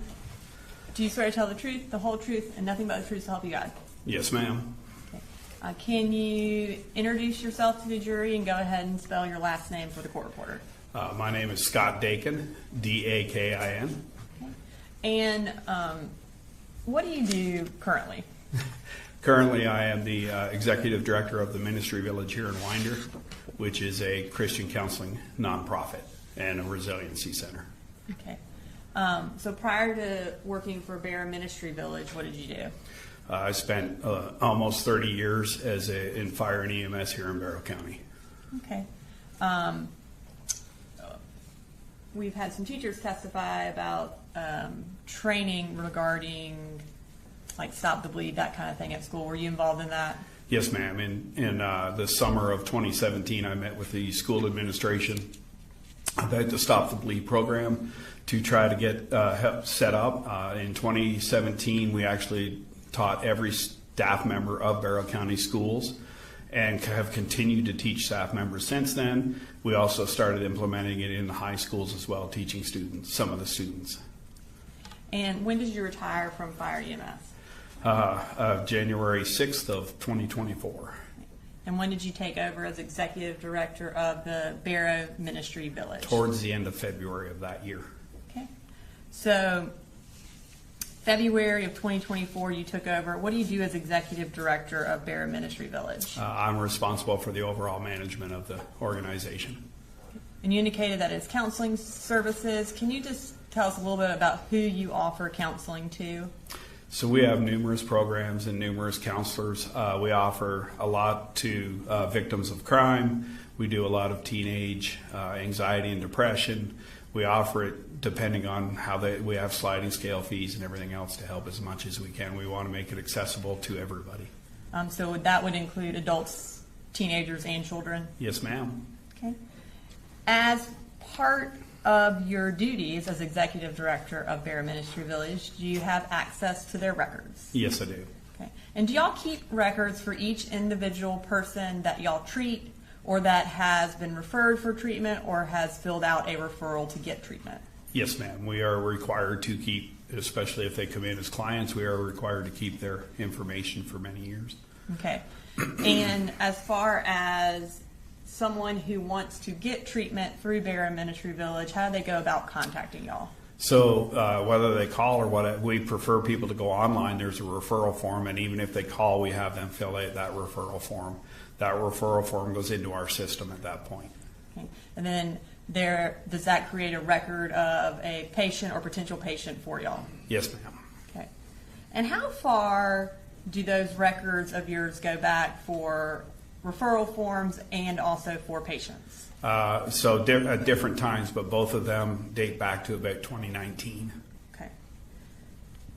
So if someone had been a patient at Barrow Ministry Village in 2023, specifically sometime after October of 2023, would you have a record of that? Yes, ma'am.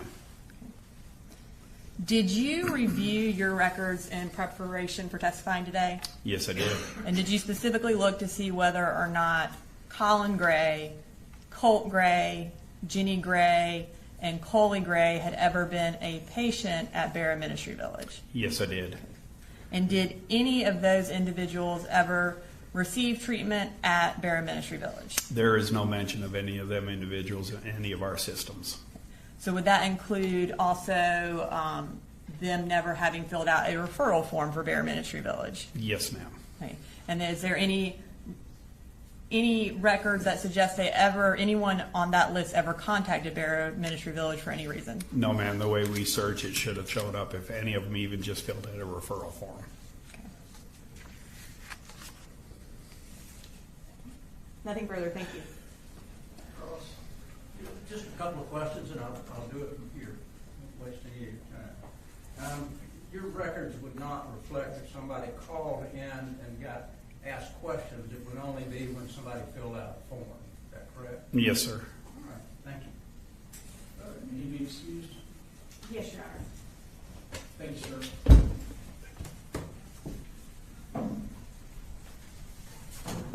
State calls next, please. State calls Don Crook.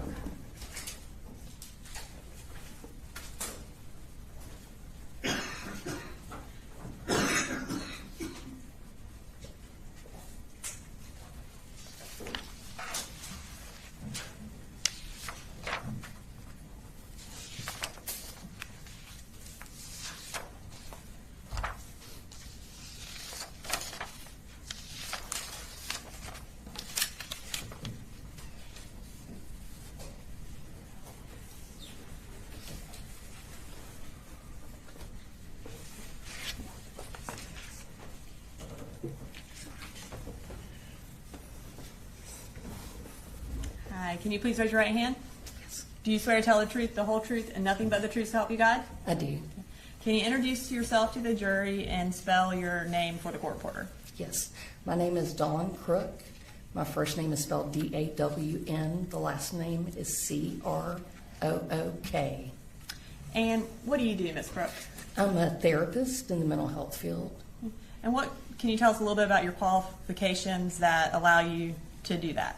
Yes, I graduated from RBC University Atlanta in 2006 with my bachelor's degree in psychology, and I also have graduated with my master's degree in 2009.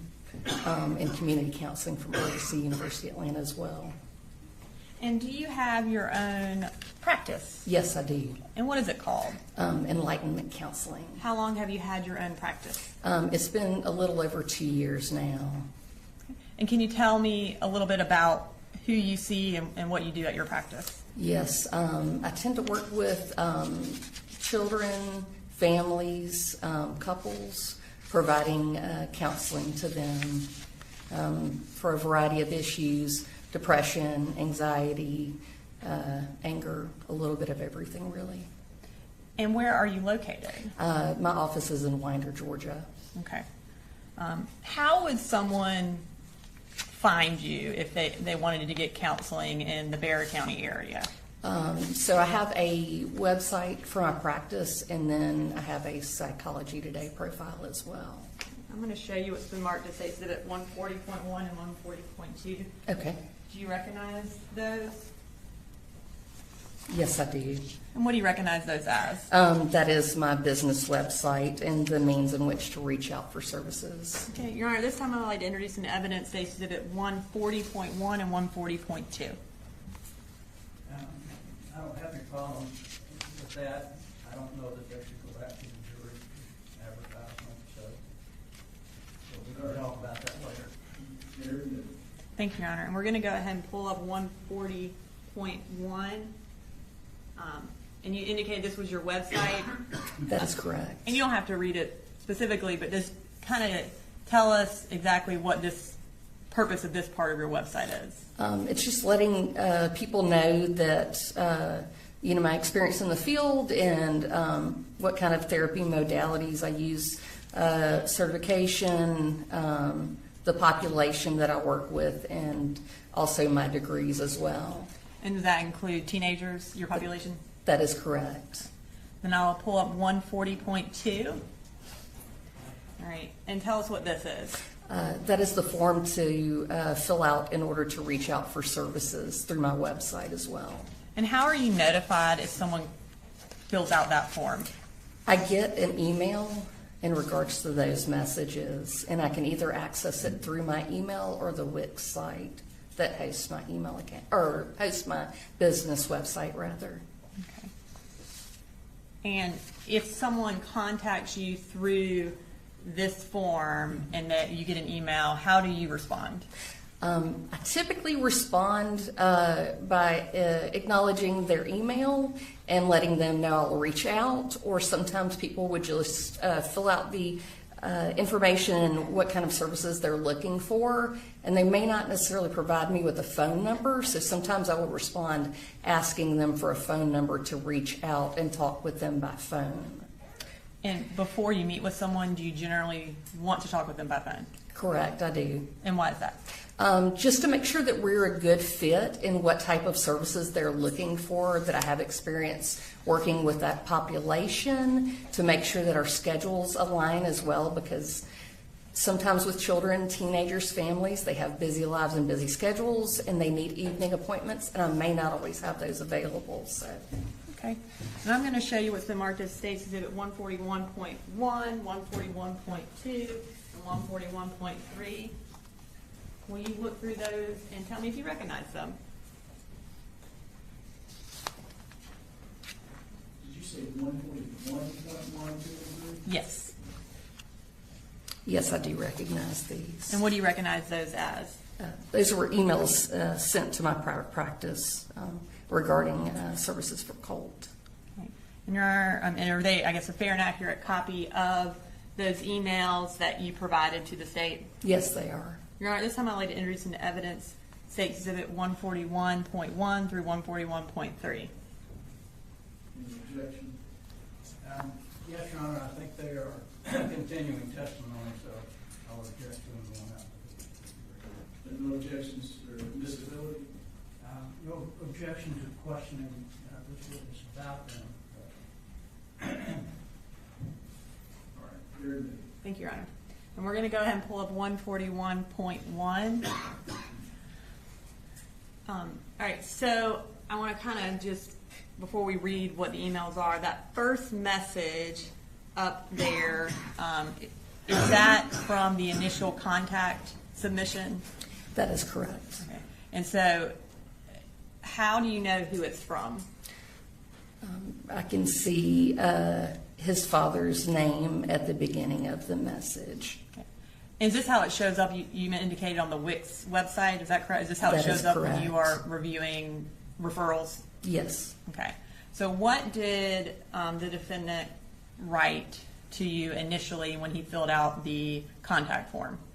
It says, I'm a working dad of 3. Colt is my oldest 14-year-old. We've had a very volatile, difficult past couple of years, and he needs help. Anger, anxiety, quick to be volatile. I don't know what to do. I have United Healthcare. Can you help? Thanks. And do you accept United Healthcare insurance? Yes, I do. Also at the bottom, it says message via email, and it provides an email address. Can you tell us that email address? That is my practice web, or I'm sorry, you're talking about Yes. the email address in which it was sent from? Yes. cgray@kpgc.net. And so that is how Colin Gray was able to get in touch with you through that email address? Correct. And did you then respond to the defendant after that contact? Yes, I did. And what did you say? I said, hi, Coley, thank you so much for reaching out. Would you mind sending me your number and I can give you a call to discuss services and see if I would be a good fit for Colt? I've definitely worked with teenagers before that have gone through the things that he's experiencing. If this sounds good, I can go ahead and send up paperwork and get services started for him. And you indicated sometimes people don't initially send you a phone number. Was that true in this case? Correct, it was. Okay. And then we'll go to 141.2. Okay, and did he respond to your initial email about, hey, send me a number? Yes. And what did he say? He said, oh, wow, thank you so much. Yes, please send me the paperwork. I build commercial buildings for a living, so it's loud on these job sites, but my number is 706-410-8447. If I miss it, please leave a message and I will call ASAP. I can't thank you enough and pray this is what he needs. And did you respond to that email where he gave you his phone number? I did not, but I did call him. Okay. And did you make that call at approximately 4:30 on August 16th? Don't remember the exact time, but that I'm guessing is accurate. Okay. And that would have been, you would have called the same day that he contacted you, correct? I did. Okay. Your Honor, we have State's Exhibit 150, which is a voicemail that Ms. Crook left for the defendant. Have you had an opportunity to review that voicemail? Yes. And when you indicated that you called him, did he answer the phone? No, he did not. And you left him a voicemail? I did. Was that voicemail a fair and accurate recording of the voicemail that you left for the defendant on August 16th? That is correct. We'd like to introduce it in evidence, Your Honor. Did you say that's August 16th? Yes. Any objection to 150? No, Your Honor. 150 is admitted.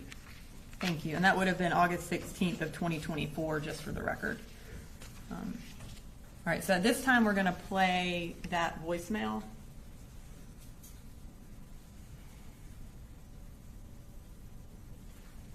Hey, Mr. Gray, this is Dawn Crook with Enlightenment Counseling. I was just giving you a call to touch base about services for Colt. You can give me a call when you get back. My number is 786-389-0448. If for some reason we don't get to touch base today, maybe we can talk on Monday if that works better. I do appreciate it and look forward to talking to you soon. Thank you so much. Did he ever call you back after you left that voicemail? No, he did not. Did he respond by email after you left that voicemail? I don't believe so. Okay. And did you, again, follow up with another phone call to him? I did. Okay. And was that phone call on August 21st? That is correct. Okay. And again, I think the call, does it sound around 4:30 sound about right? That is probably accurate. When you called him again, I guess 5 days later on August 21st, did he answer that day? No, he did not. Did you leave him another voicemail? Yes, I did. Okay. Have you had an opportunity to review that voicemail as well? Yes, I have. And was it a fair and accurate recording of the voicemail that you left for Colin Gray on August 21st of 2024? Yes, it is. And Your Honor, this time I'd like to introduce into evidence Exhibit 151, which is a second email that Don Crook left for the defendant on August 21st of 2024. Voicemail. Sorry, voicemail. Did I say email? I apologize. Voicemail. Any objection? No, Your Honor. All right, 151 submitted. Oh, I'm sorry. It was 143. I apologize. All right. Stage 143. Hey, Mr. Gray, this is Dawn Crook with Enlightenment Counseling. You and I had a message last week in regards to services for Colt, and I was just trying to give you a call and touch base with you real quick. You want to call me back at 786-389-0448. I look forward to talking to you soon. Thank you. And did the defendant ever return that phone call? No, he did not. Okay. Did you also send him another email after that voicemail? Yes, I did. Okay, and we're going to go back to State Exhibit 141 and pull up 141.3. Okay. Is this the email that you sent after that voicemail? Yes, it is. And what is the date and time of that email? It's dated August 21st at 6:10 p.m. Okay. And is this generally when you follow up with people kind of after work hours? Yes, that is correct. And what did you send to the defendant on August 21st? The email said, "Hi, Mr. Gray. I hope you're doing well. I wanted to follow up and let you know that I tried to call you to touch base on Friday and left a message for you today as well. If you would please call me back when you have a moment to discuss details and get services started for Colt." Okay. And did you leave your phone number again? Yes, I did. Did he ever respond to that email with an email or a phone call? No, he did not. Did he ever come by your office? No, he did not. At any point, did you ever see Colt for any sort of counseling services? No, I did not.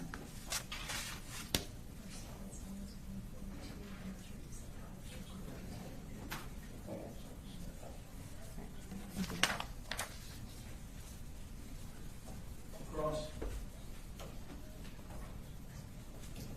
No question, John.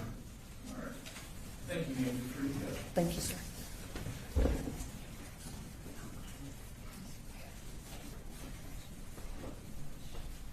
State and call us next witness. State calls Mackenzie Mccoral.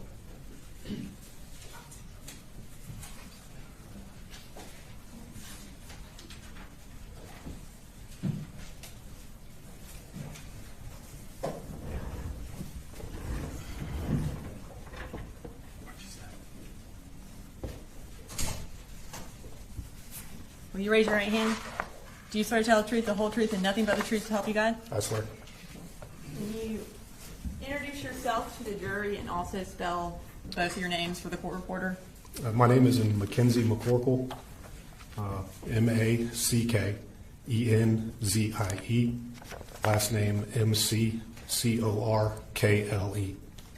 I'm an investigator with the Sheriff's Office. I investigate crimes against persons. I enter internet crimes against children, and I do digital forensics. So you indicated that you work with the Sheriff's Office. How long have you worked with the Sheriff's Office? 13 years. Okay. When did you become a member of the investigations unit? In July of 2021. And when did you start doing the digital forensics? Around 2022. Okay. And kind of tell us that part of your job. What does that entail? I do cell phone extractions. I do computer evidence, USB thumb drives, anything that stores data. And can you just sort of tell us a little bit about what you mean by cell phone extraction? Yeah, it's also called a phone dump is the more common term, but it just takes all the evidence, everything on a device and puts it into a readable format. Okay. And back on September 4th of 2024, were you in that same role at the Bexar County Sheriff's Office doing digital forensics and investigations? Yes, I was. Did you perform any phone extractions related to the Colt and Colin Gray case? I did. Okay. And before we get into the specific phone extractions, I want to get into a little bit about your training that you have related to conducting phone extractions. First off, are you certified in phone extractions? Yes. And what device do you generally use to extract phones? It's called Cellbrite. And can you tell us what that is? It's a program that is in software and hardware, and it extracts the data from the phone and then parses that data into that readable format. Okay. And are you a member of any task forces that are related to these digital forensics? Yes. And what is that? I'm part of the Secret Service Digital Evidence Task Force. And what does that entail? More just digital evidence, acquiring that digital evidence and making it readable for other investigators. Okay, so other investigators from other agencies? Yes. Do you, as part of being, or when you are a part of that task force, do you also receive training through the Secret Service? Yes. Okay. And approximately how much training have you gotten related to digital forensics? A couple hundred hours, probably. Okay. And as far as for extractions, approximately how many devices have you done extractions on? Somewhere between 400 and 500. Talking about Cellbrite, you mentioned that it takes data from a phone and puts it in a readable format. Can you tell us what kind of, generally speaking, what kind of data comes off a phone?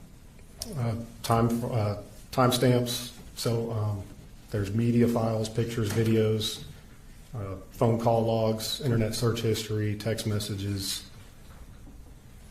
So anything you can think of that you do on a phone could potentially be pulled from your phone? Yes. Okay. Can Cellbrite pull deleted data? It can. But does it always? Not always. Okay. Does Cellbrite alter the data in any way when it pulls it from the cell phone? No. And you mentioned that once Cellbrite, it will pull the data from the phone, put it in a readable format. Kind of tell me what you mean by readable format. So Cellbrite has two different programs. One is to extract the data from the phone, and the other one is to build the report. And you can do it in either a standalone viewer made by Cellbrite or put it in a PDF format. Okay. And PDF format, is that just where you can just kind of scroll through everything? Yes. Okay. And the other format, what is the benefit of that format? It's a little more user friendly. You can navigate a little bit easier using their standalone viewer. How many cell phones did you extract related to the Colin and Colt Gray case? 4. Okay. And whose phones were they? Colin, Colt, Jenny, and Marcy Gray. And were you able to successfully perform extractions on those 4 phones? Yes. Did you perform all those extractions consistent with your training in using Cellbrite? Yes. And were those extractions put in a readable format? They were. And was it put in both readable formats that you mentioned, the PDF and then the other user-friendly one as well? Yes. When you are reviewing a phone extraction in the user-friendly format, are you able to view specific parts of the cell phone extraction? Yes. So you can just view, say, text messages from this date to this date? Yes. Okay. Are cell phone extractions large? Yes. So in this case, can you tell us kind of generally how large the phone extractions were? They were, a couple of them, 2 of them were 30 to 60,000 pages on the PDF format, and 2 of them were between 10 and 20,000. So given that would be unwieldy to be able to print 60,000 pages, are you able to just select a portion of the relevant part of the phone extraction and print that? Yes. Okay. And would that include being able to print off just text messages from a certain date or phone calls from a certain date? Yes. Can you also print off sort of a timeline for a certain date? Yes. And what would that include? It would include anything that you selected, so that could be internet search history, call logs, text messages, any app installations during that time frame.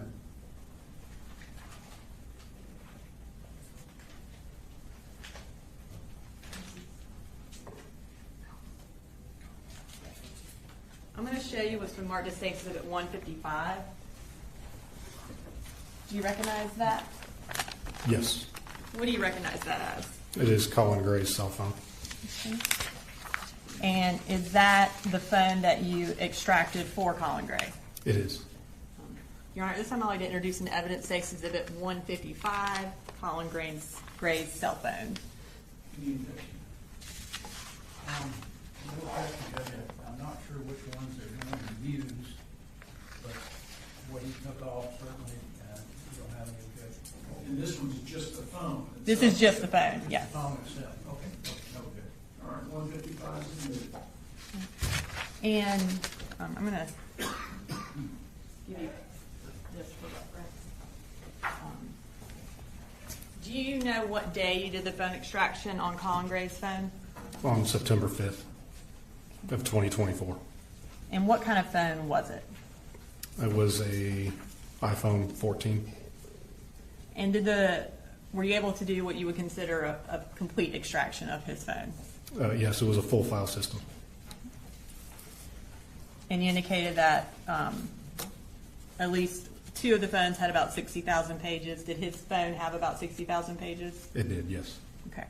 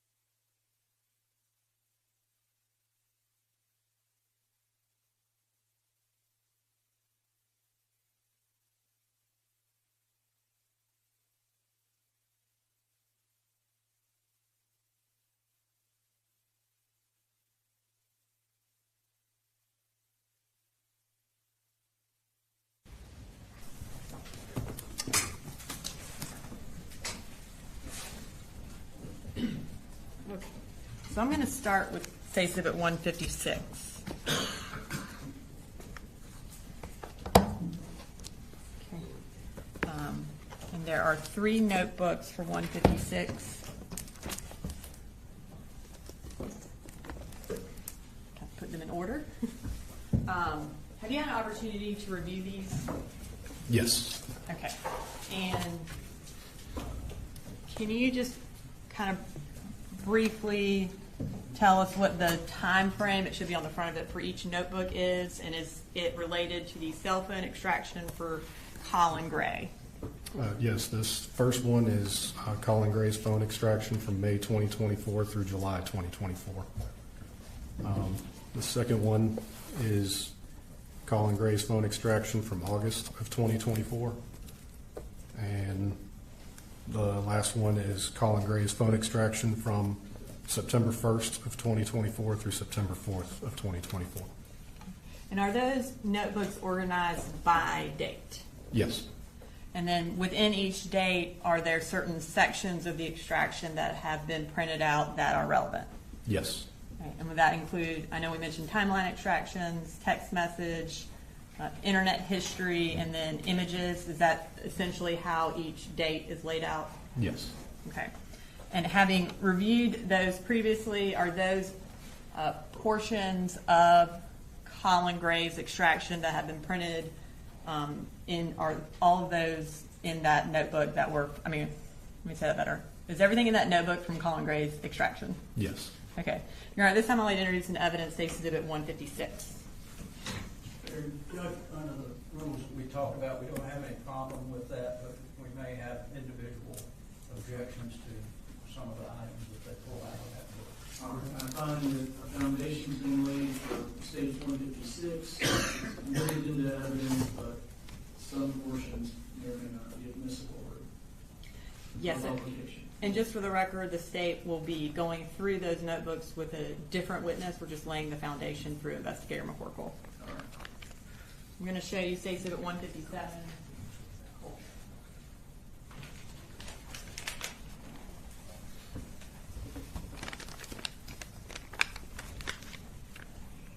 Can you tell us for State Exhibit 157 whose phone that is? This is Colt Gray's phone. And is that also a phone that you extracted? It is, yes. You're right. This time I'd like to introduce into evidence State's Exhibit 157. Any objection to the phone now? Same objections to that. All right. 157, phone of Colt Gray.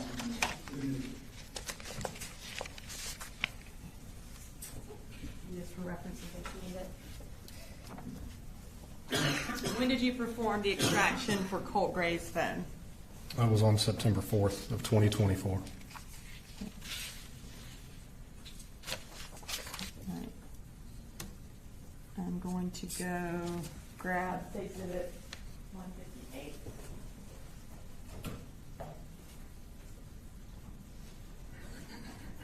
What kind of phone was Colt Gray's phone? It was Android. And approximately how long was that report? That was somewhere between 10 and 20,000 pages. Okay. And for State Exhibit 158, again, did you, or are you able to print out smaller portions of relevant records as opposed to the entire 10,000 pages? Yes. And is that what is in this notebook? Is it smaller portions of Colt Gray's cell phone extraction? Yes. Is it organized in a similar way to Colin's phone by date and by type of information? Yes, it is.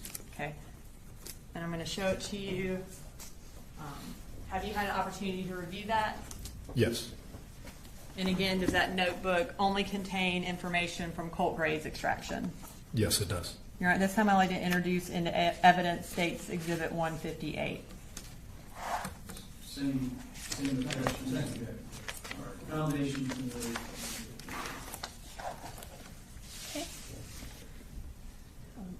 and you mentioned you also did an extraction for Marcy Gray's phone. Is that phone still in evidence? No. Was it returned to Marcy? It was, yes. Okay. And when did you perform an extraction on that phone? September 12th of 2024. What kind of phone was it? It was also an Android. And approximately how long was her report? Somewhere between 30 and 40,000 pages. I'm going to show you what's been marked as Exhibit 159. It is one folder.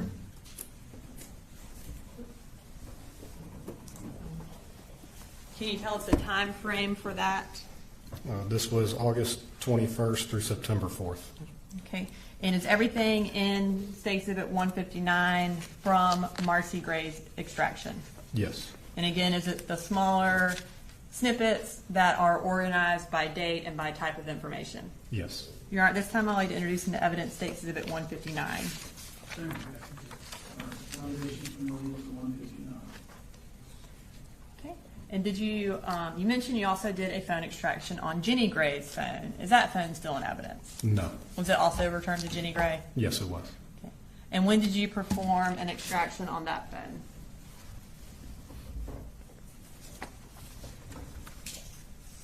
September 5th of 2024. And what kind of phone was it? It was an iPhone. Okay. And approximately how long was her report? Somewhere between 10 and 20,000 pages again. I'm going to show you State Exhibit 160. Can you tell me what the time frame for the extraction for Jenny's phone was? March 29th through September 4th. And would that be 2024? Yes. And for State Exhibit 160, again, is everything in that notebook from Jenny Gray's extraction? It is. And is it, again, organized by date and type of information? Yes. You're at this time, I'll lay introduce into evidence State Exhibit 160. Second. All right, foundations been laid for 160. Okay. Now, for this case, was your role specifically to do the phone extractions? Yes. Okay. Did you analyze the phone extraction reports at all? No. And once you created those phone extractions, did you turn them over or put them in a place where additional investigators could retrieve them? They were put on our phone dump server, and the other investigators could later retrieve those extractions. I don't have anything further. Thank you, Investigator Mccoral. Cross.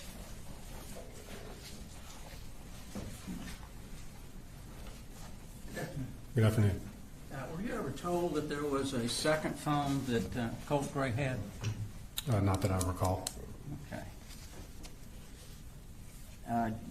As I understand, you didn't do anything with the computer. You didn't attempt to take anything off of the computer that was there at the home? No. And who would have done that? I don't know. Maybe the GBI. Okay. Do you know if anybody did? I don't. Thank you. Can you redirect? No, Your Honor. May he be excused? Yes, you're free to go. Thank you.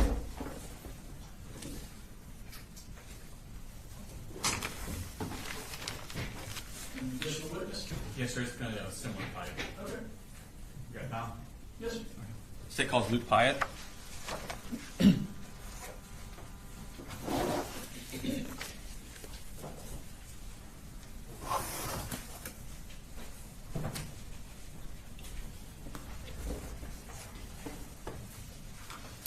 you raise your right hand, please? Swear the testimony given in the matter now pending before this court will be the truth, the whole truth, nothing but the truth, so help you God. I do. Okay, have a seat, please. If you could introduce yourself for the jury and then spell your name for the court reporter. My name is Luke Payatt, spelled Lukepyott. Okay. And where do you work, sir? I work for the Piedmont Judicial Circuit District Attorney's Office. And what do you do for it? I'm a sworn investigator. Okay. And what did you do before you came to the district attorney's office? I work for the Winder Police Department. Okay. And are you what's referred to as post-certified? Yes. And how long have you been in law enforcement?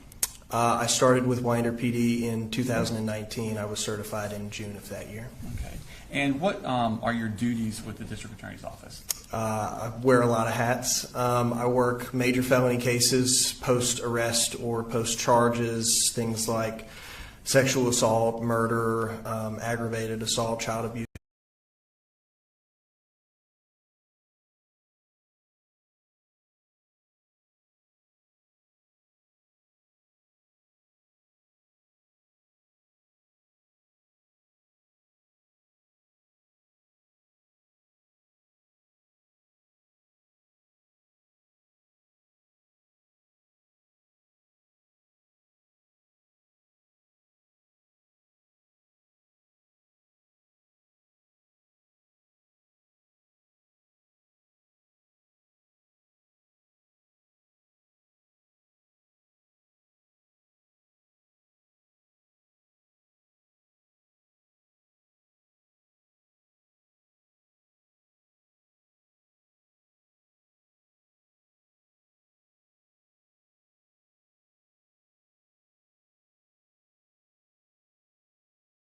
Certified in June of that year. Okay. And what are your duties with the district attorney's office? I wear a lot of hats. I work major felony cases, post-arrest or post-charges, things like sexual assault, murder, aggravated assault, child abuse.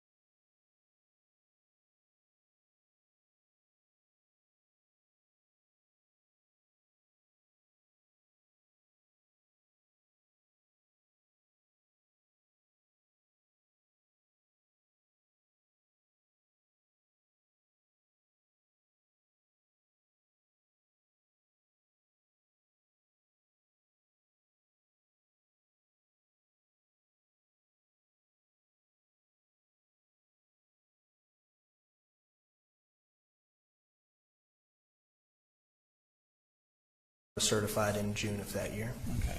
And what are your duties with the district attorney's office? I wear a lot of hats. I work major felony cases, post-arrest or post-charges, things like sexual assault, murder, aggravated assault, child abuse.